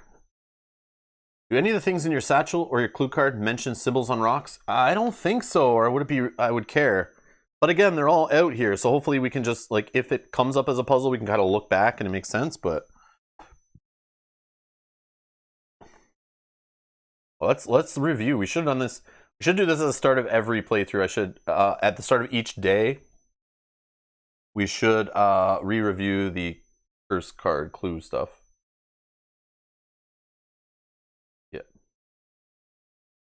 In the rare moments of low fever, you ponder the causes of evil consuming you. Unable to come to a reasonable answer, you head to bed with a heavy heart and fall into a restless sleep.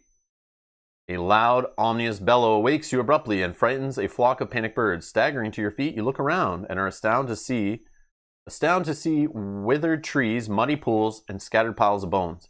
This place is beyond depressing, but looks strangely familiar too. Would you by any chance be back on the continent? So... we're in a strange dream, or I don't know. The wheels of a cart or wagon have left a deep, rutted trail in the mud. Maybe this is a track to follow. Maybe I'm the guy. Maybe, like, I'm the guy who buried all this. I don't know, but we did see a body. Never mind.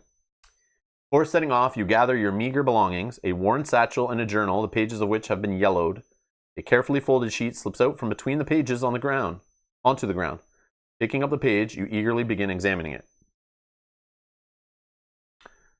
It seems one of your companions has reproduced a portion of a fresco on the sheet.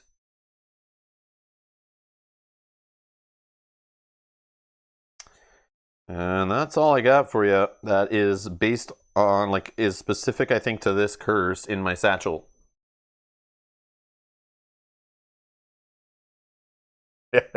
Pontus, that'd be crazy, but it would be fun. Okay. So it's 3 movements to get to here, 3 cards to leave here. There's something I can investigate on this one.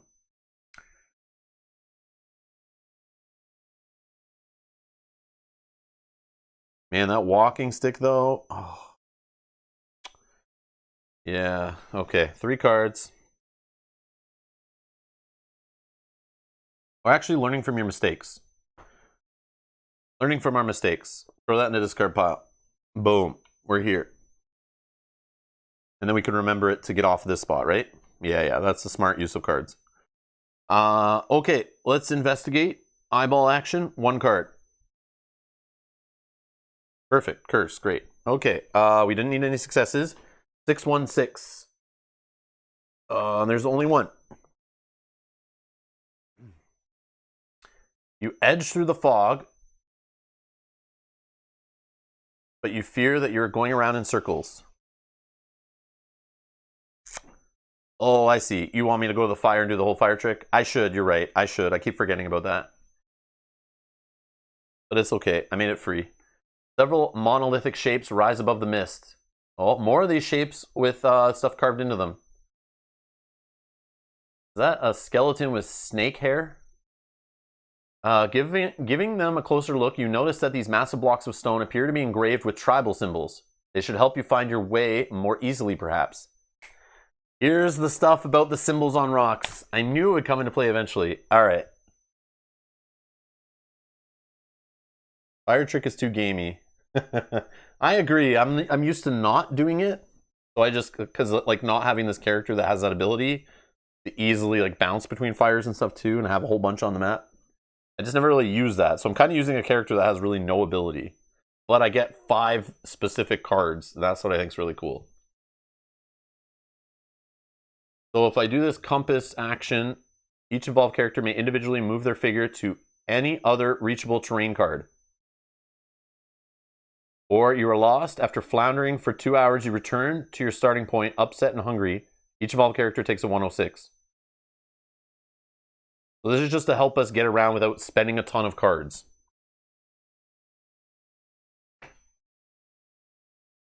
We need a success, so we'd have to draw a bunch of cards, trying to get 1 star, and then we could go anywhere we want.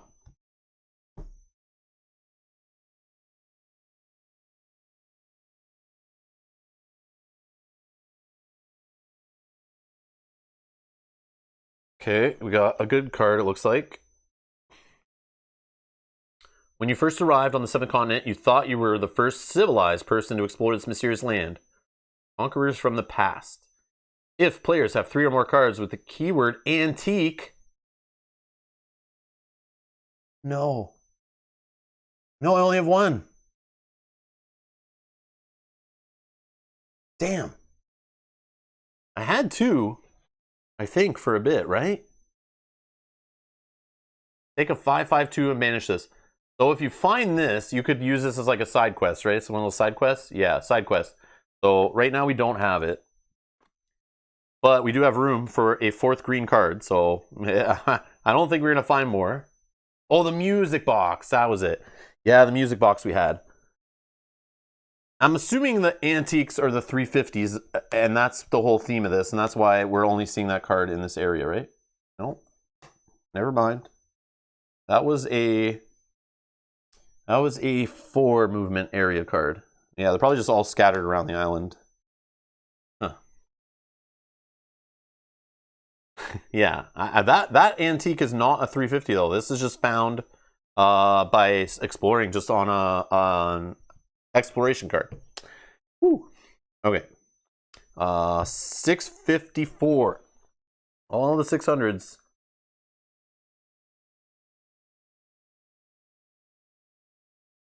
Where are you? There's only 1. A wide opening in a rock wall rising to the north leads to a dark cave. Oh, dark caves. Fun, fun, fun.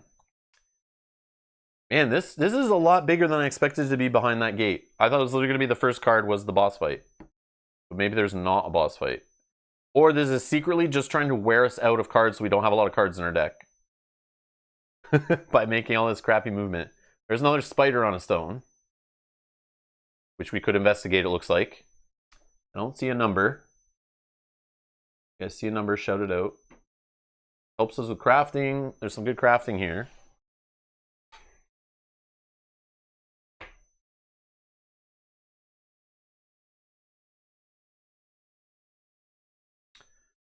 Okay, foliage. Interesting. You have taken several large leaves from an exotic tree. They should help protect you from the cold and the rain. So it's trying to help us out with crafting and resting and stealthing here. Is what we can find in this area. And is there a trait? No trait.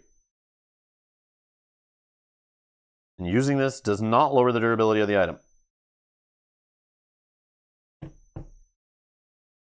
And do I have to? Do I want to?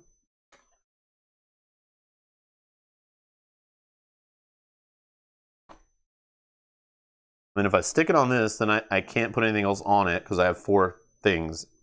And I would have to craft, or I'd have to rest, or I'd have to stealth. And I can't always just do that stuff. So part of me wants to just toss this and not even take it. Or I can put it on this stack that I can put 7 things on. 1, 2, 3, 4, 5, 6. Rest for more skills, otherwise toss it? Yeah. I mean, it could help us in a stealthy situation. Like, we might draw a card while we're exploring that's like some kind of snake or bugs or something trying to attack us. And a stealth always helps. Like, it always helps. They test you a lot on that one. But I don't know if that's going to happen. So I don't know what to tell you. I'll just discard it. 628.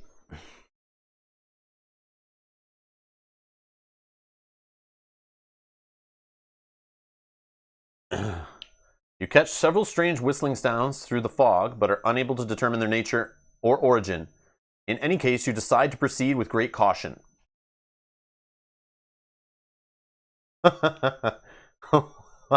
Oh, there's footprints, foot tracks. I don't have Predator anymore. Oh man, there's more hunting over here? There's like a whole world on this side of the island. I didn't know it went this far west. Oh no. Man, we're not even close, I don't think, of finishing this. I don't know. If the fact it's giving us a food option, maybe it's like the last food option before the fight to help you fill up your deck. I thought that would be at the gate kind of thing, but I'm not correct there. Wow. Any number? I don't see a number. Weird stuff.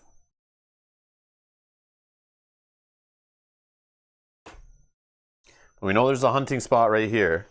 Oh, which I didn't put the cards out. Duh. That's all of them, right? Yeah, we're good. Okay. I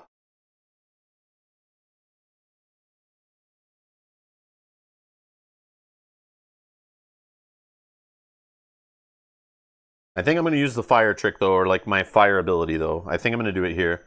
I mean, I could remember back the -3, but I think I'll need to use that still anyway. And I kind of want to leave the remember. I don't want to just blow remember for no reason. Although, I could do this to go to any train card I want. But I'll go back to the fire. And then this is 2 cards to leave this spot.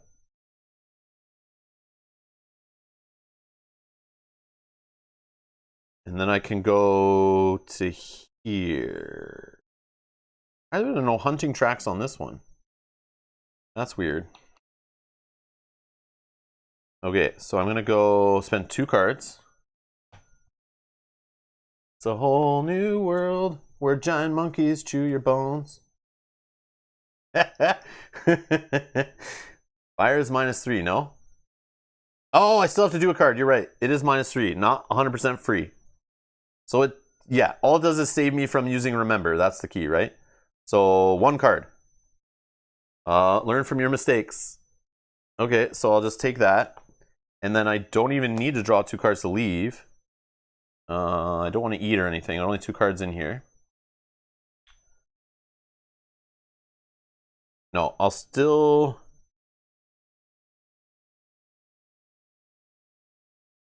Never do that again.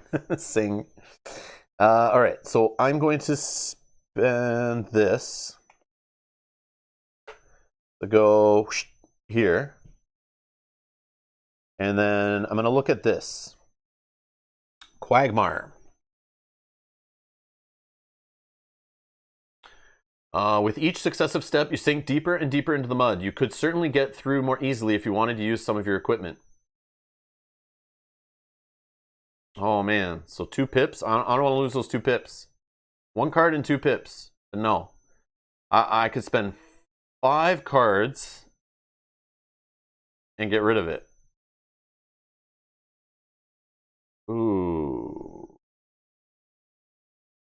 What do I do? What do I do? I could remember back to make it cheaper, right? What I could do is remember back, learn from your mistakes, right? Take this action, only drawing 2 cards, hoping for a success. But I might fail it and get a 102. But I think 2 cards I would get the success I need, hopefully. Yes, I'll try that. -3, draw 2. Whoa, 4 stars. Oh my god. Oh wow, okay. Yeah, okay. That sucks. That sucks. Okay, we got our stars though. Discard this. See, 641.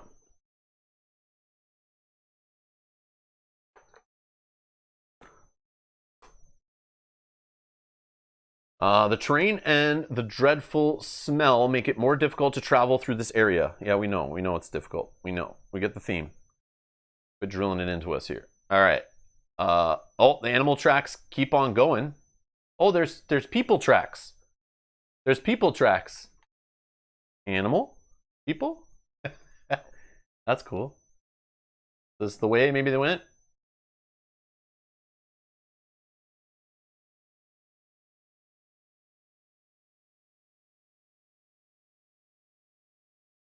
More symbols on rocks, more things to investigate.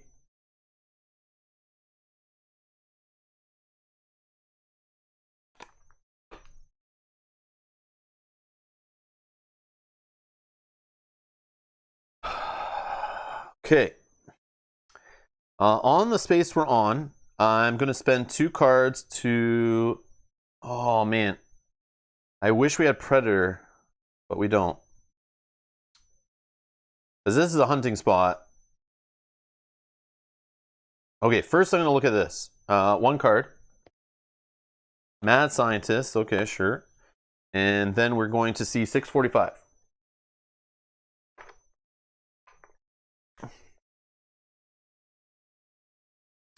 As the fog lifts, you find yourself facing a most macabre scene. Dozens of skulls, mostly human, are impaled upon long bamboo stakes. A shocked yelp escapes your lips. Immediately after it's revealed, each involved character that is frightened takes a 107. Subsequently, if at least one involved character is terrified, take a 603. Nope. When a character moves to the terrain card this is attached to, they return their frightened state and may choose 1 card with the keyword will in the discard pile. Oops. 1 card with the keyword will in the discard pile and add it to their hand. Moves to the terrain card this is attached to. Okay. So this helps you get the walking stick or the raft or something out of the discard pile is what they're trying to do for you here.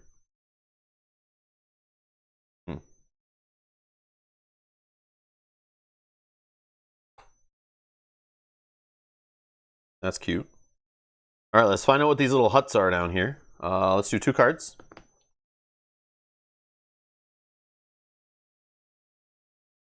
Valiant Hearts and Rudimentary Flint. I mean, I think making a fire is a thing. Do we have a way to do that easily?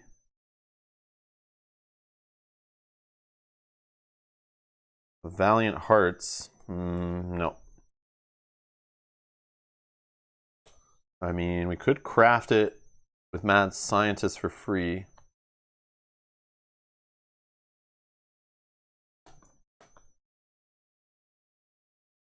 I would love to put a fire on this space, to be honest. But I think we'll do it on this one where the hunting spot is, right? So let's take...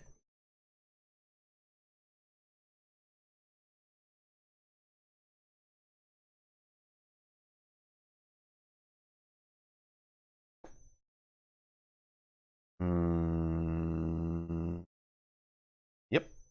Gone.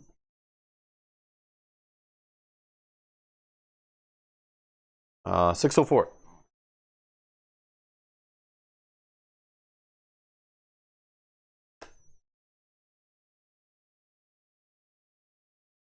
Oh, with my crab I can do it for free. Do I have...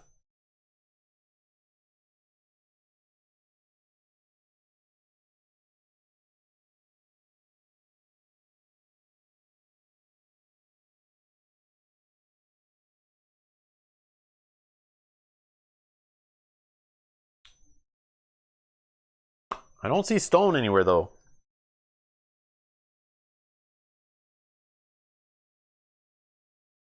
Yeah, I don't see stone. That's the problem. Yeah. Unless I see a different fire, like one of the wood fire things. Yeah, there's no stone around, Edgar, that I see. The closest stone is all the way back at the fire with the 2 plants on it at the bottom of the cliff. I have bone, I have leaf, all this stuff over here. I have wood and vine and yeah, no stone in the area, unfortunately. Okay. Watching through the surrounding fog, you observe the behavior of several humanoid silhouettes as they communicate by exchanging shrill whistles. Oh, do we need to go deaf? A guard is posted next to what appears to be a pile of meat. Shrill whistles. What are they whistling for? Are they whistling for the big Godzilla monster to come and eat a pile of meat?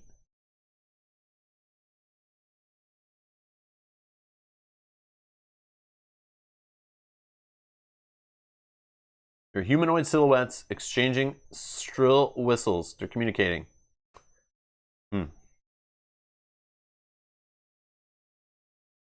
And they're hiding up in these huts. They're like up in these little huts.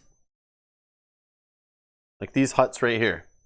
This is what they're hiding in. So they're hiding up in here. There's a pile of meat on the ground. And is that a trap? That might be a trap. They're trying to lay a trap for this big dude. Whatever this monster is, they're trying to deal with it, I bet. I bet they're trying to deal with it. The big Godzilla. And here's a stealth test after I just talked about that. We can steal meat. The fog is thick enough that you can approach the camp unnoticed, theoretically at least. If I could stealth this stuff, you manage to sneak up to a pile of meat. After stealing some, you run away as far as you can. Depending on the number of successes you obtain, you may take the corresponding number of 1 cards and you banish this. If you fail, you take a 603 and you banish it anyway. No. No. I don't think I do this. But this is freaking cool as crap. It is a trap, I agree. 13 for 3 meat, oof. I know, it's bad. It's bad juju. But if you were building a stealth build and you had items to help you with stealth, which the game says you can go like fighting or stealth, you know. Some people really focus on the stealth side of things. You might run into this and you're like, yeah, I can get 12 successes by just like using a couple pips on my items and drawing a couple cards, and then you get some meat cards. You go eat, you get 14 cards back maybe off a couple of them. But yeah, 6 successes you need for just 2.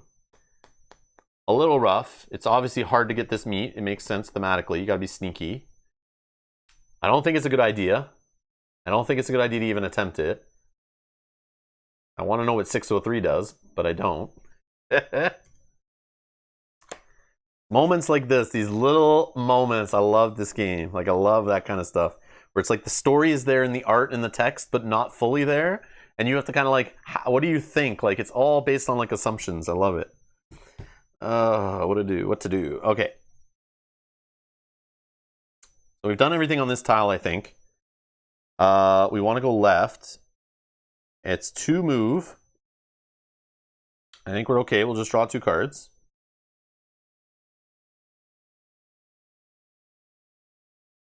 A rope and acknowledges power. Good. Okay, we're here. Now on here, I think I want to do the fire, or first, I look at what the hunting spot entails. There also is something to investigate. So I think I want to just see if hunting is a thing even here first before I do that, but I will draw a card, and I should probably clear a card out of hand.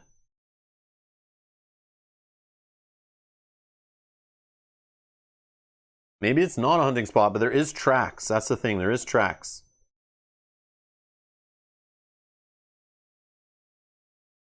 I think it is. I think it is. But it is a 3 movement spot, so maybe I don't want to put a fire here. Hmm. Hmm.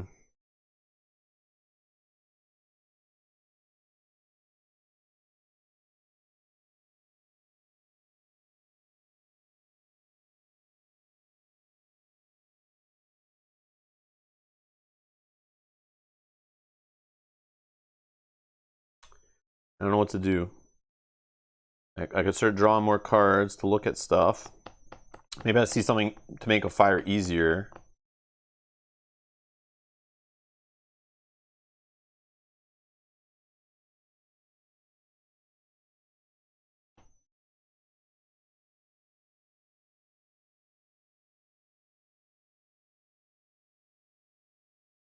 I'm going to look at the, I think, what is the hunting spot? 647. No shoes. Well, oh, it's a will, though. It would help me with this item stack. Get the pips up, but can't just get rid of it, right? No, it's okay. 647. But yeah, thematically, there should be a hunting spot right next to a pile of meat. That would make sense. You notice many tracks in the muddy soil. Taking a closer look, you discern that some of them could be quite possibly human footprints. I knew I saw human footprints. Uh-oh. Several ghostly silhouettes appear nearby, interrupting your attempt to catch some of the game, and appear to be looking for something, perhaps you. As long as this is in play, you may not take the hunt, rest, craft, or fire actions on the terrain card this is attached to. Interesting. Maybe it's not a big monster. Maybe it's just these guys. Maybe it's just these guys I need to fight. But then again, that's not 21 cards and 25 successes. So maybe this is just a trick to get you to use up your fighting items. But you should have come here prepared to fight with lots of durability on your items. So maybe this is just a way to like kind of really put you through a true test to make sure you're really prepared for more than one fight, like I thought, maybe. Worst case, you get a 104, but I could take the fight action. You draw a lot of cards. I would hope it leads to a hunting. Is there a gold one of this card? I don't know. 647? Nope. Not that I see. Nope. Nope, nope, nope. But there is another thing to investigate on that card. Yeah, you just discard this. So maybe this isn't the hunting spot. They're just messing with me. Oh, it's an ambush card. So if we would have had the silent guy, he would have left. He would have left. This would have made him go away. This stops you from using him in here. That's cool. So now I'm going to investigate the other. There's another, like a spyglass on here. One card, 637. Maybe this is the hunting spot. And this stops you from doing it. So you got to deal with this before you can hunt. And that was just to trick you to think that it would be a hunting spot. I think they are natives that feed Kong, though. Like Bob is saying, I agree. I agree. They're feeding Godzilla or Kong or whatever. So one card. Splint. I have a feeling I'll need that eventually, but we'll throw that away. And 637. Now 637 has one card, but also has a gold card. Like has one green and one gold. You notice many tracks in the muddy soil. Taking a closer look, you discern that some of them may be quite possibly human footprints. Feels the same. Here we go. Depending on the number. Oh, I see. It was a test. So on this tile, if we were just not like greedy and looking for the hunting spot as the game has trained us to do on these eyeballs, where the footprints are even leading to it, we should have looked at this first. Then we could have hunted and then looked at that. But it's like, how would you know?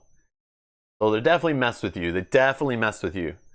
But yeah, I can see what they did here. That's kind of cute, but not really. Damn you, designers. Damn you. All right. Are you not entertained? Exactly, Sajad. Exactly what I'm picturing. Little clever buggers. I see what they did. All right. Depending on the number of successes you obtain, take the corresponding cards. So 4 cards, 4 plus successes. So we kind of want 5 or higher, but 11 or higher would be great.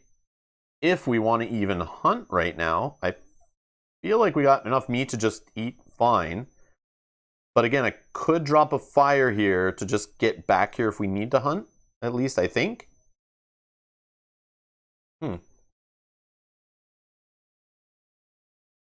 You guys have recommendations, but the problem is I need to do the fight action here. So it's basically saying, like, if you've not come prepared, you need to fight to even try to hunt in here, or otherwise get the heck out. And if it really is 21 plus cards, we can reduce it. 5, 6, 7, 8, 9, 10, 11, 12, 13, 14, 15, 16, 17, 18, 19, 20, 21, 22, 23, 24, 25, 26, 27, 28, 29, 30, 31, 32, 33.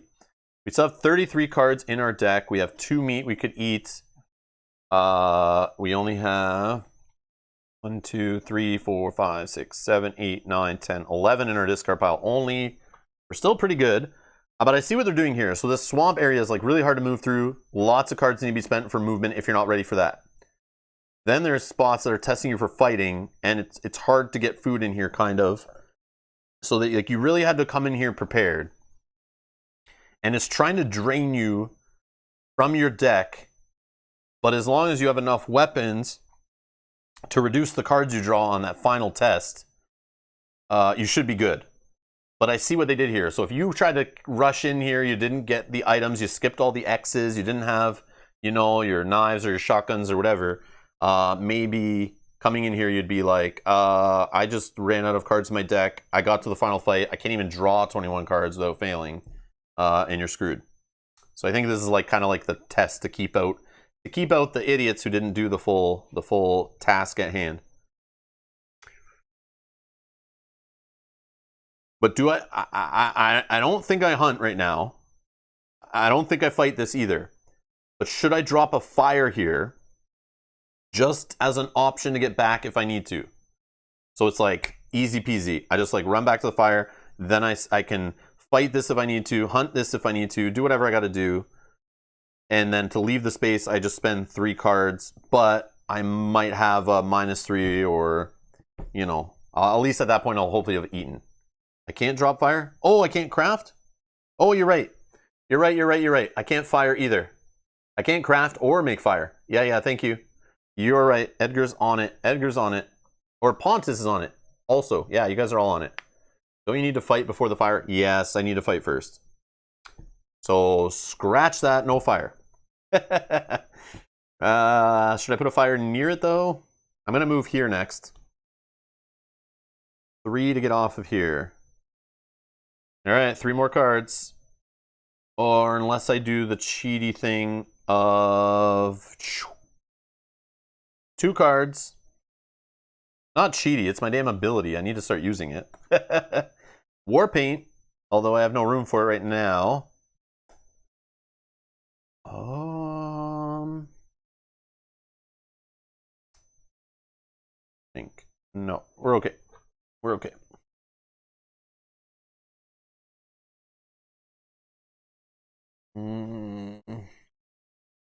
Okay.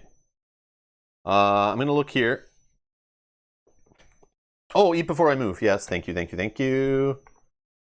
So that would have been these 2 cards were in the deck still. I'll just put them there for now. Doesn't really matter what's what, but so I'm here.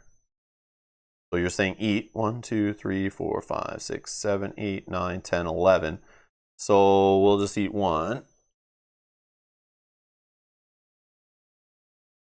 And that's 7 cards. Yeah, 7 cards. Good call. Might as well, right? Clear up some spots. 1, 2, 3, 4, 5, 6, 7.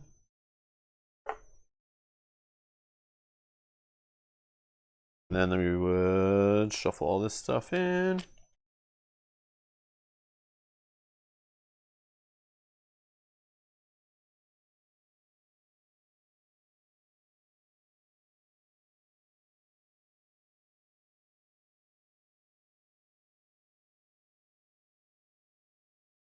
Okay, now 2 cards to move. I mean, do I just use this stuff up, clear up an item slot, and build something better? Although the bow... Yeah, this is all still good. Never mind. 2 cards. Knowledge is power, improve camp. Okay.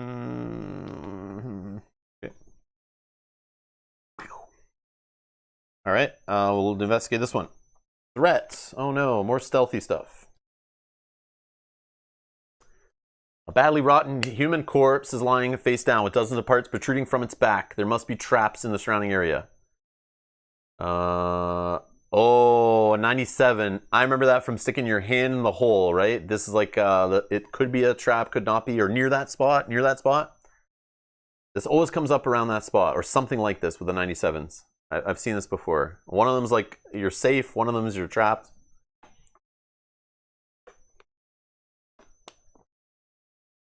I could use shield to prevent. I see. So stealth. Could just try to pass it. I don't have to do it right now, but I could. I have a Forewarned forearmed in hand. I need 4 successes. I could just draw like 3 or 4 cards, see what we get. And I have this to kind of back me up a little bit.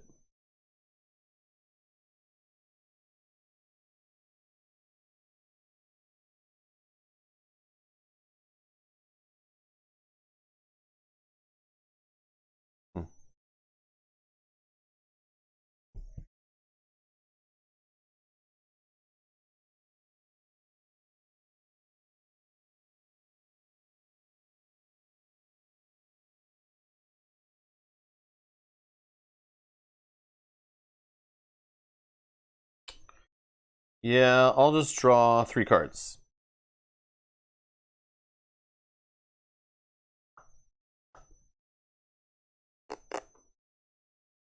I'm gonna do this action. Stealthy stealth. What do we get? Think strange encounters. So we got 1, 2, 3, and we'll just toss Forewarned forearmed. And we're gonna put a plant on the stupid tile. Stupid plants are back. All right. I think I'll keep friction fire.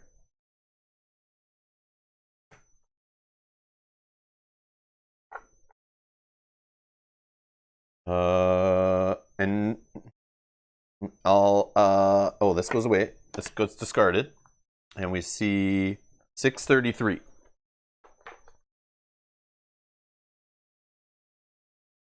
Oh.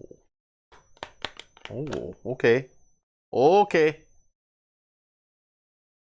Blue banner stuff. Blue banner. Torch.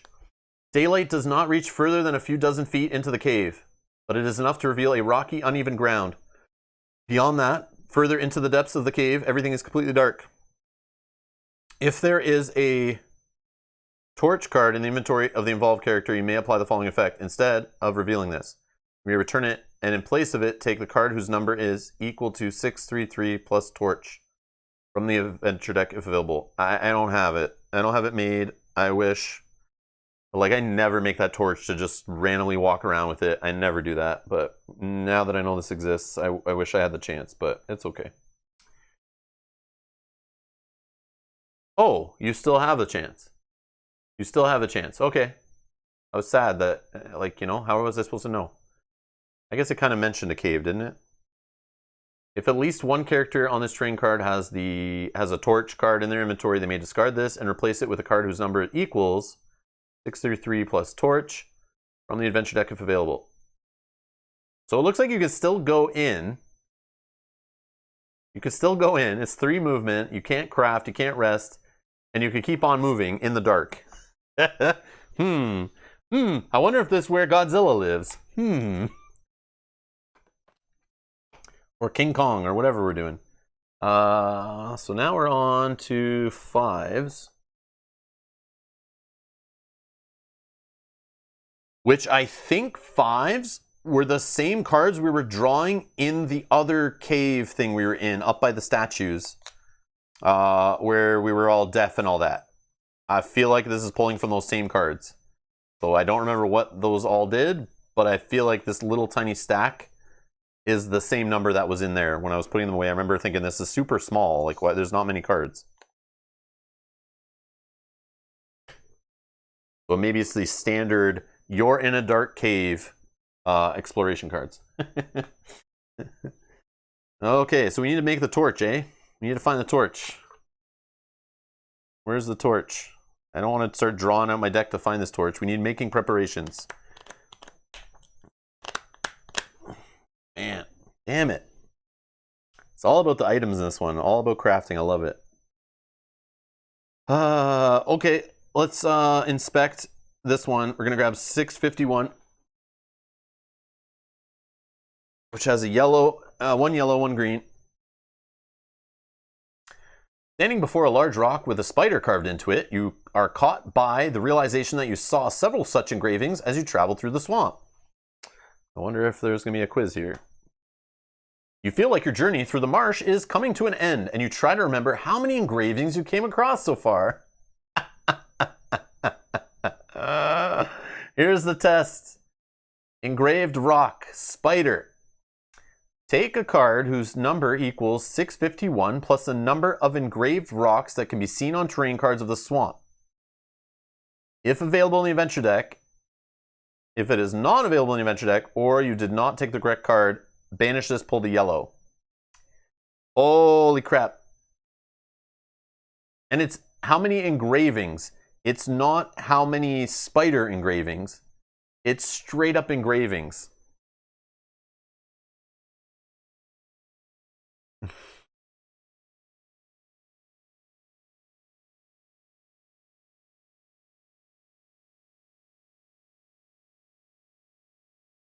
Yeah, it's the whole number of rocks with engravings. Count the amount of rocks. Okay. We don't have to do that. We don't have to do that. But maybe we find another kind of torch when we do it. Paul's guessing with lots. So you need to fight before fire. Only on this space. Only on this space I can't build a fire. I have to fight here. It says it's only the terrain card this is attached to. So I can put fire here. I just can't put fire here. Or rest here. But I can rest all in the... Everywhere else I'm good. Except for the cave, which has the symbol that doesn't let me do it either. Alright, let's try to total up. Let's start from... Oh, hold on.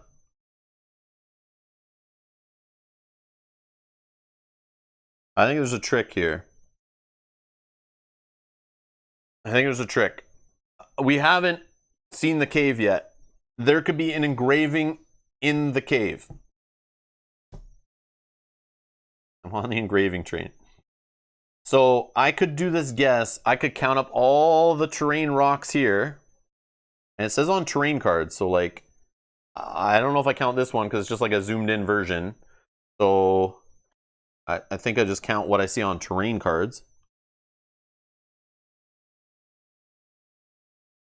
I'll be pissed if it's like, I take it too literally and it's like, it counts these ones too. I don't know what that word is, Jot. Lasco? It said the swamp. But I don't know, is this just a continuation of the swamp? So maybe I ignore it? Maybe I ignore it? Maybe I don't worry about the cave? I don't know. And which... So like, I haven't seen the whole swamp over here right now. But there is one out here. So is this like the trick one? Is this the one that like throws you off because you forget there's one out here beyond the gate?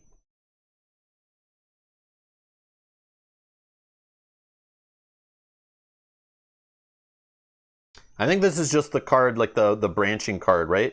That joins the two environments together.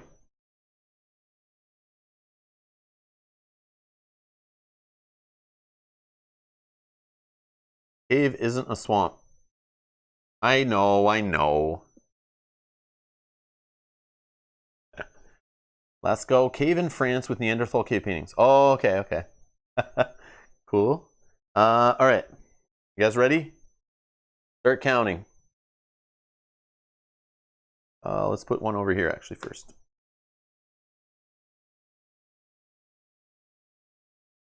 One. I need to count on a paper again so I don't lose count. So this is card 112. 1. Okay. Throw that back. And we'll grab... We'll just go a whole path on the way in. So let's do the next tile on our way north. You see an engraving on a stone here? I don't. There are stones, but none that have engravings on them. And it specifically says, coming to an end, and you try to remember how many engravings you came across so far. Take a card whose number equals 651 plus the number of engraved rocks that can be seen on terrain cards of the swamp. Okay.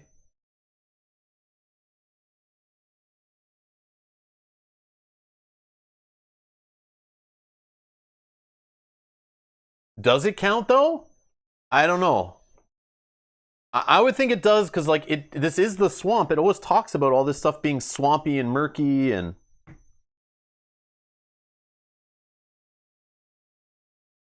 yeah, see? The air in the swamp is thick on 140, right? And right beside that, or right, sorry, below that,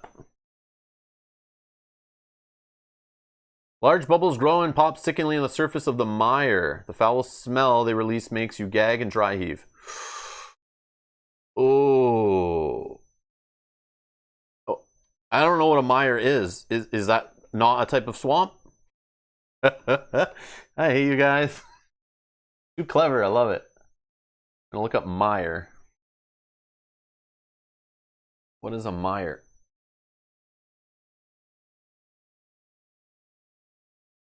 Oh, come on, come on. A mire is a stretch of swampy or boggy ground. Come on, come on. Mire is a swamp. Thank you, Edgar. Mire's the water. Okay, bubbling on the water of the swamp, right? Okay. 1. Okay, we went north. There was none. Now out front of the gate. You see any carved ones there? I don't. I don't see any that are like obviously carved. Okay. Then we're going to move through the gate. Here's the first tile after the gate. I see 2, 3. I see 4 here. I see 4, right? I see the skull down here with the bones and stuff on it. I see this one here that has some stuff on the side and the top. And then up here I see a snake and some more snakes. I would say 4. Okay, Matt's got 4 also. Okay, what card number is this? 602. Just in case you have to like roll back and look. Put a 4, okay. And then we'll just move left. This is west, one more. I see 1 in the bottom corner. Okay, down here. 2, 3, 4. 4. There's like, you can see an engraving on the half there. And on the other art joining it, it actually doesn't have any more of that rock there. Which is kind of weird. Like it's like half and half on. So it is just one rock hole, right? It's one rock hole. So on this is card 609 on the right, right? 609. How many do we have on the right card? 1, 2, 3, 4. I'm gonna say 4, right? 1, 2, 3, 4. Yes. And then on the card on the left, which is 654, I see 1.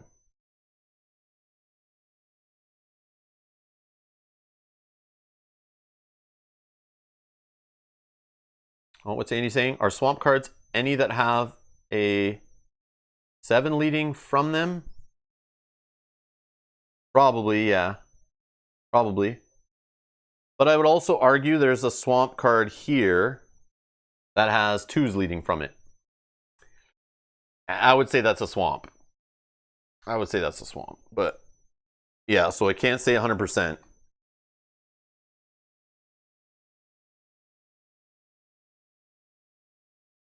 I don't know.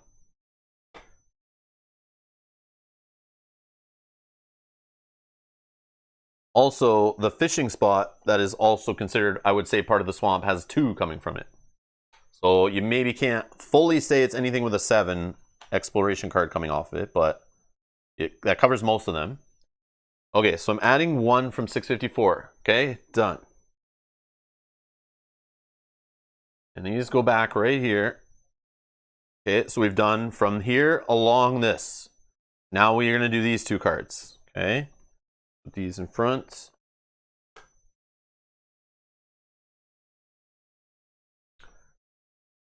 A little dark. Okay, hold on. I want to bring this one into shot, as there's a hidden one up here in the corner. So 1, 1, and that's all on that one, right? I don't see anything else. And that's card 628. 1.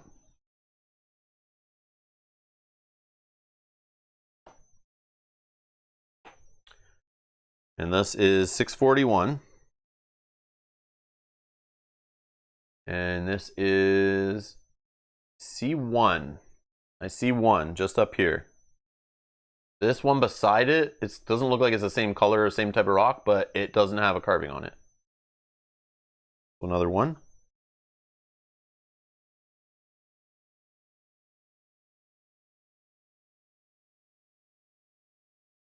Okay.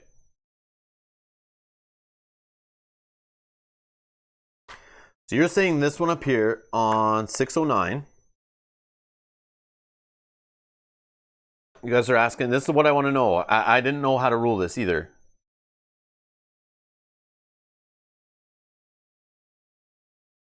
Because it's like, you're investigating right here.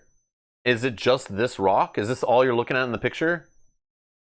Or is this some new rock that's not in the art that's like hiding off to the side you can't see? Northeast side of the gate. 628 and 609.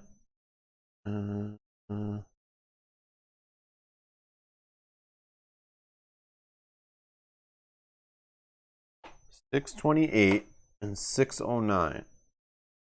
This is 609, which we already looked at. And you're saying this card? 628 is right here. 628 is right here. He means the rock in the bottom right corner, which is stretched south. Oh, right here. You're saying this, I counted this twice? Oh, I counted this twice. Yes, I did, right? Yeah, I did, for sure. Yep, I'm being dumb. Yep. Here, we can hold it up here and see it. Yeah, you're right. That's all one rock. So I need to reduce... I'll just take 1 off of... yeah. 609. So 609 only has 3. We'll say.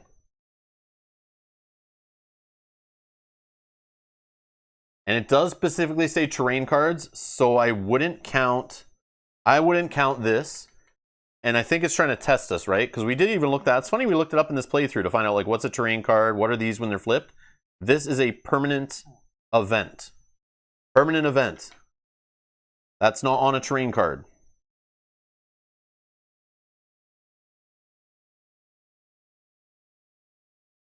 Andy says, it says there are several. I think it refers to the stones in general, not the one on the card itself. Oh, this one over here? Yeah, I'm not counting this either. Yeah, screw that. All right, so my total is 7, 8, 9, 10, 11. I have 11. So if we add that, 652, that's 662. So if I'm wrong,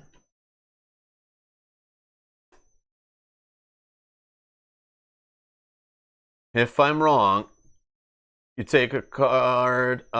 If it's not in the adventure deck or I don't take the right card, I have to banish this and we pull out a different card. I hope this isn't like make or break the whole thing. So Pontus, northeast of the gate outside is not more swamp, I don't think. I think it's the, yeah, there is an area we haven't explored. right here. But I believe this is just one of those bridge spots like this. I believe it's like one of these with the 2 arrows. That's the bridge spot to get like out of the swamp. But I might be wrong. Maybe there's one more card before that. Should I go back to it and check? I can check just to make sure. So I'll move back to the... Are you sure? I could check. I think it is. Like, I'm going just on memory. I could be wrong. What you can do is go back to episode 1, scrub till you find, like, probably an hour into the video or 2 hours-ish in somewhere in there. You'll find it. It is the bridge spot. It says Edgar. Bob says I'd say you better check. Do we think there might be one in the dark cave? You mean 3? Edgar just went to episode 1. Edgar, you're awesome for doing it. You saved me the trouble. As I would have done it. I would have done it. It's quicker to probably jump to that episode, scrub quickly, and see till you see that part of the map. Like, I've done it in my previous playthroughs to like look up stuff, to like remember things. But yeah, it's probably quicker than going over here, drawing cards, doing all that stuff, flipping this, dealing with that. Okay, so I don't know. I kind of just want to guess, but I still like it. I see you mentioned there. I'm standing beside a dark cave that's unknown, and it could flip it, and there could be another stone there that's engraved, but it's not technically in the swamp, so I can see feeling safe there.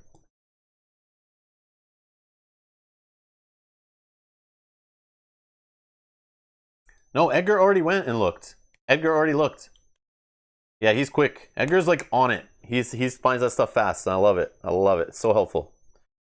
All right. Are we okay if I just throw in the 11 guess? 662. And unless there's something else you guys want me to look at, bring up to the camera, just to be for sure. Like, there's nothing in this swamp tile. I don't think we would consider this a engraved stone. I don't think so.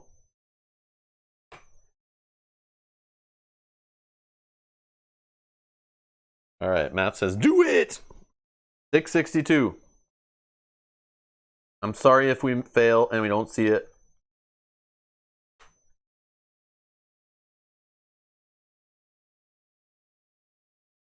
It doesn't have a thumbs up on the back.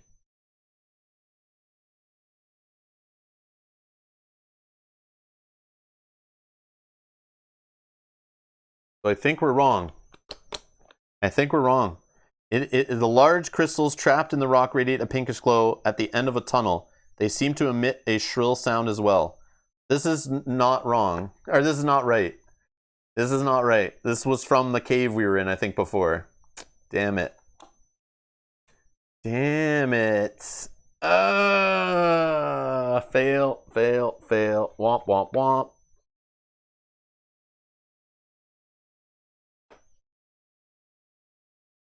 Yeah, it would have a thumb. We miscounted somewhere. We forgot something. It's from the other cave, right, Kate? Yeah, I thought so. The only thing I can think is this stone here. If they consider it's attached, if they consider this is attached, and if it's card 663, I'll be pissed if this is literally the one we missed. Like, I'll be pissed, because that does count, like, it might count as attached to the card. I kind of want to check.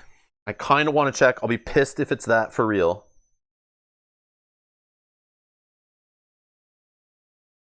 I kind of want to check. Are you guys okay if I check?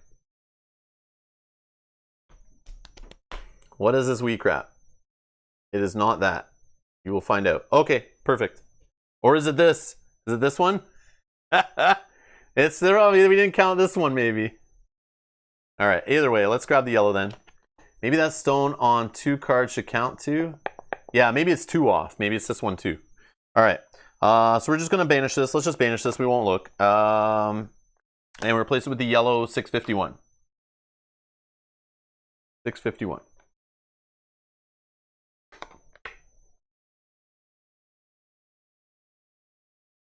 Unfortunately, you cannot seem to remember exactly how many engraved rocks you came across during your dreary journey through the swamp. You were certain you had kept an accurate count, though. Yeah, I was very certain, but I feel like there's more swamp. It would normally seem like a trivial setback, but this failure makes one too many after everything you've been through. Your nerves snap and you burst into tears.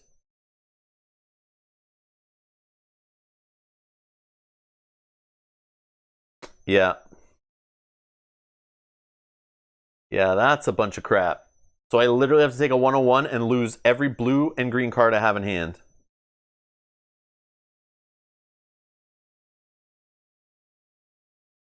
The only one I'm sad about losing is the Duke, which would be 4 meat I would love to eat. All that little playing with the egg is just thrown away right now.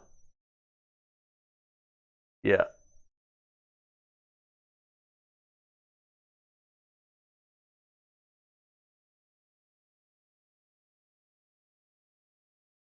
Check if it's those things we saw and didn't count. Yeah, all right, let's look. Oh, I'm going to look at, what was it? 663 is the next one? If we just miss one. Because here's the thing, the spider one, why I wouldn't say it's the one on this card, is because it's right here. Like, that one is obviously on this card. Like, it matches, right? So I would think, the only one I think is this one, because it's not on this card. Like, I don't think this rock is this rock, but I could be wrong. I could be wrong. No, I haven't lost the game. I haven't lost the game. It is not that, says Sajat. Oh, okay. No, I'm not. I haven't lost the game. I just lose all the cards in my hand, which sucks. It does suck. Not the end of the world, though. But Sajat says it's not that. So did we just miscount, or we haven't seen the other rocks? Probably it's in the cave, and I'd be pissed. Because I should have done it. Alright. That's okay. I see why they call it the Swamp of Madness now. I'm getting mad. That's scumbag move. I probably shouldn't even done the test. I also debated that. Was like not even playing with the rock first. But I thought it would help me maybe find the torch easier or something. Okay. So let's see. 663. Just out of curiosity. I'm peeking. 651. What was the other card? Piece of shit. So we're one away. We were one away. We were one away. Damn it. Alright. Stupid piece of crap. Crap. Anyways. Alright. Okay. Gone, gone, gone, gone. Where do these go? Just all discard, right? Boom. Okay, that was fun. Alright. If I lost all my items though, I'd flip the table. Remember, you still have your statuary. Do you ever mulligan takes you back to any retcon to use? I know, I could. Just badly written, to be honest. It's specifically said on terrain. Some of the green may banish. Oh, didn't it said though to just discard, no? Where was it? Right here. Yeah, discard all the blue and green cards they have in hand. So if it leaves my hand, right? Discard. Discard, safe. It's no banish on this one. No banish on this one. If you get injured, banish this. If it leaves your hand, banish. So the dog gets banished. Dog gets banished. The other 3 get discarded. So technically we could hatch Duke again. That does suck. I like Duke. He used some food, and hopefully we don't run out of food and get caught where that nice 4 food popping out of nowhere would be awesome. Yeah, there is only one of them was leave your hand, banish it. Rob is getting punchy. I'm in the Swamp of Madness, Dan. What do you expect? All right. Okay, I need a 101 card. 101 card. We're tired. We're tired. Not only did I take all my blue and green, I got a red. We're tired. So we could rest.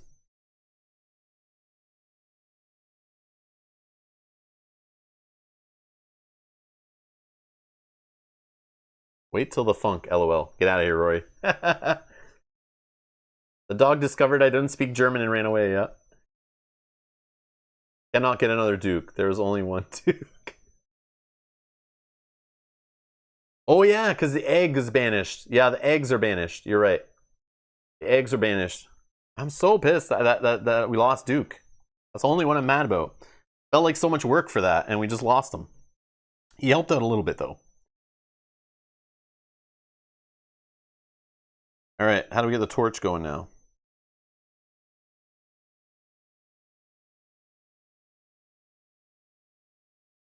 Well, I can rest to get rid of tired, right? I'll draw 3 cards to try to rest. Okay, we succeeded. Making preparations. Ha! Gotcha. Alright. I'll take making preparations to hand. Tired is gone. Get out of here. Alright. I will... I don't have Scholar anymore. How do we do this? How do we do this?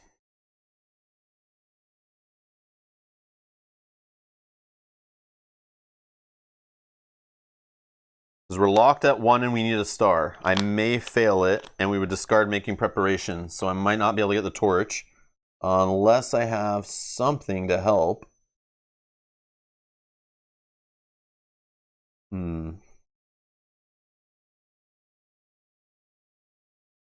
Throw the dynamite into that goddamn cave. That'll show who's boss. Alright. Actually, we can investigate with the plant, right? And we'll just draw some more cards.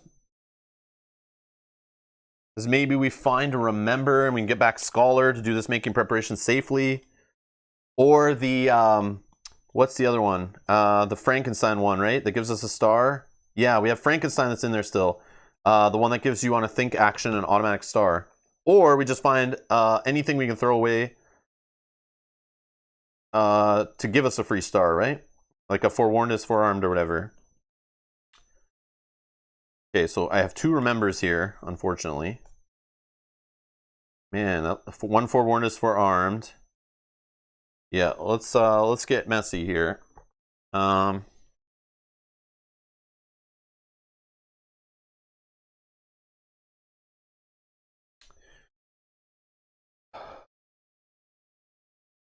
Alright, let's try to remove the Flying Root. I mean, this is Vigilance.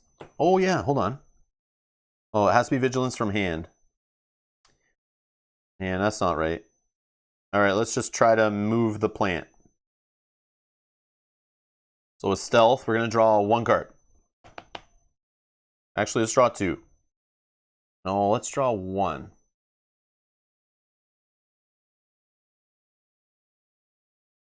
I agree, Bob. I agree. Alright,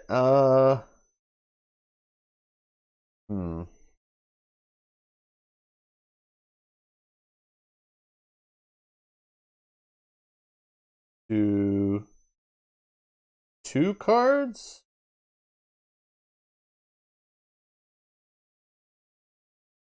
No, let's just do 1. Let's just do 1. Stupid plant. So we auto fail. Okay, auto fail. No big deal. Failing doesn't do anything, right? Let's do it again. 1. Solitary. But we don't pass. But that's good. Ish. Because we can get the star we need on this, right? Or I can shuffle this back in. But man, this would be amazing for the final battle if we get there. Okay.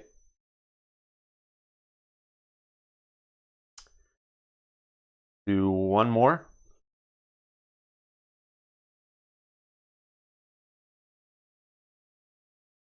Oh, what's this? Predator?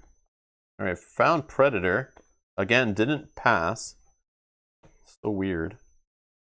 I'll do it again. One more. I'll remember. Okay, here we go. I think we're good. We still didn't move the stupid plant. But we keep failing, trying to sneak and move it. Okay, but we got some good cards in hand. So let's see if we can make this work. So we got to remember back Scholar. Recover from our stupid bad guess.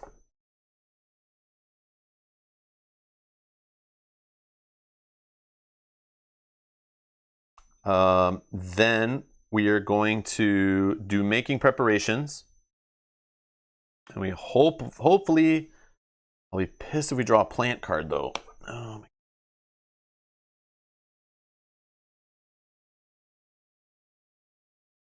We have only one plant in here. You know what I'm going to do? I'm going to move to the fire spot, I think, to even do the making preparations.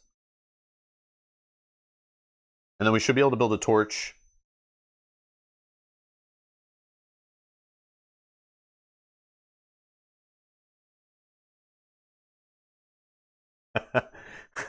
Okay, I'm going to move back here for free. I am going to making preparations using Scholar. I'll draw one card. Okay, learning from our mistakes, not a plant. This is gone. I'm going to search for the torch. See how far down it was. Oh, it's not really that far. Oh, there it is. Middle of the deck. Okay, good. Torch. Okay. Now crafting. I have the fire resource. I have vine and I have wood. Oh, no, I don't. Because we don't have the freaking, our little crab buddy anymore. So annoying. That cool ability, it's all gone. But I can make it for free with this. Okay. So I will. I'll pitch this and we'll craft it for free. Yeah, it will only be 2 to craft it. I'll still do it. Let's craft it. The vigilance. I guess we'll throw it on this pile here. I don't know. Throw it on that pile. Kind of sucks, but I'm gonna eat. Let's throw 1 pip on the shovel, which is a little risky. And we're gonna eat. We don't have gourmet in hand anymore, but we'll get 6 cards back. We're all out of meat.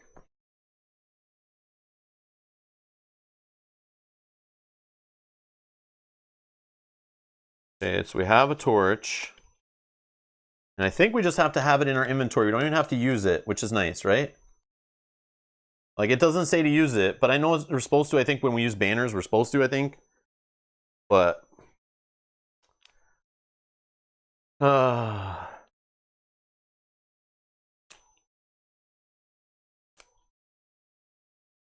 just says, yeah, it just says we have to have it in our inventory. I don't know. You have to use it to use banner. So lame.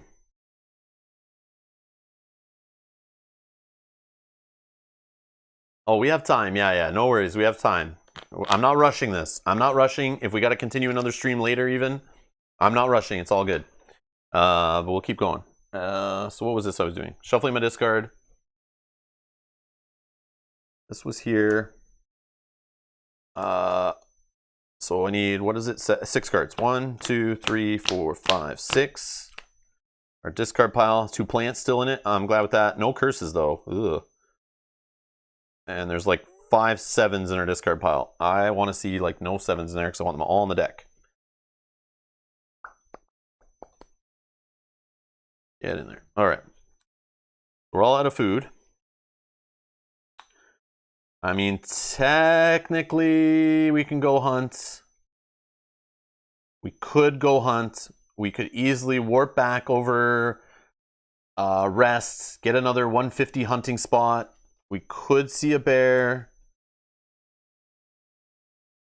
I mean, there's plants on that space, so it could be a big fat fail. No, Rory. Tomorrow we have Sword and Sorcery we're playing on our next episode in that playthrough series. with Mel, playing co-op. We're going through the Darkness Falls expansion for Sword Sorcery. Playing through that, so we're doing that tomorrow. And Sunday I'll be playing and/or learning, prepping for whatever we're playing next week. Or we may randomly stream Arkham Horror LCG. I don't know yet. We've only played it once. I've been reading rules again, the rules reference and stuff, but I want to play it a couple more times, I think, to get a feel for it before we just stream it. So that's the plan. We'll see. We'll see. That's the plan. So no 7th Continent, because it's solo. I don't want to be sitting down here playing and, like, you know, you have to see my wife sometimes or my family, so, you know. I'll play solo games mainly when they're busy or working or school or whatever. It's like a good time to do it. Like today. Like today. Okay. What should I do? I could go hunt. I could go hunt and possibly load up on meat again. I don't know. I feel sketchy here, though. Oh, you're off all weekend for once. Oh, okay.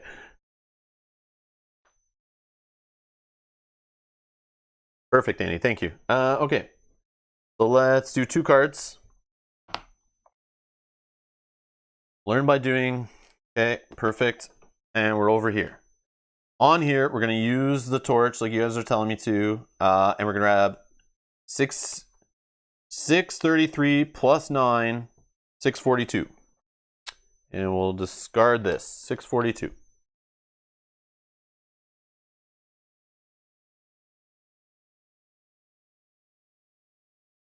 And it's telling me I'm okay to come from 633.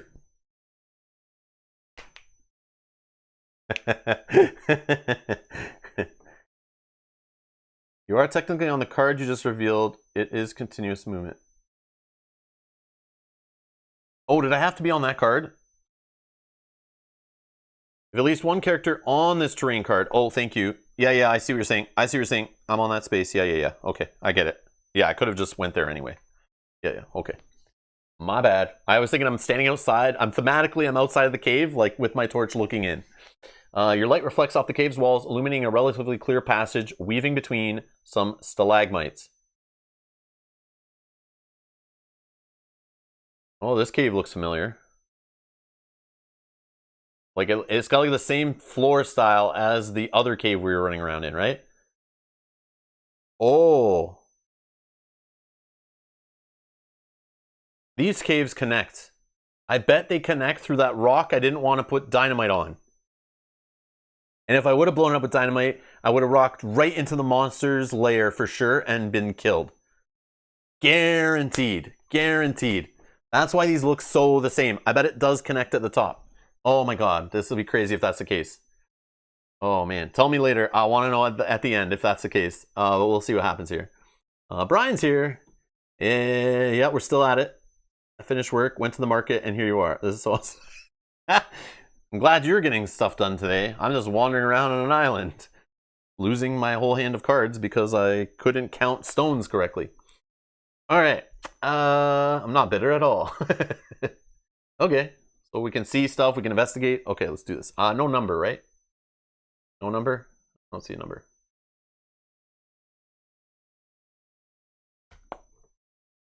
Okay, let's investigate. We're gonna look at 660. It's only one movement on that card. That's nice. That's nice to see. On a swamp, makes sense.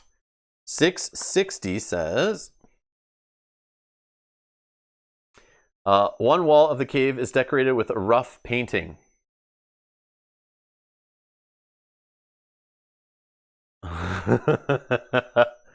The drawing shows a monster of cyclopean proportions, apparently fighting what must be a Roman soldier. Judging by the standard he is proudly brandishing, if the painting was true to scale, you have little doubt of the outcome of combat. So this is like a little soldier dude here. And this giant monster thing over here. Like, what the heck? Immediately after this is revealed, one involved character may choose one card with the keyword aggressiveness in this card pile and add it to their hand. Prepping us for battle. Prepping us for battle. Yeah. You can see this better on this shot here. I don't know what that is, but it does have two big fists. I see lots of I see lots of stones with engravings on them. It looks like it's like kind of I don't know, eating them or bashing them or something. Aggressiveness.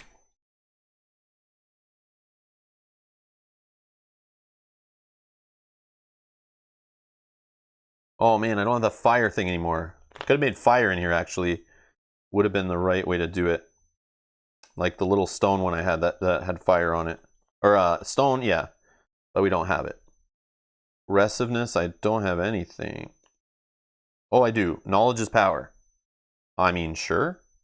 Okay. Knowledge is power. I have scholar, why not? Okay. I'm gonna just do the knowledge is power right now. For free. Get an experience.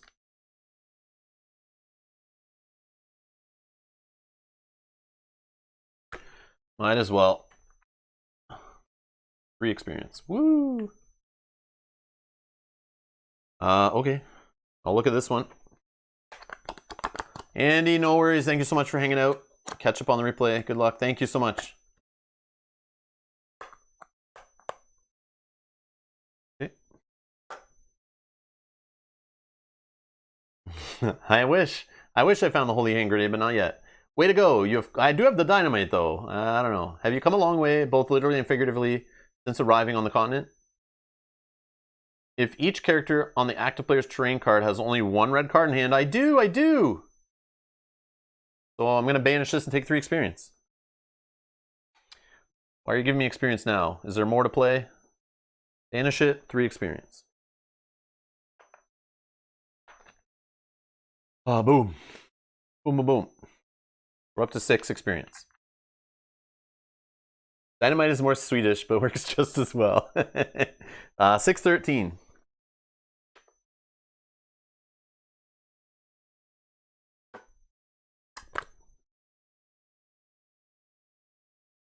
Though through the complete darkness of the cave, you notice a halo of bright light about 100 yards ahead of you. It just has to be the exit. There is more swamp after this, and that's where there's another stone, I guarantee you. And I'll be pissed. I know I'm going to be pissed, because I knew we should have looked in the cave first. Okay, anyways. If there is a torch card in the inventory of one involved character, you may apply the following effects. Instead of revealing this, you may return it, and in place, take a card that is equal to 6, 13 plus torch. 6, 13 plus 9, so we're using up this. We lose this whole thing, really? That sucks. Okay, I don't like that rule, but sure. What was it again? 9? I just threw it away. Was it 9? Yeah, 9. So we need 622. And we return this, right? Return it 622.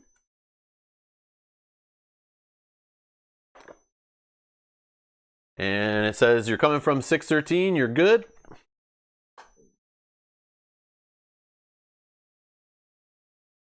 A narrow stone footbridge spans a chasm filled with thick smoke which completely obscures the cavern floor.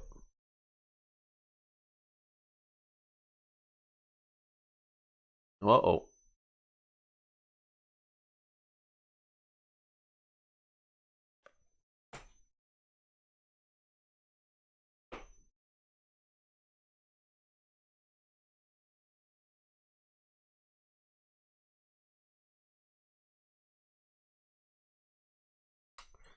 So here's the problem now. Let's count the minus of cards. If it is a 21 card plus, right? 21 card plus minus 6, 7, 8, 9, 10, 11, 12, 13, 14, 14, 15, 20, 22. I literally could reduce the card draw beyond negatives, but it's all about the stars. So we have solitary technically if we were to walk into this monster soon. I'm just thinking about going back and hunting and eating and getting cards because I'm looking at my deck and I probably have like 60% of it left. So what I'm saying is even if I have to draw 20 cards, I should still be good to draw cards, but I will be able to reduce it no matter what. I should be. I just worry I just lost a whole item stack, which could have technically led to more stars.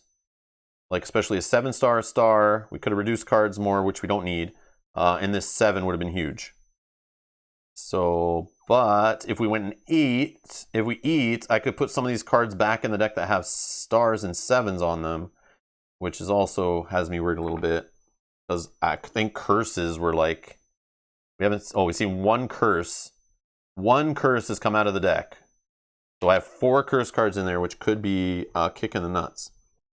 And we no longer have things to help us toss cards back and draw more cards. Like, we were really set up, but now we're like... I mean, we do have a 7-star here. We have 6 stars. Plus 5 is 11. 12, 13, 14, 15, 16, 17, 18, 19, 20, 21, 22, 23. I have 23 stars on a combat test, not counting 7 stars if I want. Think we're okay still. Think we're okay. I could reduce it enough if as long as it's the fight test. As long as it's the fight test. Oh, and dynamite. I didn't even count the dynamite. I haven't even counted the dynamite. I think we're okay. I think we're okay, but we still need to discard cards to keep moving and stuff, and we're still going to have tests that are going to make us, you know, mess with us. Be nice if I could plop a fire spot in here somewhere. Anyways, alright, I'll spend 1 card to move up. Perfect. Curse, get out of my deck. Alright, we're moved 1.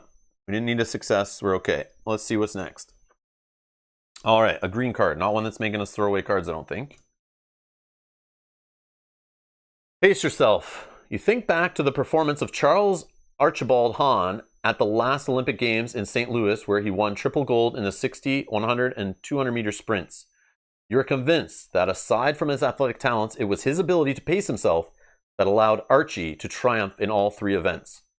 During the result step of an action you're involved in, you may obtain exactly 7 successes, and the action is a success. During the result step of an action you're involved in, if you obtain exactly 7 successes and the action is a success, randomly take 10 cards from the discard pile and shuffle them back in the action deck, take 3 experience cards, banish this, and then do a cartwheel, and then go ride your unicorn and look out the window because pigs will be flying, because this will never happen. And go buy a lottery ticket because you're a lucky bastard. All right. Side quest, pace yourself. That's a cool one.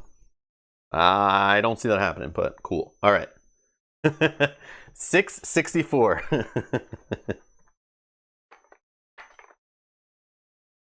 All right. Ooh.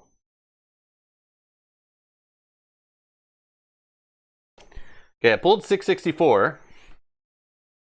Now here's what makes me think this maybe connects the other side. So 664, it's the only one, and it's saying if you pulled out it from 655, you're good. So I have a feeling, my guess would be, if the dynamite blowing up the other side, maybe that other 655, yeah, I'm getting cynical, I know. I'm still pissed that it discarded my whole hand. That bugs me. That really bugs me that was the punishment for guessing wrong. That's like really harsh. Like really harsh. Like all those green little things I worked for. Hatching that egg, like that was my baby. They took my baby. I made that baby. All right, so 655 I think might be the other side of the cave. Like if you did the dynamite and blow it up or something. That's just my guess. Because I feel like that's going to connect in here somehow. You are standing at the entrance to the cave. A narrow stone footbridge spans a bottomless pit that is filled with smoke. Guys, it's not Godzilla. It's not Kong. It's the freaking Balrog from Lord of the Rings. That's what's down there. That's what's down there. This is a Lord of the Rings shout out for sure. This is even a bridge on the tile looks that way. Outside life. if that's what it can be called, takes the form of sad, weathered vegetation. Rob, the mother of crabs. My baby. Whoa. Maybe not. 631, 631, 631, 631. What the F is happening here? We're gonna fight a water monster? Was that waves? Is that why he looks all messy? He's made of water? Yeah, he's made of water. It's a water monster. Huh. Is that what cyclopean means? Fly, you fool! You shall not pass! Exactly. I was thinking like Cyclops, like the big Cyclops monster, you know, like a giant monster, like Roman or whatever, Greek mythology. Great Neptune Batman. But maybe it's like Cyclopean? As big as the Cyclops. That's what I thought, Matt. Okay, I was right. Okay, that's what I thought. I just didn't know if like cyclone, you know, like water. I don't know. But cyclone's like air, right? I don't know. It's Cthulhu and 15 cultists. Go! Okay, 631. 631.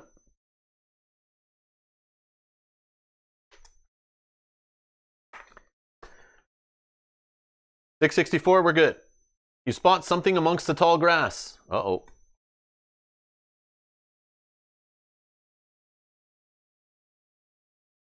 What is it, though? See, I think this is the connection. Right here is the connection from the blowing up with the dynamite, the other cave, I bet. That's my guess. That's my guess.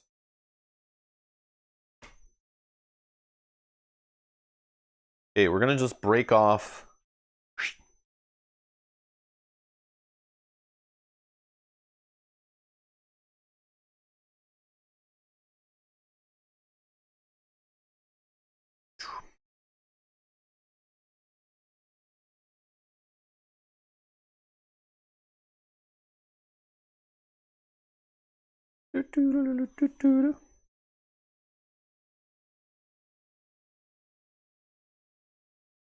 Yeah, we'll just this part we'll just pretend it's kind of like connected.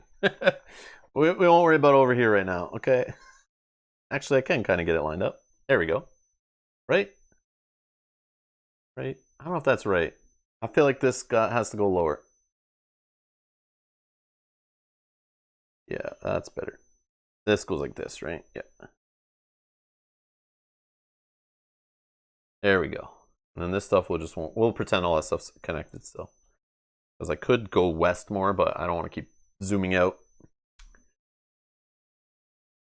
Who thinks it's a Cyclops? Just say I. I see what you did there. Kanji, yeah, I love it.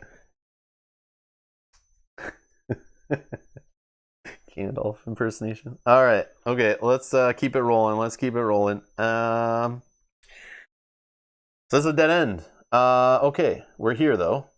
We need 2 to move on there. Let's do it.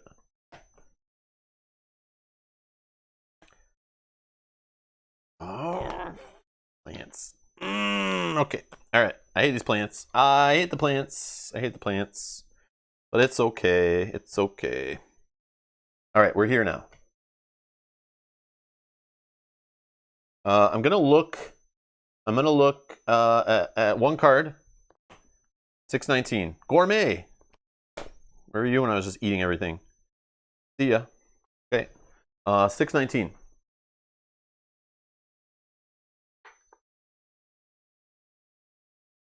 Only one.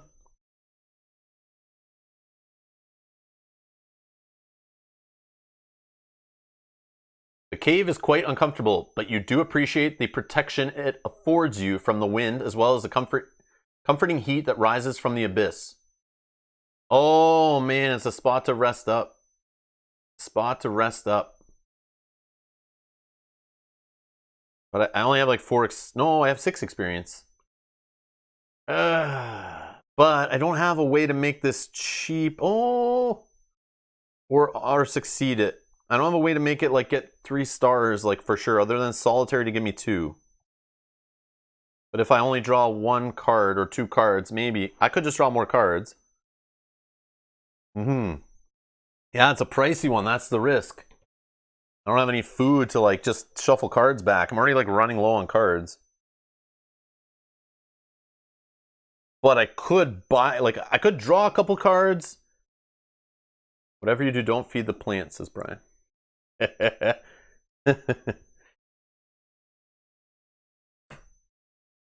I'm gonna look in the tall grass. It's free, $6.58. Let's see what's in the tall grass. Only one card. The bones of several people litter the ground next to the dented helmets and wobbly passive shields with rusty and broken gladi lying by their sides for eternity. I don't know what that means. You can imagine the reactions of your colleagues from the history department when you tell them that Roman legionnaires explored the seventh continent. Immediately after this is revealed, take a 629 card from the adventure deck if available.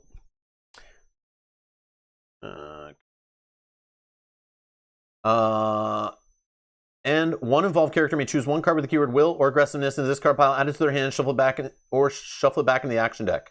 And we have the bone resource. It's really trying to prep us up for a fight here and reminding us that, like, if you are not ready, death will happen. A Pavis shield is a full-size tall shield, Roman legionnaire style. Oh, okay. Like a tower shield, right? In all the video games I play, they're called a tower shield. Is that like the similar thing? Like just one that's like the size of a dude, or is it just the smaller ones? Like I picture the Roman shields. I know what you mean.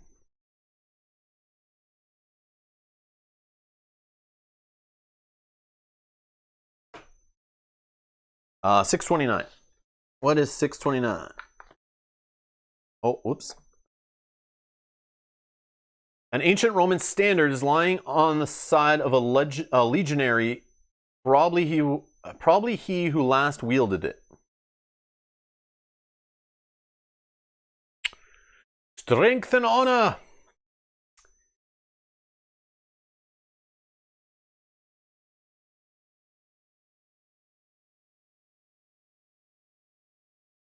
Huh. Aggressiveness and an antique. Oh yeah, we lost that side quest, right? We found another antique. Oh man, if we kept the music box and we didn't guess on the stupid spider rock, maybe we would have had 3 antiques. Okay, so I'm not so upset about losing the shield because this gave us another way to throw a 7 in the combat. Mini history lesson.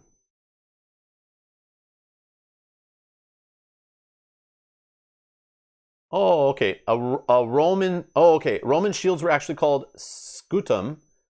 Pushes up glasses on nose. Actually, you're right. Pavis is later, which is okay. Isn't more 7s better? Yeah, that's correct. So the shield in the discard is not great, but at least we got this. So for a fight, we can add a 7 and or prevent getting frightened or terrified. And in a fight, we can reduce the draw by 4 and or return your terrified state and banish this. So it's just giving us more to prep us for this big fight. So like, did we go overkill? I don't know. Or is there just more rounds to this combat and we need like many ways to reduce card counts and get stars? I don't know. So this is aggressiveness and an antique. So I'm going to start a new pile, I think. Yeah, I'm going to start a new pile. Okay. And I can take a card with the keyword will or aggressiveness from the discard pile and add it to your hand or shuffle it back into the action deck. Aggressiveness or will. Oh, unless I'm going to craft like a bow or walking stick or something. Knowledge is power.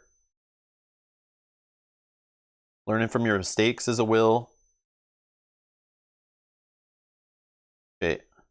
So learning from my mistakes, knowledge is power, a bow or a walking stick. Or a remember. Ooh, remember. Or is one of those, maybe I just shuffle this back into the deck. Like, a learning from your mistakes seems like a good thing to put in the deck. Yeah, maybe I'll just stick that because it has a 7-star, 2 half stars. But a remember, I could pull back. With the remember, I could pull back like the shield. And then craft it. I could craft it. You vote shuffle? Just shuffle back in? Yeah, it just makes my deck, it puts a card in the deck. It's better chance of succeeding, right? Yeah. I mean, I don't want to make a walking stick really. The bow is okay, but I don't know. I think we're okay right now.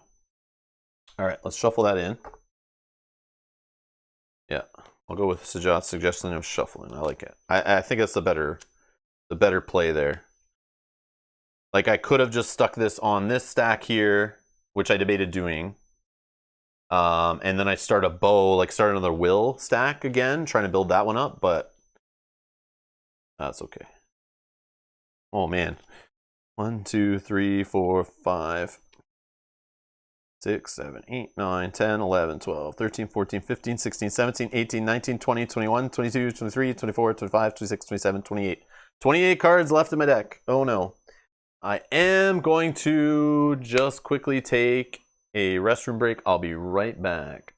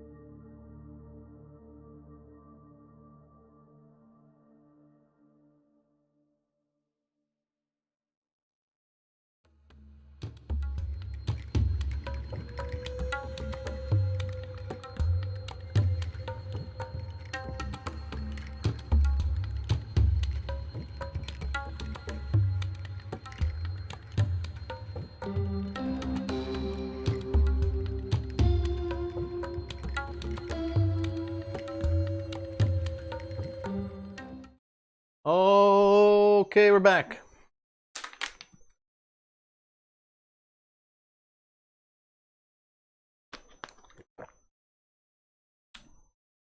And all right. Okay. What else can we do? I don't think we rest. I think I just look out at 607. One card. Valiant Hearts. Why is this the card I just drew? I don't know. We're going to keep it in hand though. 607. There's only one. No writing on the back. A foul body of stagnant water lies between you and a piece of land covered with very dense vegetation. One more step, and it will be too late to back out.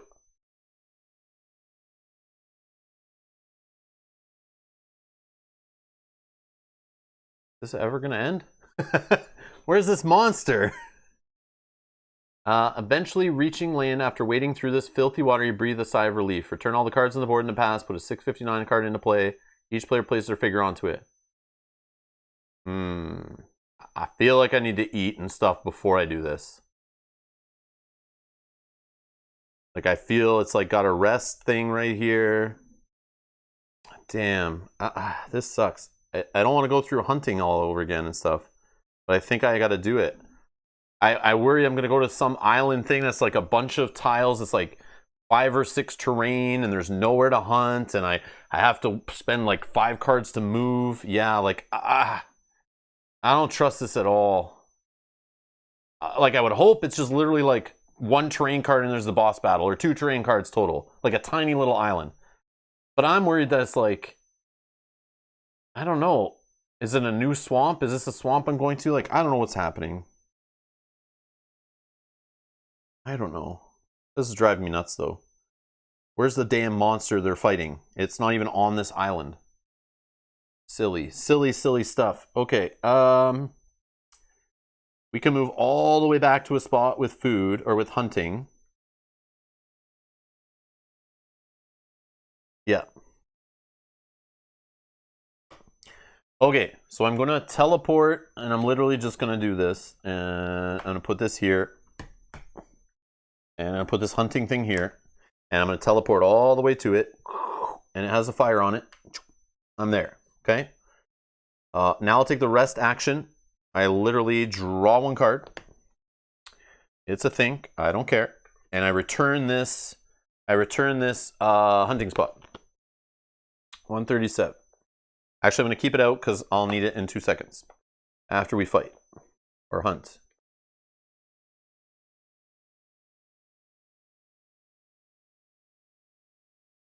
Okay, so we found the hunting spot. Okay, so we can hopefully get 5 successes on a hunt. I think we'll be good. Drawing only 1 card. Okay.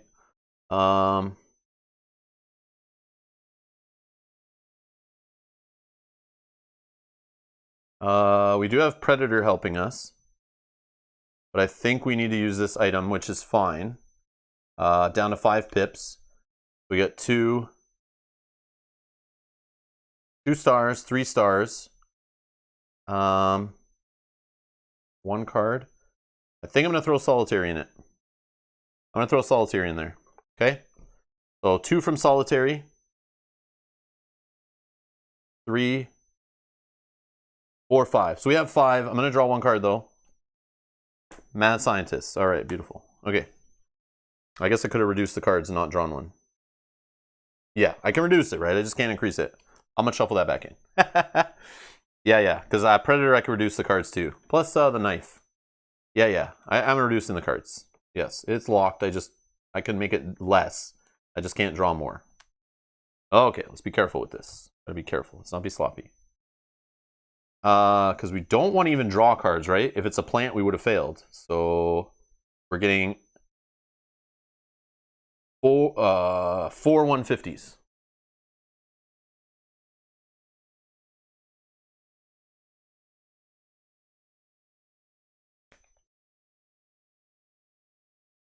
So Sajad's saying in the chat, so Rob, when I said you'd be surprised by what you find behind the open gate, was I right? 1,000% correct. I am blown away. I literally thought it was gonna be like 1. Like, I didn't think the map went this far. Like, I didn't think it was anything other than like literally 1 spot, and it was like a final boss battle on that spot. Because it kind of hinted. I feel like maybe I was just like filling in the blanks myself, but I felt like it talked about behind the gate, like instantly they were attacked, which they were. They were, like the wagon got destroyed, just like the story said right here.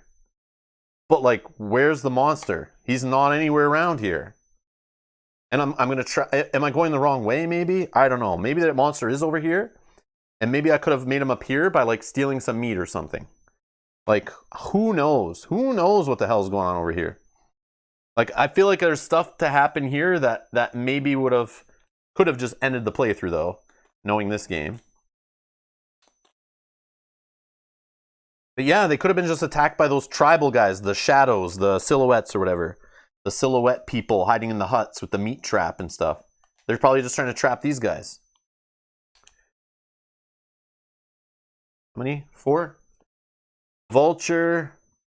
What the heck is this in here for? Oh, I drew too far.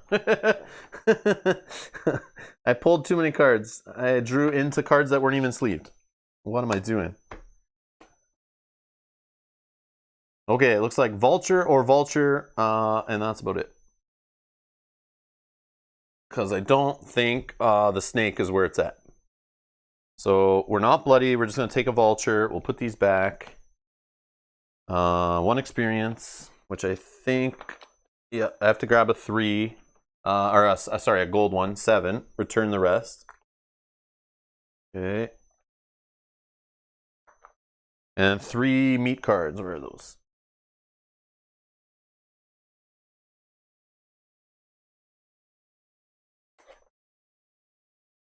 Oh.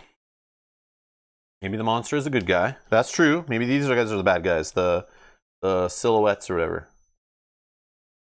One could say he's been preparing for this his entire life.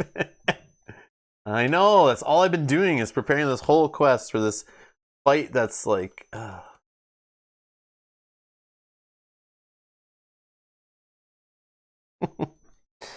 Okay, 1, 2, 3. All regular meats. And we'll throw it on our basket here and bump this up to 4 pips. And we're bloody. We are bloody. Oh, is the bear still in this pile? Probably from that deck. But yeah, I didn't even have a chance to see the bear. Duh. But there's a boar in there. And there's vultures, so I'll take it. Okay. Meat is done.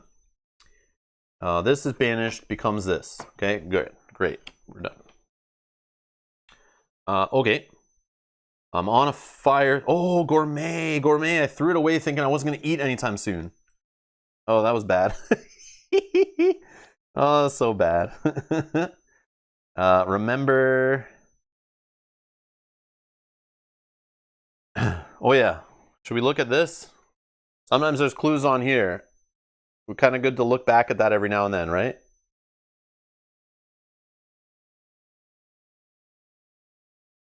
I feel like that's what's going to look like when we get to the actual island that we're about to travel to or whatever. Lots of foliage. It's swampy. Yeah, that's where we're going. Damn, all 3 remembers are in here? Yep, all 3 remembers are in here. So getting gourmet back is not going to happen anytime soon. I could just eat a little bit, but I think we're fine. Let me count. It's the swamp thing. I know, that's what it looks like, right? What? Oh yeah, I gotta draw bloody too. Is that before? Yes. Did I do it? I didn't do it. Why didn't I do it? We're bloody. We're bloody. Oh, and I'm gonna get rid of that soon anyway, right? When I swim to the other island. Okay. So I'm on a fire space, so I can get 1, 2, 3, 4, 5, 6, 7, 8, 9, 10, 11, 12, 17, 18 cards back, leaving 4 in my discard pile. Yeah, let's just do that.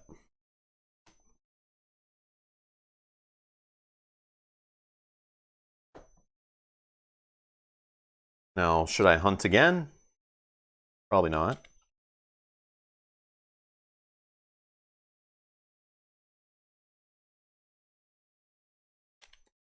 Probably not. But I want to, but I probably shouldn't.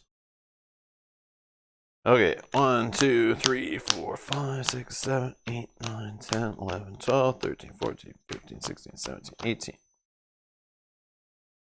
I guess I miscounted. Oh, 2 plants in here. Gourmet stayed in the discard pile and a remember. Oh, that sucks. 4, 5, 6, 7. Okay.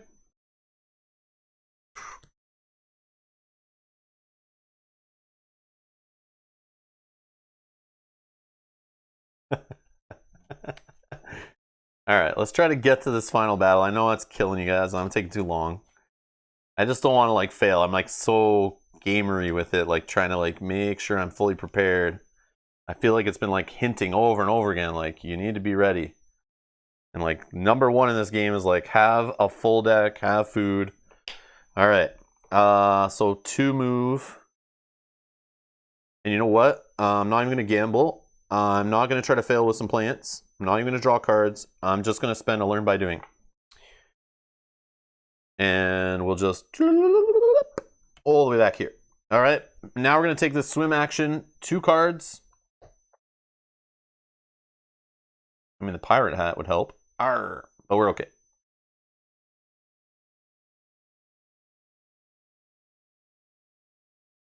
Yeah, swim action.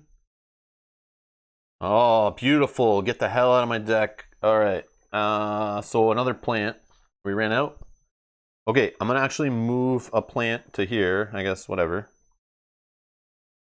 It doesn't matter. Whatever. Okay. So swim, we'll get rid of bloody. And then now, eventually reaching land, after wading through this filthy water, you breathe a sigh of relief. Return all the cards on the board and in the past, and put a 6/59 card into play. Each character places their figure onto it. Like, look at this past. Here's my past. It's like huge. Well, the board is insane. It's about time. 6/59. Let me grab that before I forget. And there is a yellow version. And it says, you sink your feet deep into the spongy soil. The rotten vegetation lets off a pestilential odor and thousands of disgusting insects swarm this place. You try your best to hold back the intense nausea. Okay, it looks like it wants me to craft.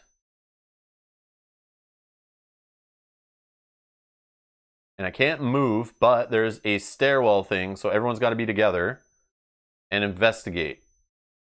Do you see a number? I don't see a number. Another bell?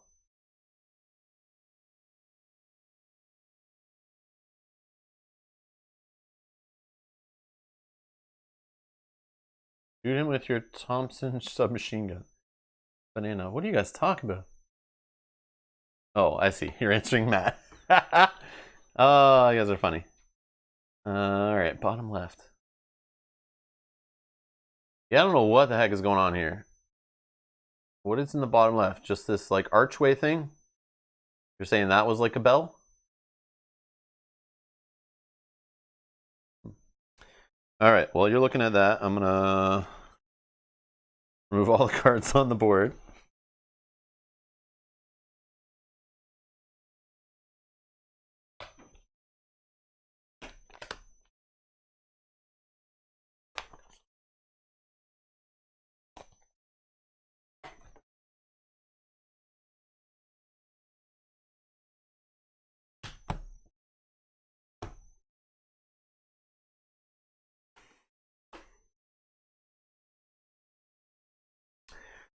Not looking forward to sorting all this stuff out later. I'll just throw it off to the side for now. All right. So actually, let's do this. Let's go back to here for a sec. Go.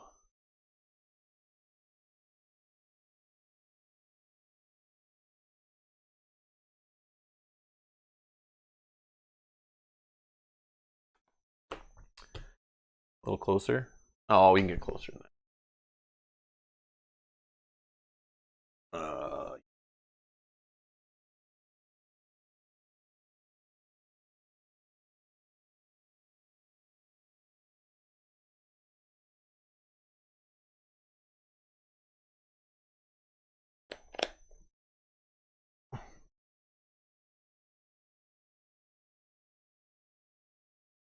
All right.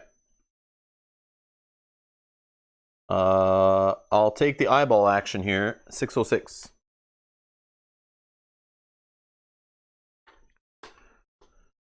Just looking back, I guess. A foul body of stagnant water lies between you and the entrance to a cave. So we can leave here. Oh my god. So we can come here probably and not be ready, and then we can leave. This is silly. Eventually reaching land, after wading through this filthy water, you breathe a sigh of relief, da-da-da. We can go back if we wanted, but we're not going back. Please say we don't have to go back. There is a way to leave. All right. Do we craft? We don't have anything to craft. Okay. One card. Lucky Star. Oh, that's a nice one to have in hand. Again, after losing it. 6-11.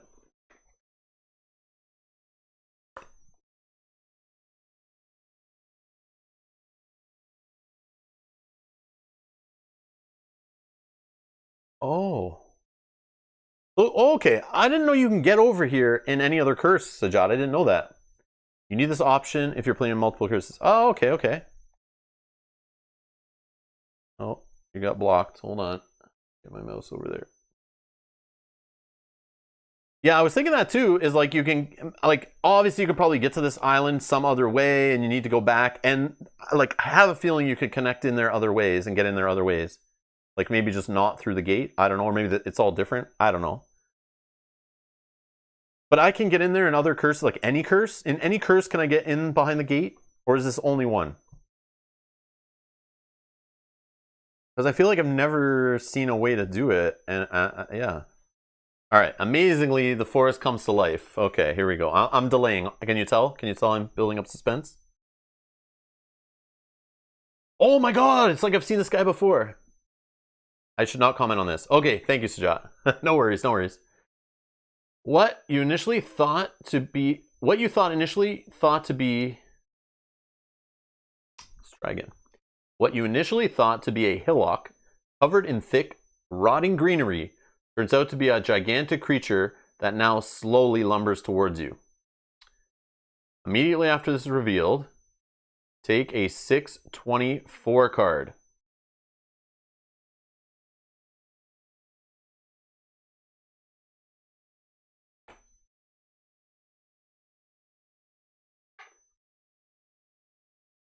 Where are you? There's only one. The creature has gotten to within 30 feet of you when a hole appears in what serves as its head, and it proceeds to release a deafening bellow. Am I not going to get a chance to go deaf? I should have went deaf already. Okay. Yeah, I should have went deaf already. I knew it. I knew I should have went deaf already. Damn it. You feel the blood draining out of your face, and your body starts shaking violently. It takes everything you have not to pass out. So I have to do it. It's a 6 and 6 stars. It would be a 4 and 2 if I was deaf. And what's it trying to do to me? It's trying to give me a 103. So if I pass, you manage to maintain your consciousness. Or if I fail, the sight of the dreadful monster coming to you makes you shudder in terror and you run away. Each evolved character takes 103, which is probably terrified. I don't think... No, the earplugs, I have to... After revealing this, I have to do this action right away. The earplugs are like a separate... They're like the hand action. Yeah, I just thought... Like, I thought it would... Like, because it's been hinting the whole time about this screaming and... in the cave, listening down into the thing, I feel like that was this guy we could hear. But maybe not. I don't know. I thought it would be something related to that. But... Oh, he has a carved spider thing on his head.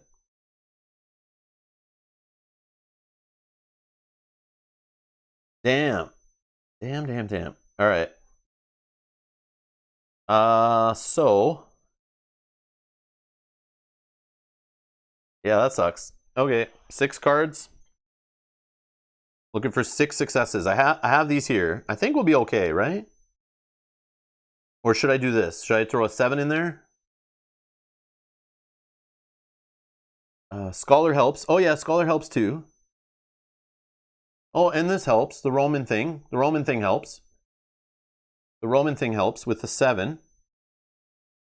Oh, and it prevents terrified or frightened. Poison Ivy. Where are you?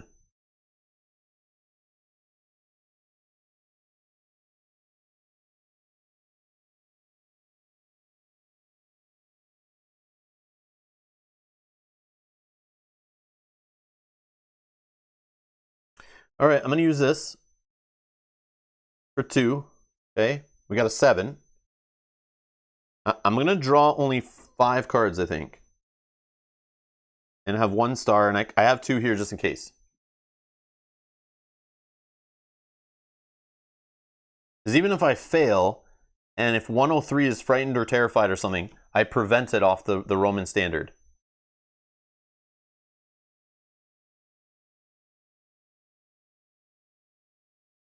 Yeah, I'm just going to draw 5, because I can reduce it with Scholar, right?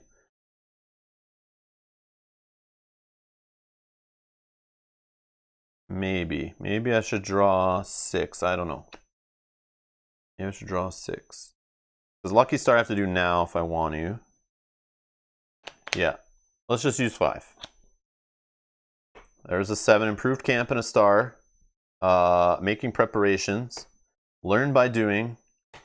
Learn from your mistakes. Deadfall Trap. We have 1, 2, 3, 4, 5, 6. 2, 3, 4, 5, 6, 7. Yeah, we have enough with just 5 cards even. All right. Making preparations. Unless we're trying to reduce costs of crap, you might want to have one of these in hand. You have 7 successes, by the way. Oh, no way. No way I do, don't I? Yeah. Scholar. No. Oh, yeah, I do. Because I didn't draw a 7. I don't have a 7 star, right? So why the hell did I even use this? Just for preventing tired and frightened, right? Because I don't have anything that gives me a star 7. So why would I have done that? That's stupid. But anyways, it does prevent me from frightened or terrified, at least. Yeah, that was dumb. I wasn't thinking correctly there. I don't know why I thought I would get extra off the 7s. Okay, let's do that. Randomly take 10 cards from the discard pile, shuffle them back in the action deck. Take 3 experience and banish this. Okay, what am I keeping here? Making preparations I already kept. Gone. All right, 10 cards.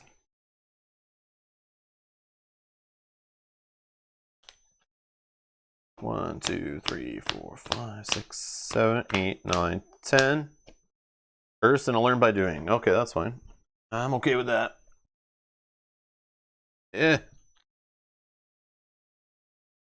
Wow. So I take back all the unicorn and flying pigs and lottery ticket talk I had earlier about getting that side quest done. Wow. My mind is blown. All right. 638. 638.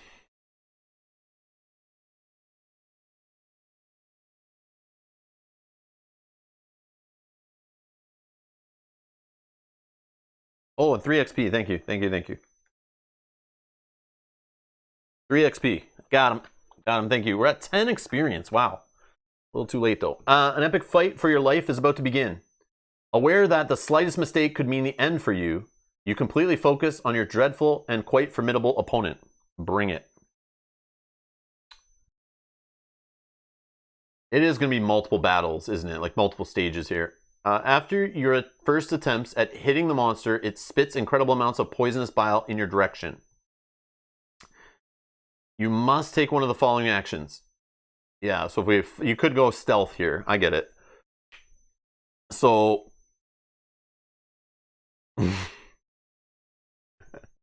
this dynamite time here. So I could fight it 1+ cards, looking for 7 successes, or sneak 1+ cards looking for 7 successes. You dodge right in time, that was close, 644. Or you were too slow to avoid the dangerous fluid. Everything becomes blurry and your skin begins to burn. 644. You keep moving on, but you're poisoned and you lose your ability.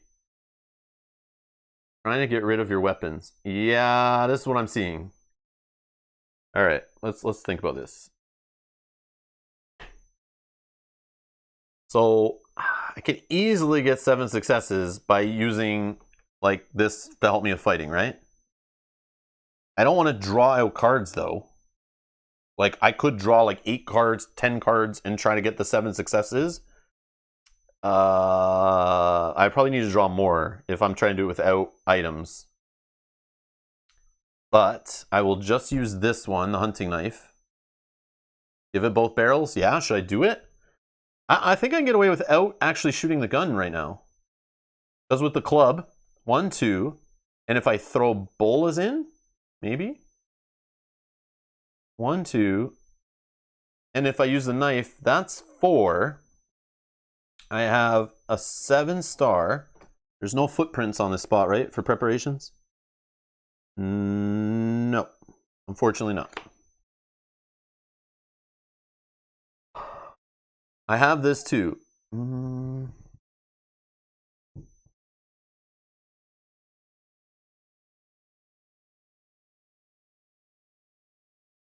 Could spend the bullets. Oh, let's not forget our dynamite, by the way.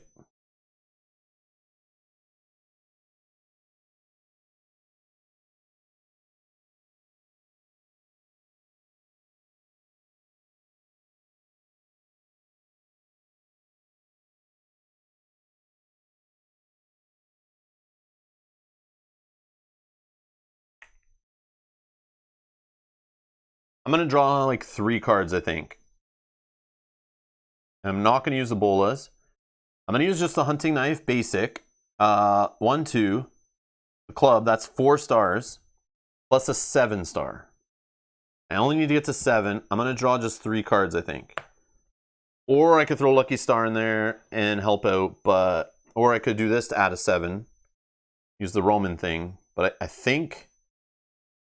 With these as backup... 1, 2, 3, 4... 2, 3, 4, 5, 6. I just need like 1 extra star. Check the most powerful stuff. Yeah, I think so. But I still have like 4 uses on this after. Oh, you guys can't see that.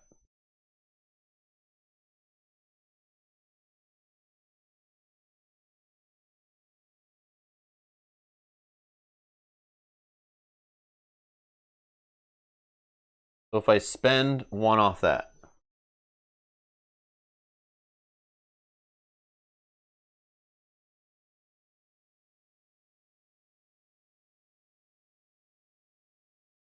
Yeah, I'm not throwing dynamite.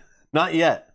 I'm still waiting for the 21 plus cards, 25 success final battle. Unless it's just totaling up all of this. But I know there's phases. There has to be phases. Alright, so I'm spending the hunting knife. 3 cards. We got 2 stars. No 7s. Wow. 2 stars. So 1, 2, 3, 4, 5, 6. Mm-hmm. Mm. Mm. Mm. Now, can Lucky Star, can I just throw this away right now for the 7? I know I can't modify the cost right now, but can I do the 7? It just says you may discard this during an action you're involved in order to apply the following effect. Doesn't say like result step or cost step or anything. I feel like I could throw the 7 in there and just get rid of Lucky Star instead. I know it's not as good as saving it for later when I use more 7s. Don't you have a star in your hand for combat? Only if there's tracks on the tile. Only if there's tracks on the tile. This is that one that like I need footprints. I need footprints on the tile. Man, goo on the cards.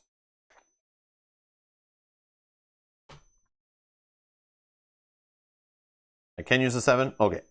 I probably shouldn't, but I'm going to. I don't want to take this yet, the Valiant Hearts. So I'll spend Lucky Star. And I'll keep War Paint.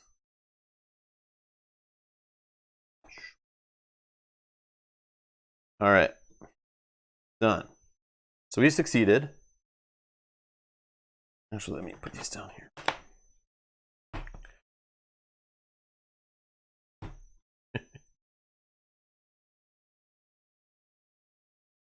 644.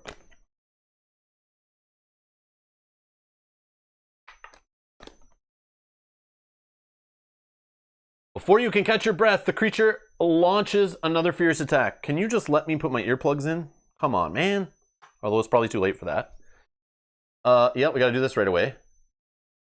The monster proves stunningly quick, sometimes swinging down a massive fist, sometimes spitting gobs of poison. The creature has been badly hurt, so if I succeed on a 6-9, I think I'll draw cards for this one. Like, I'll use the item, but I'm not going to reduce the cost of 6. Ammo now? I don't know. Hold on. What was the last one? 7 stars? 9 stars? And what else was before that? A 6 star. 6, 7, and 9. What's that total up to? 13, 22? Oh, but it could have been 2 stars on the first one. Yeah, I'm just trying to math it out. Like, maybe it's adding this all up, but I still think there's a 21, 25 coming. We got to assume that, right? Otherwise, we lose. Yeah, see, it's trying to take our durability away. It's trying to reduce by 5 durability. Get the hell out of here.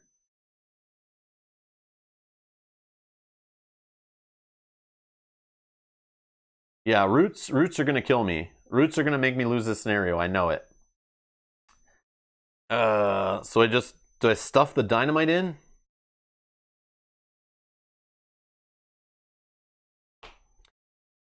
I could just stuff the dynamite in. -5 gives me 8 stars.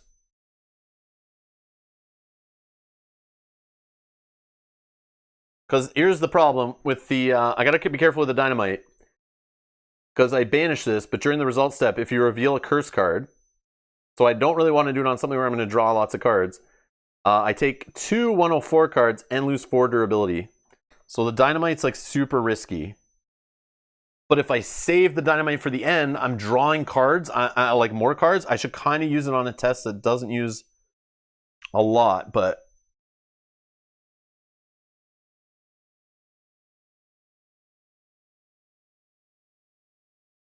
yeah, I don't know if I should save the dynamite, but this seems like a smart time to use it. Okay, without dynamite on a combat, I have 4 stars -6 from this idol. I have this fetish idol here, whatever it's called.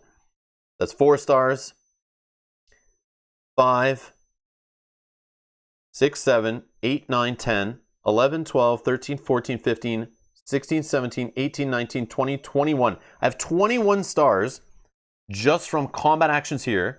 Plus I have 7 star times 1, 2, 3, 4, 5. And I can add a 7 with this. So I can easily, with this item, add 5 more stars to that. So I can get to 26. Not to mention this in hand.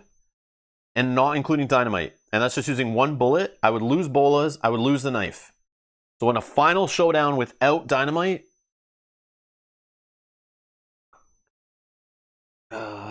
yeah, save the dynamite, says Heather. So Pontus is saying get rid of ammo.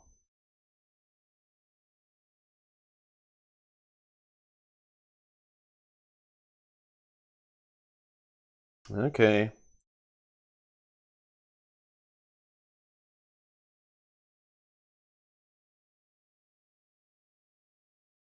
So Sajat's saying use the ammo plus pirate hat to reduce draws and you're good. Either way is fine and the math is pretty much the same. You're saying use an ammo, so I use 2 pips off here. But if I fail, I lose like every item I have if I lose 4 durability or whatever, or 5 durability.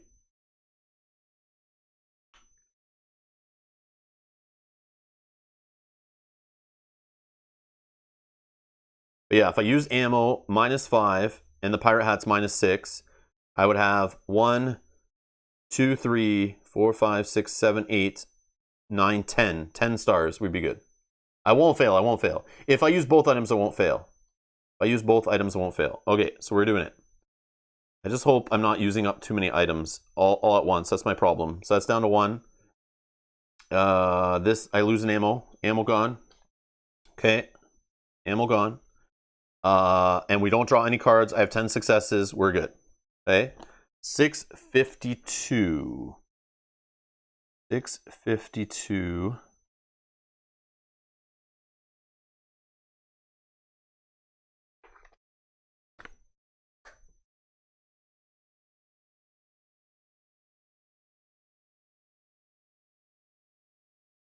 Oh, I don't even need the hat. You're right. Yeah. Sorry, a -2 off the hunting knife, a -5 off the shotgun is more than enough. Yeah, you're right. No, I know it's kind of far away. I'm sorry. Yeah, I don't need the pirate hat. I don't need the pirate hat. You're right. Suddenly, the creature stands back up. To your great dismay, it's still alive and looks determined to destroy you. We're still not there. What is this? Holy crap, this thing's a beast. The monster hurls a massive plant fist towards you. You must avoid it or die. Oh man, if we were poisoned, 2 plus 14. But it's 0 plus and 5. With lightning quick reflexes, you dodge the huge fist as it smashes into the ground where you had been. 661. Or the massive creature fist smashes you to a pulp. Your adventure ends here. Wow. Wow. Now I understand. I totally understand all the crappy poison stuff that was all over the place. Poison was everywhere. We were fighting off poison left and right in this playthrough, I feel like. And I don't know if that was just generally all around the island anyway, but I do feel like we saw tons and tons of spiders and snakes and wasps and poison things that were happening. There was lots of failures. Take a 108, I feel like. That was like key. Tons of that. We even had a poison resistance item we found. Wow. Okay. Relic time? Maybe. I mean, I'll just draw cards for this probably. If I just need 5 successes. So like I could just draw cards, or the idol or whatever is -6, 4 stars. And I lose that item. It's gone. It's done. Gone.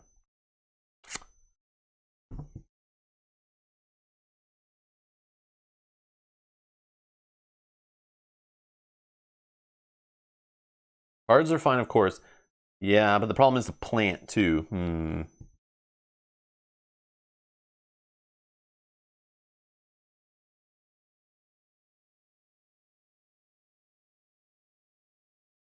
I draw the plant. Yeah, I could draw 8 cards and fail. I have... Oops. What the heck? Oh, I threw my... I threw my satchel and journal like in the discard pile for some reason. I don't know why I did that, but okay. So my discard pile is only 5 cards. I only have 1 curse in there. So there's 4 curses to come. Hey, Velko.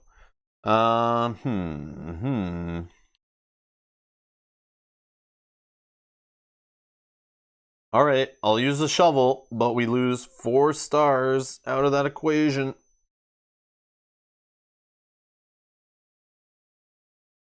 Oh, it doesn't reduce the durability, right? Yes. Doesn't reduce the durability. -6. Oh, no, it's not minus. It's, oh, wait, I don't need the -6. It's just 4 stars it's giving me, right? Banish it for 4 stars.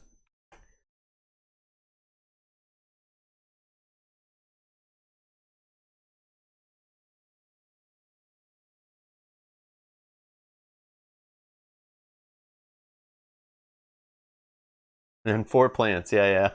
What do I draw? Do I draw? I mean, I have this just in case, but I still need 1 more star.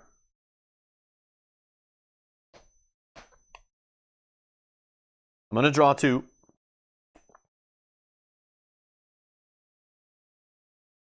Worst case, Valiant Hearts shall not fail, right? You guys okay with that? 1, 2. All right, we got it. We got to start. Remember, plants would be insanely bad. I know. Why did I put those in this playthrough? Why didn't you guys convince me to use them last time and then I wouldn't play with them this time? I blame all of you. Blame all of you. All right.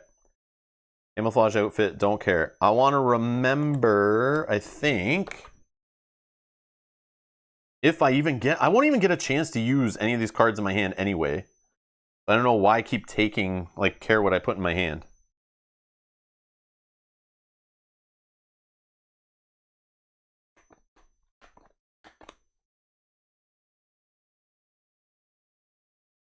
Worst curse for plants. Thanks, Edgar.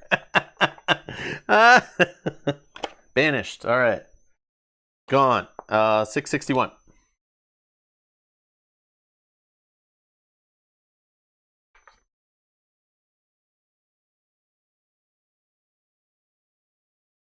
The creature charges again. Although you're getting increasingly tired, this is not the time to lose your concentration. Yeah, I'm losing my mind. This needs to finish. Like, let's get... Ah, there it is. There it is. 21-25. Freaking finally. Finally. Better be the freaking last one. The creature's gaping mouth lunges towards you. Or it's 29-25 if at least one character has more than 3 red cards in hand. So if we were poisoned, terrified, stunned, all that stuff, if you came here not prepared and all cleaned up, you would be having to draw 29 plus. The monster staggers backwards and seems surprised by your tenacity. The monster's maw engulfs your upper body and cuts you in half. Your adventure ends here. Okay, that sounds fun. Doing focus stupidness.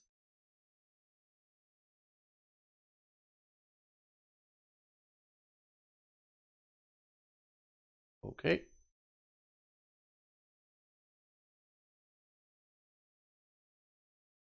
All right. Where were we? We were going to 21. Yeah. So, this better be the final one. If I spend all my stuff on this, and we find out there's another one after this, I'm gonna lose my mind. It better be smaller though.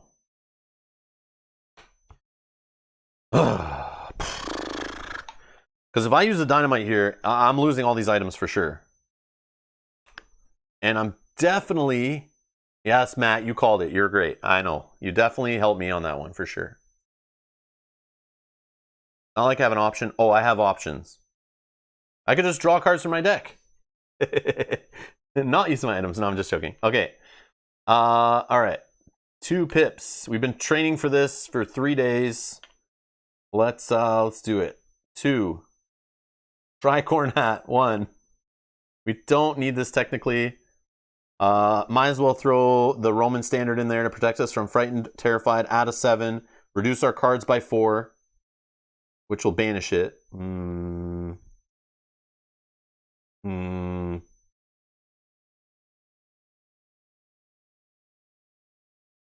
Yeah, it's 1 pip to use the whole stack. Why?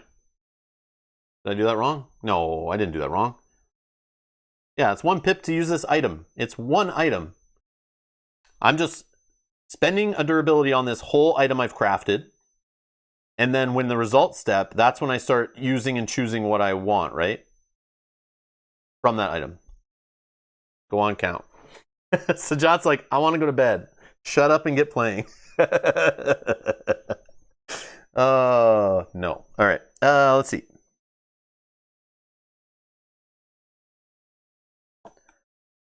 I don't want to use this. Like, man, this dynamite, like, I don't want to use it, but I should. Okay, so let's see. We'll use the full hunting knife. Do I have all the stars for sure? 1, 2, 3, 4, 5, 6, 10. Let me throw away the bullets. Last bullets, okay. Last bullets are gone. This is 11. Bolas adds another 3, 14, 15, 16, 17. If we throw a 7 in, which we did. Did I say 17? Sorry, 11, 12, 13, 14, 15, 16. Count all the 7s, right? I might as well use the basket. Yeah, let's use the basket. So 17, 18, 19, 20, 21, 22.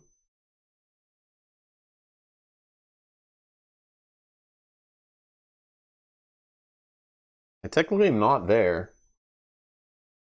Unless I throw dynamite in, but I probably should, right? 23 for the hat.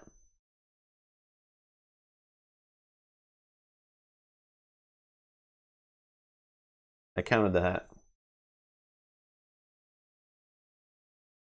6, 11, 12, 13, 14, 15, 16, 17.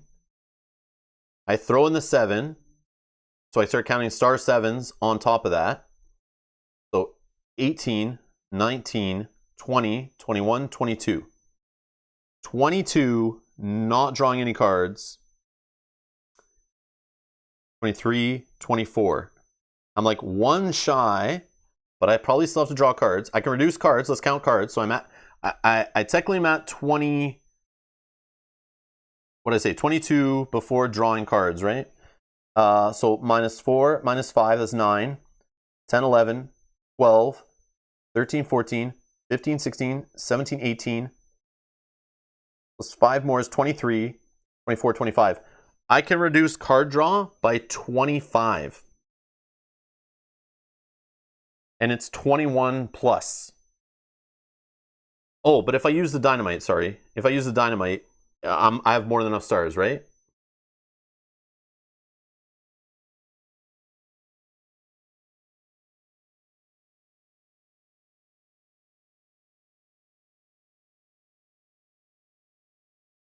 If I use the dynamite, I don't even need to draw anything. Like, I don't need to draw anything or get stars, right? I'm at 0, 0, right? Over 0, 0. Like, I know you can't go below 0. Yeah, dynamite's okay because I'm not drawing any cards. That's what I was trying to get at, but man, trying to keep track of all the numbers and the 7s and the... Yeah, we're good. Okay, boom. 614. Please not be stage 27 of the monster here. 614. I'll clean up all the cards in a sec. Better be a you won the damn thing.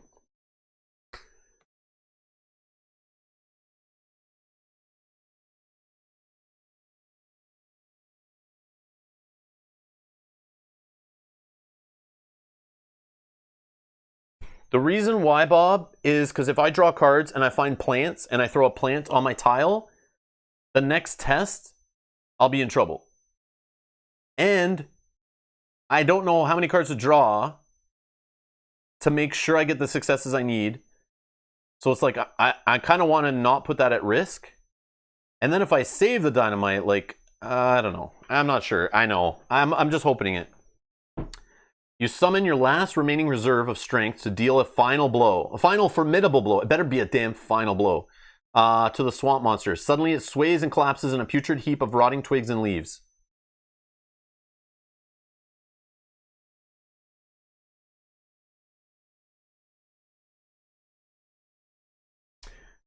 So no table flip, everybody. It almost was a table flip there if there was another round of this guy. Catching your breath, you begin to realize the immensity of what you've just achieved.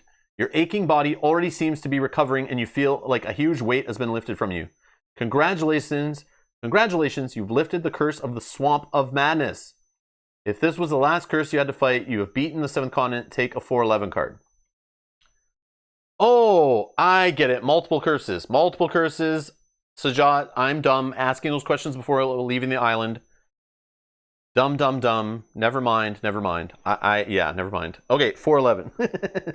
Never mind. I'm so tired. I'm like spaced. Yeah. All right. Sweeping off the few shreds of half organic, half plant matter that cover your clothes, you cast an astonished look around you. The islet, or islet, has nearly become friendly, as though relieved from contamination. However, your smile soon fades away as you notice that you have a new company. In no time at all, humanoid pale-skinned creatures circle you. Oh, it's the tribes people. Curiously, you do not attack. They are like awed by your immense achievement. They are likely awed by your immense achievement, although you cannot be sure. Islet. Thank you, Bob. Islet sounds right. When I say islet, it sounds like a made-up word. But I thought like island, islet, like a smaller island, probably right. They start leading you off, and despite your wariness, you can but follow them. To your great surprise, you eventually discover that they have brought you to a fairly sturdy outrigger grounded on the shore. Once seated inside, you row away from the continent, heading north. After 2 days at sea, you come across a cruise ship, whose crew hauls you on board. There, you are cordially greeted by the captain. He listens to your adventures politely, but does not seem to give them much credit, probably assuming you have spent too much time alone at sea to be entirely sane. Before taking his leave, he asks that a cabin be prepared for you. The ship's comforts contrast sharply with the last few weeks you have spent on the continent, and you fall deeply asleep, never noticing the curious vegetation that has started growing on your calf. Oh no! It never ends clean. Never ends clean. I love it. I love it. I love it. I love it. So now the monster's like growing on my calf, and he's gonna come back and take me over. Because he took over the island. He's gonna take over wherever I go. So I'm gonna go back to like New York City, and he's gonna take over New York City. That's what's gonna happen. And then the movie Cloverfield happens right after that.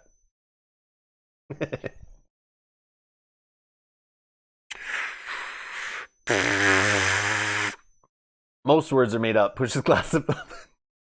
Push his glasses up nose. Truer words have never been said, Sajat. You got me there. Touche. All right.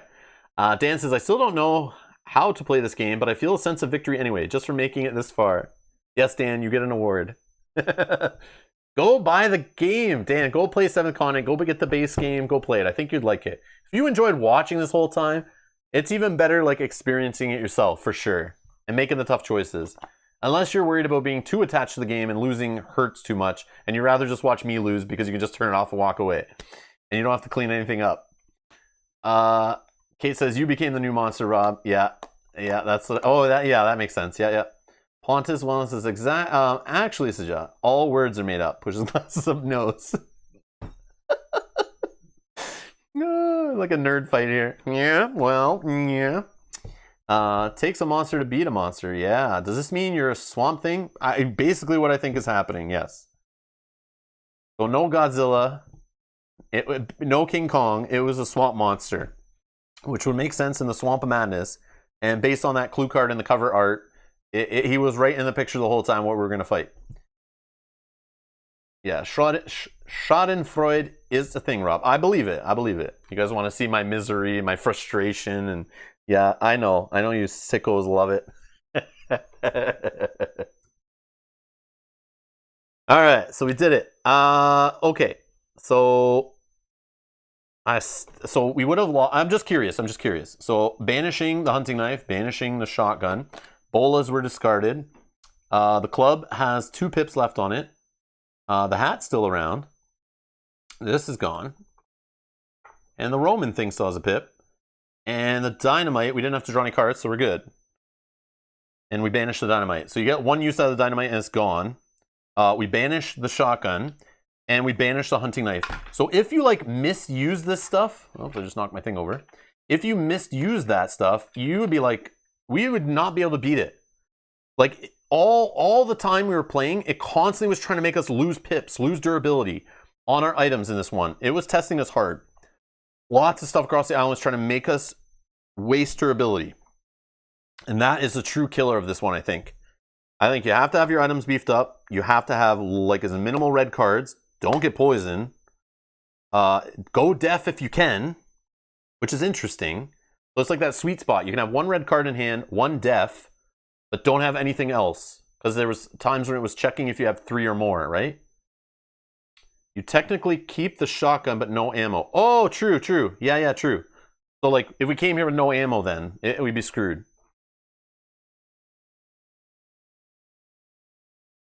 If you didn't have the plants thing, you would have still had a whole deck to win this. Yeah, I know. And I didn't even use the 777 card or whatever. So I wasn't worried there. But, yeah, we would have been good. But those plants, drawing the plant cards, we got, I don't know how many times the stars and the 7s and stuff on them helped. And it is 4 more cards in the deck. So, I mean, oh, it only has half stars. Yeah, just a 7. I don't know how much that actually helped. I feel like these aren't as good. Like 4 of these cards in the deck isn't as good as you think. I think it's just a pain in the ass. But I don't know where it was going. Like I didn't finish that storyline, right? I could have kept messing with the plants and drawing more cards. 8 837s or something. Now for fun, draw 21. Was this? Yeah. All right, 21 cards for you, Edgar. 1, 2, 3, 4, 5, 6, 7, 8, 9, 10, 11, 12, 13, 14, 15, 16, 17, 18, 19, 20, 21. Okay. So, like, I don't know how many stars we got, but curses, we drew 2 only. Okay, not bad. The plants, okay, they came up here, but they do help a lot with 7s and stars. Look at how many 7s we have in the deck. 1, 2, 3, 4, 5, 6, 7. We drew 7s. So for stars alone, though, let's see what we can make here.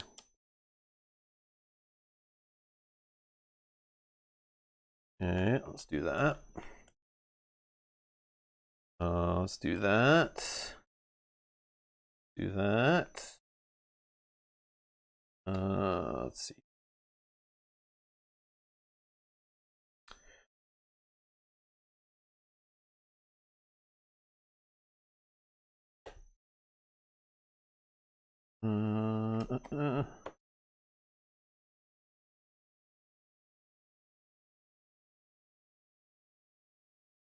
So we have like 1 half star not matching. 1, 2, 3, 4, 5, 6, 7, 8, 9, 10, 11, 12, 13, 14, 15, 16, 17, 18, 19, 20, 21, 22.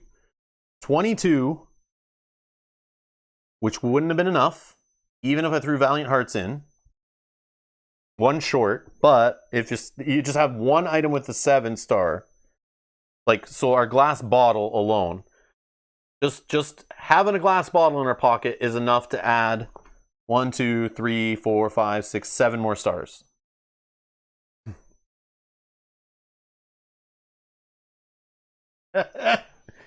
No, Dan, we've been close. John says, I've tossed cards across games twice in my life. I've done that in like card games, like kind of not against people, but just like getting frustration, you know, like just that. But that's as far as I go. For fun at the end of some campaign games and stuff, I'll just take the board and toss it over to see the back, and if there's art on the back or something, and drop everything on the board just for fun. But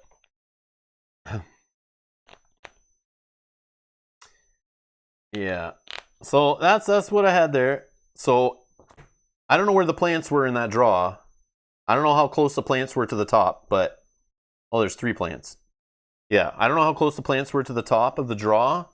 You'd have to see how I drew those off, but that would have told you if we did any draws earlier how it would have tanked us on the last one. But at least we didn't have to draw any cards in the last one anyway.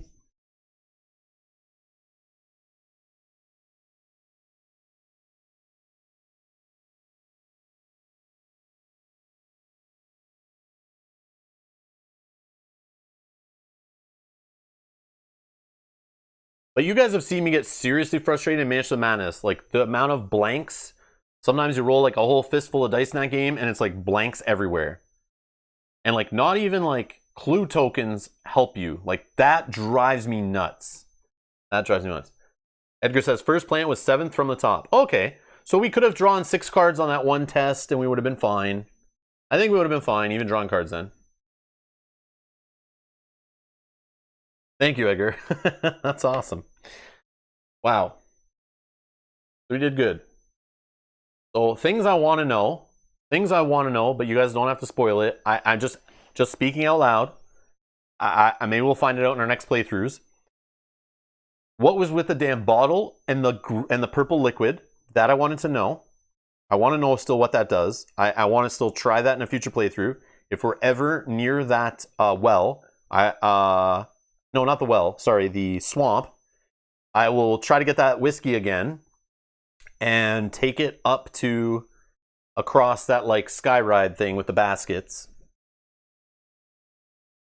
I just don't know if we can make the purple goo come out in without playing the Swamp of Madness. That's the only problem, because it did involve ringing the bell, adding the purple bell banner, and like, I don't know. That's all. I'm not sure. So I kind of want to know, like, did we miss the chance of finding out what the purple goo was? I assume it was just a weapon of some kind helping us out. Also, did we get all the X's? So, Jock, do you know, or anyone who's played this, do you guys know if you know the map? Like the military map. Did we get everything?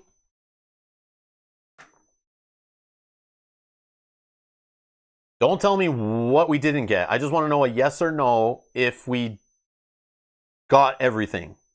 Like, I assume these two X's are the shotgun and bullets. That's why there's two. I assume this is the bottle, and I assume that's the dynamite.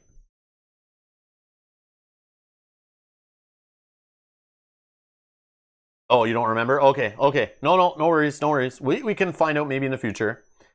We just never saw anything that needed the bell other than ringing that bell. I'm surprised I didn't bump into more things that had the curse banner on it. Pontus thinks there was something else at the plants. Oh yeah, we only saw like 50% of the cards at the plants, right? Because there was like a different terrain tile you can get, which was the same plant interaction, but then there was two plant interactions. There was like if you have the music or you shoot it or attack it or whatever. 2 barrels, 2 ammo. Yeah, maybe. You might be right, Pontus. You might be right. Yeah, may refer to the plant or something else nearby. You might be correct. You might be correct. Yeah, that's the only thing. It was like tearing me up, and I was trying not to be like super focused on these, and like the problem is because it never gave me the purple banner with the bell on it for any of the items we got. I can't for sure know if I got all 4 or if I got more or less or whatever. That's the only weird thing. So like in the Forbidden Sanctuary, there was a straight up like you knew you needed 6 things or 5 things, whatever it was, right? Because it was always telling you like 1 of 6, 4 of 6, whatever. So you knew, and it was telling you in that Forbidden Sanctuary like, don't leave anything to chance. So I felt like I had to wander around and get all those things no matter what. Like no matter what. I don't even try the final stretch. But for this curse, it felt similar to the Forbidden Sanctuary in that you're preparing, you're running around the island, trying to build up for the final stretch, which is to this boss fight or whatever, along that, like through the cave, through the swamp, whatever. That to me was like similar to traveling through the Forbidden Sanctuary, right? But like I said, running around the island in this, you were never 100% sure if you were finding the things you needed. But then because it was all just related to the fighting or the stealthing or whatever, you could literally get anything you want.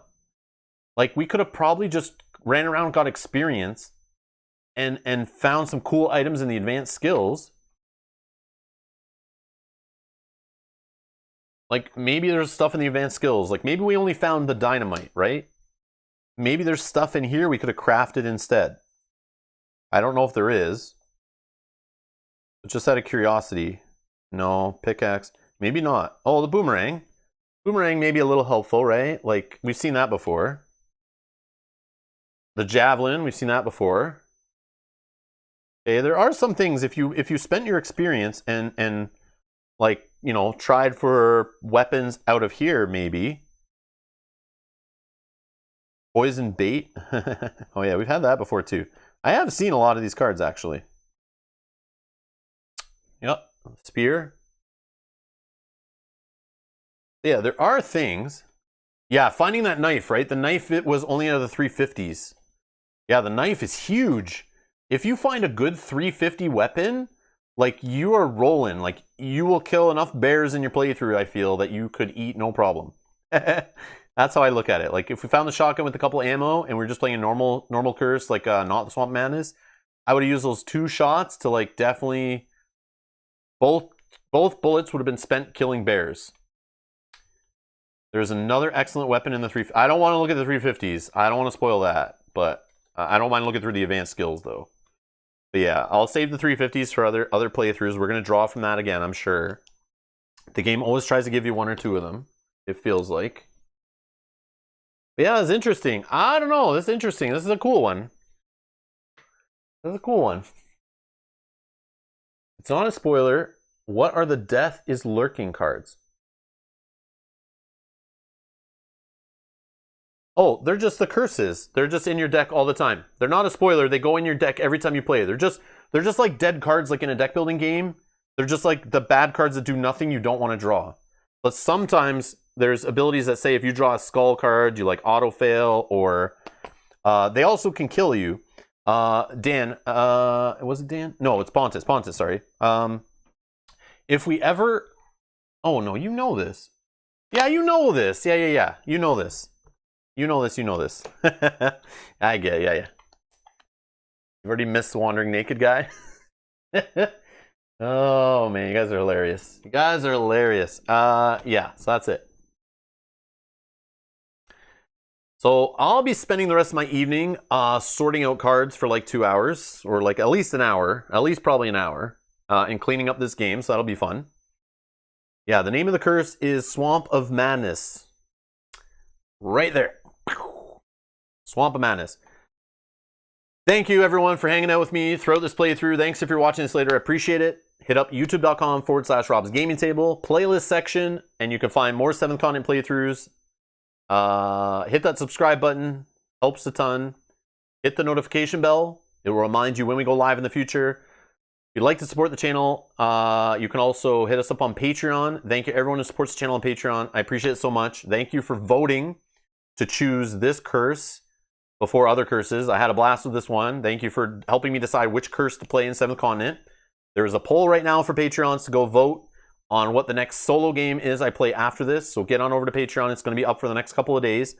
And you can vote if you haven't already. You can vote on multiple games. And it will help decide which games I prioritize to play first out of a whole pile. So I appreciate that. There will be another poll coming up soon for which 2-player games Mel and I focus on after Arkham Horror LCG. We play that a couple times.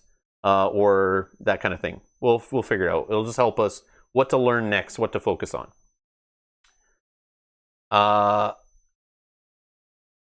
Velko says, I think I may get this game secondhand since full price is rather steep. $60 US is too bad? Oh, but shipping might be bad, right? But anyways, thank you, Sajat. Thank you, everyone else, for your help. I appreciate it, guys. Thanks for keeping this fun and helping me guess and vote on the playthrough. It's been amazing. Another great playthrough. I love playing 7th Continent. So far, it hasn't really let me down. But that's been with your guys' help, deciding on which, like mixing those 3 curses together for that run really helped me enjoy that one. Because playing each of those curses one-off might have been frustrating.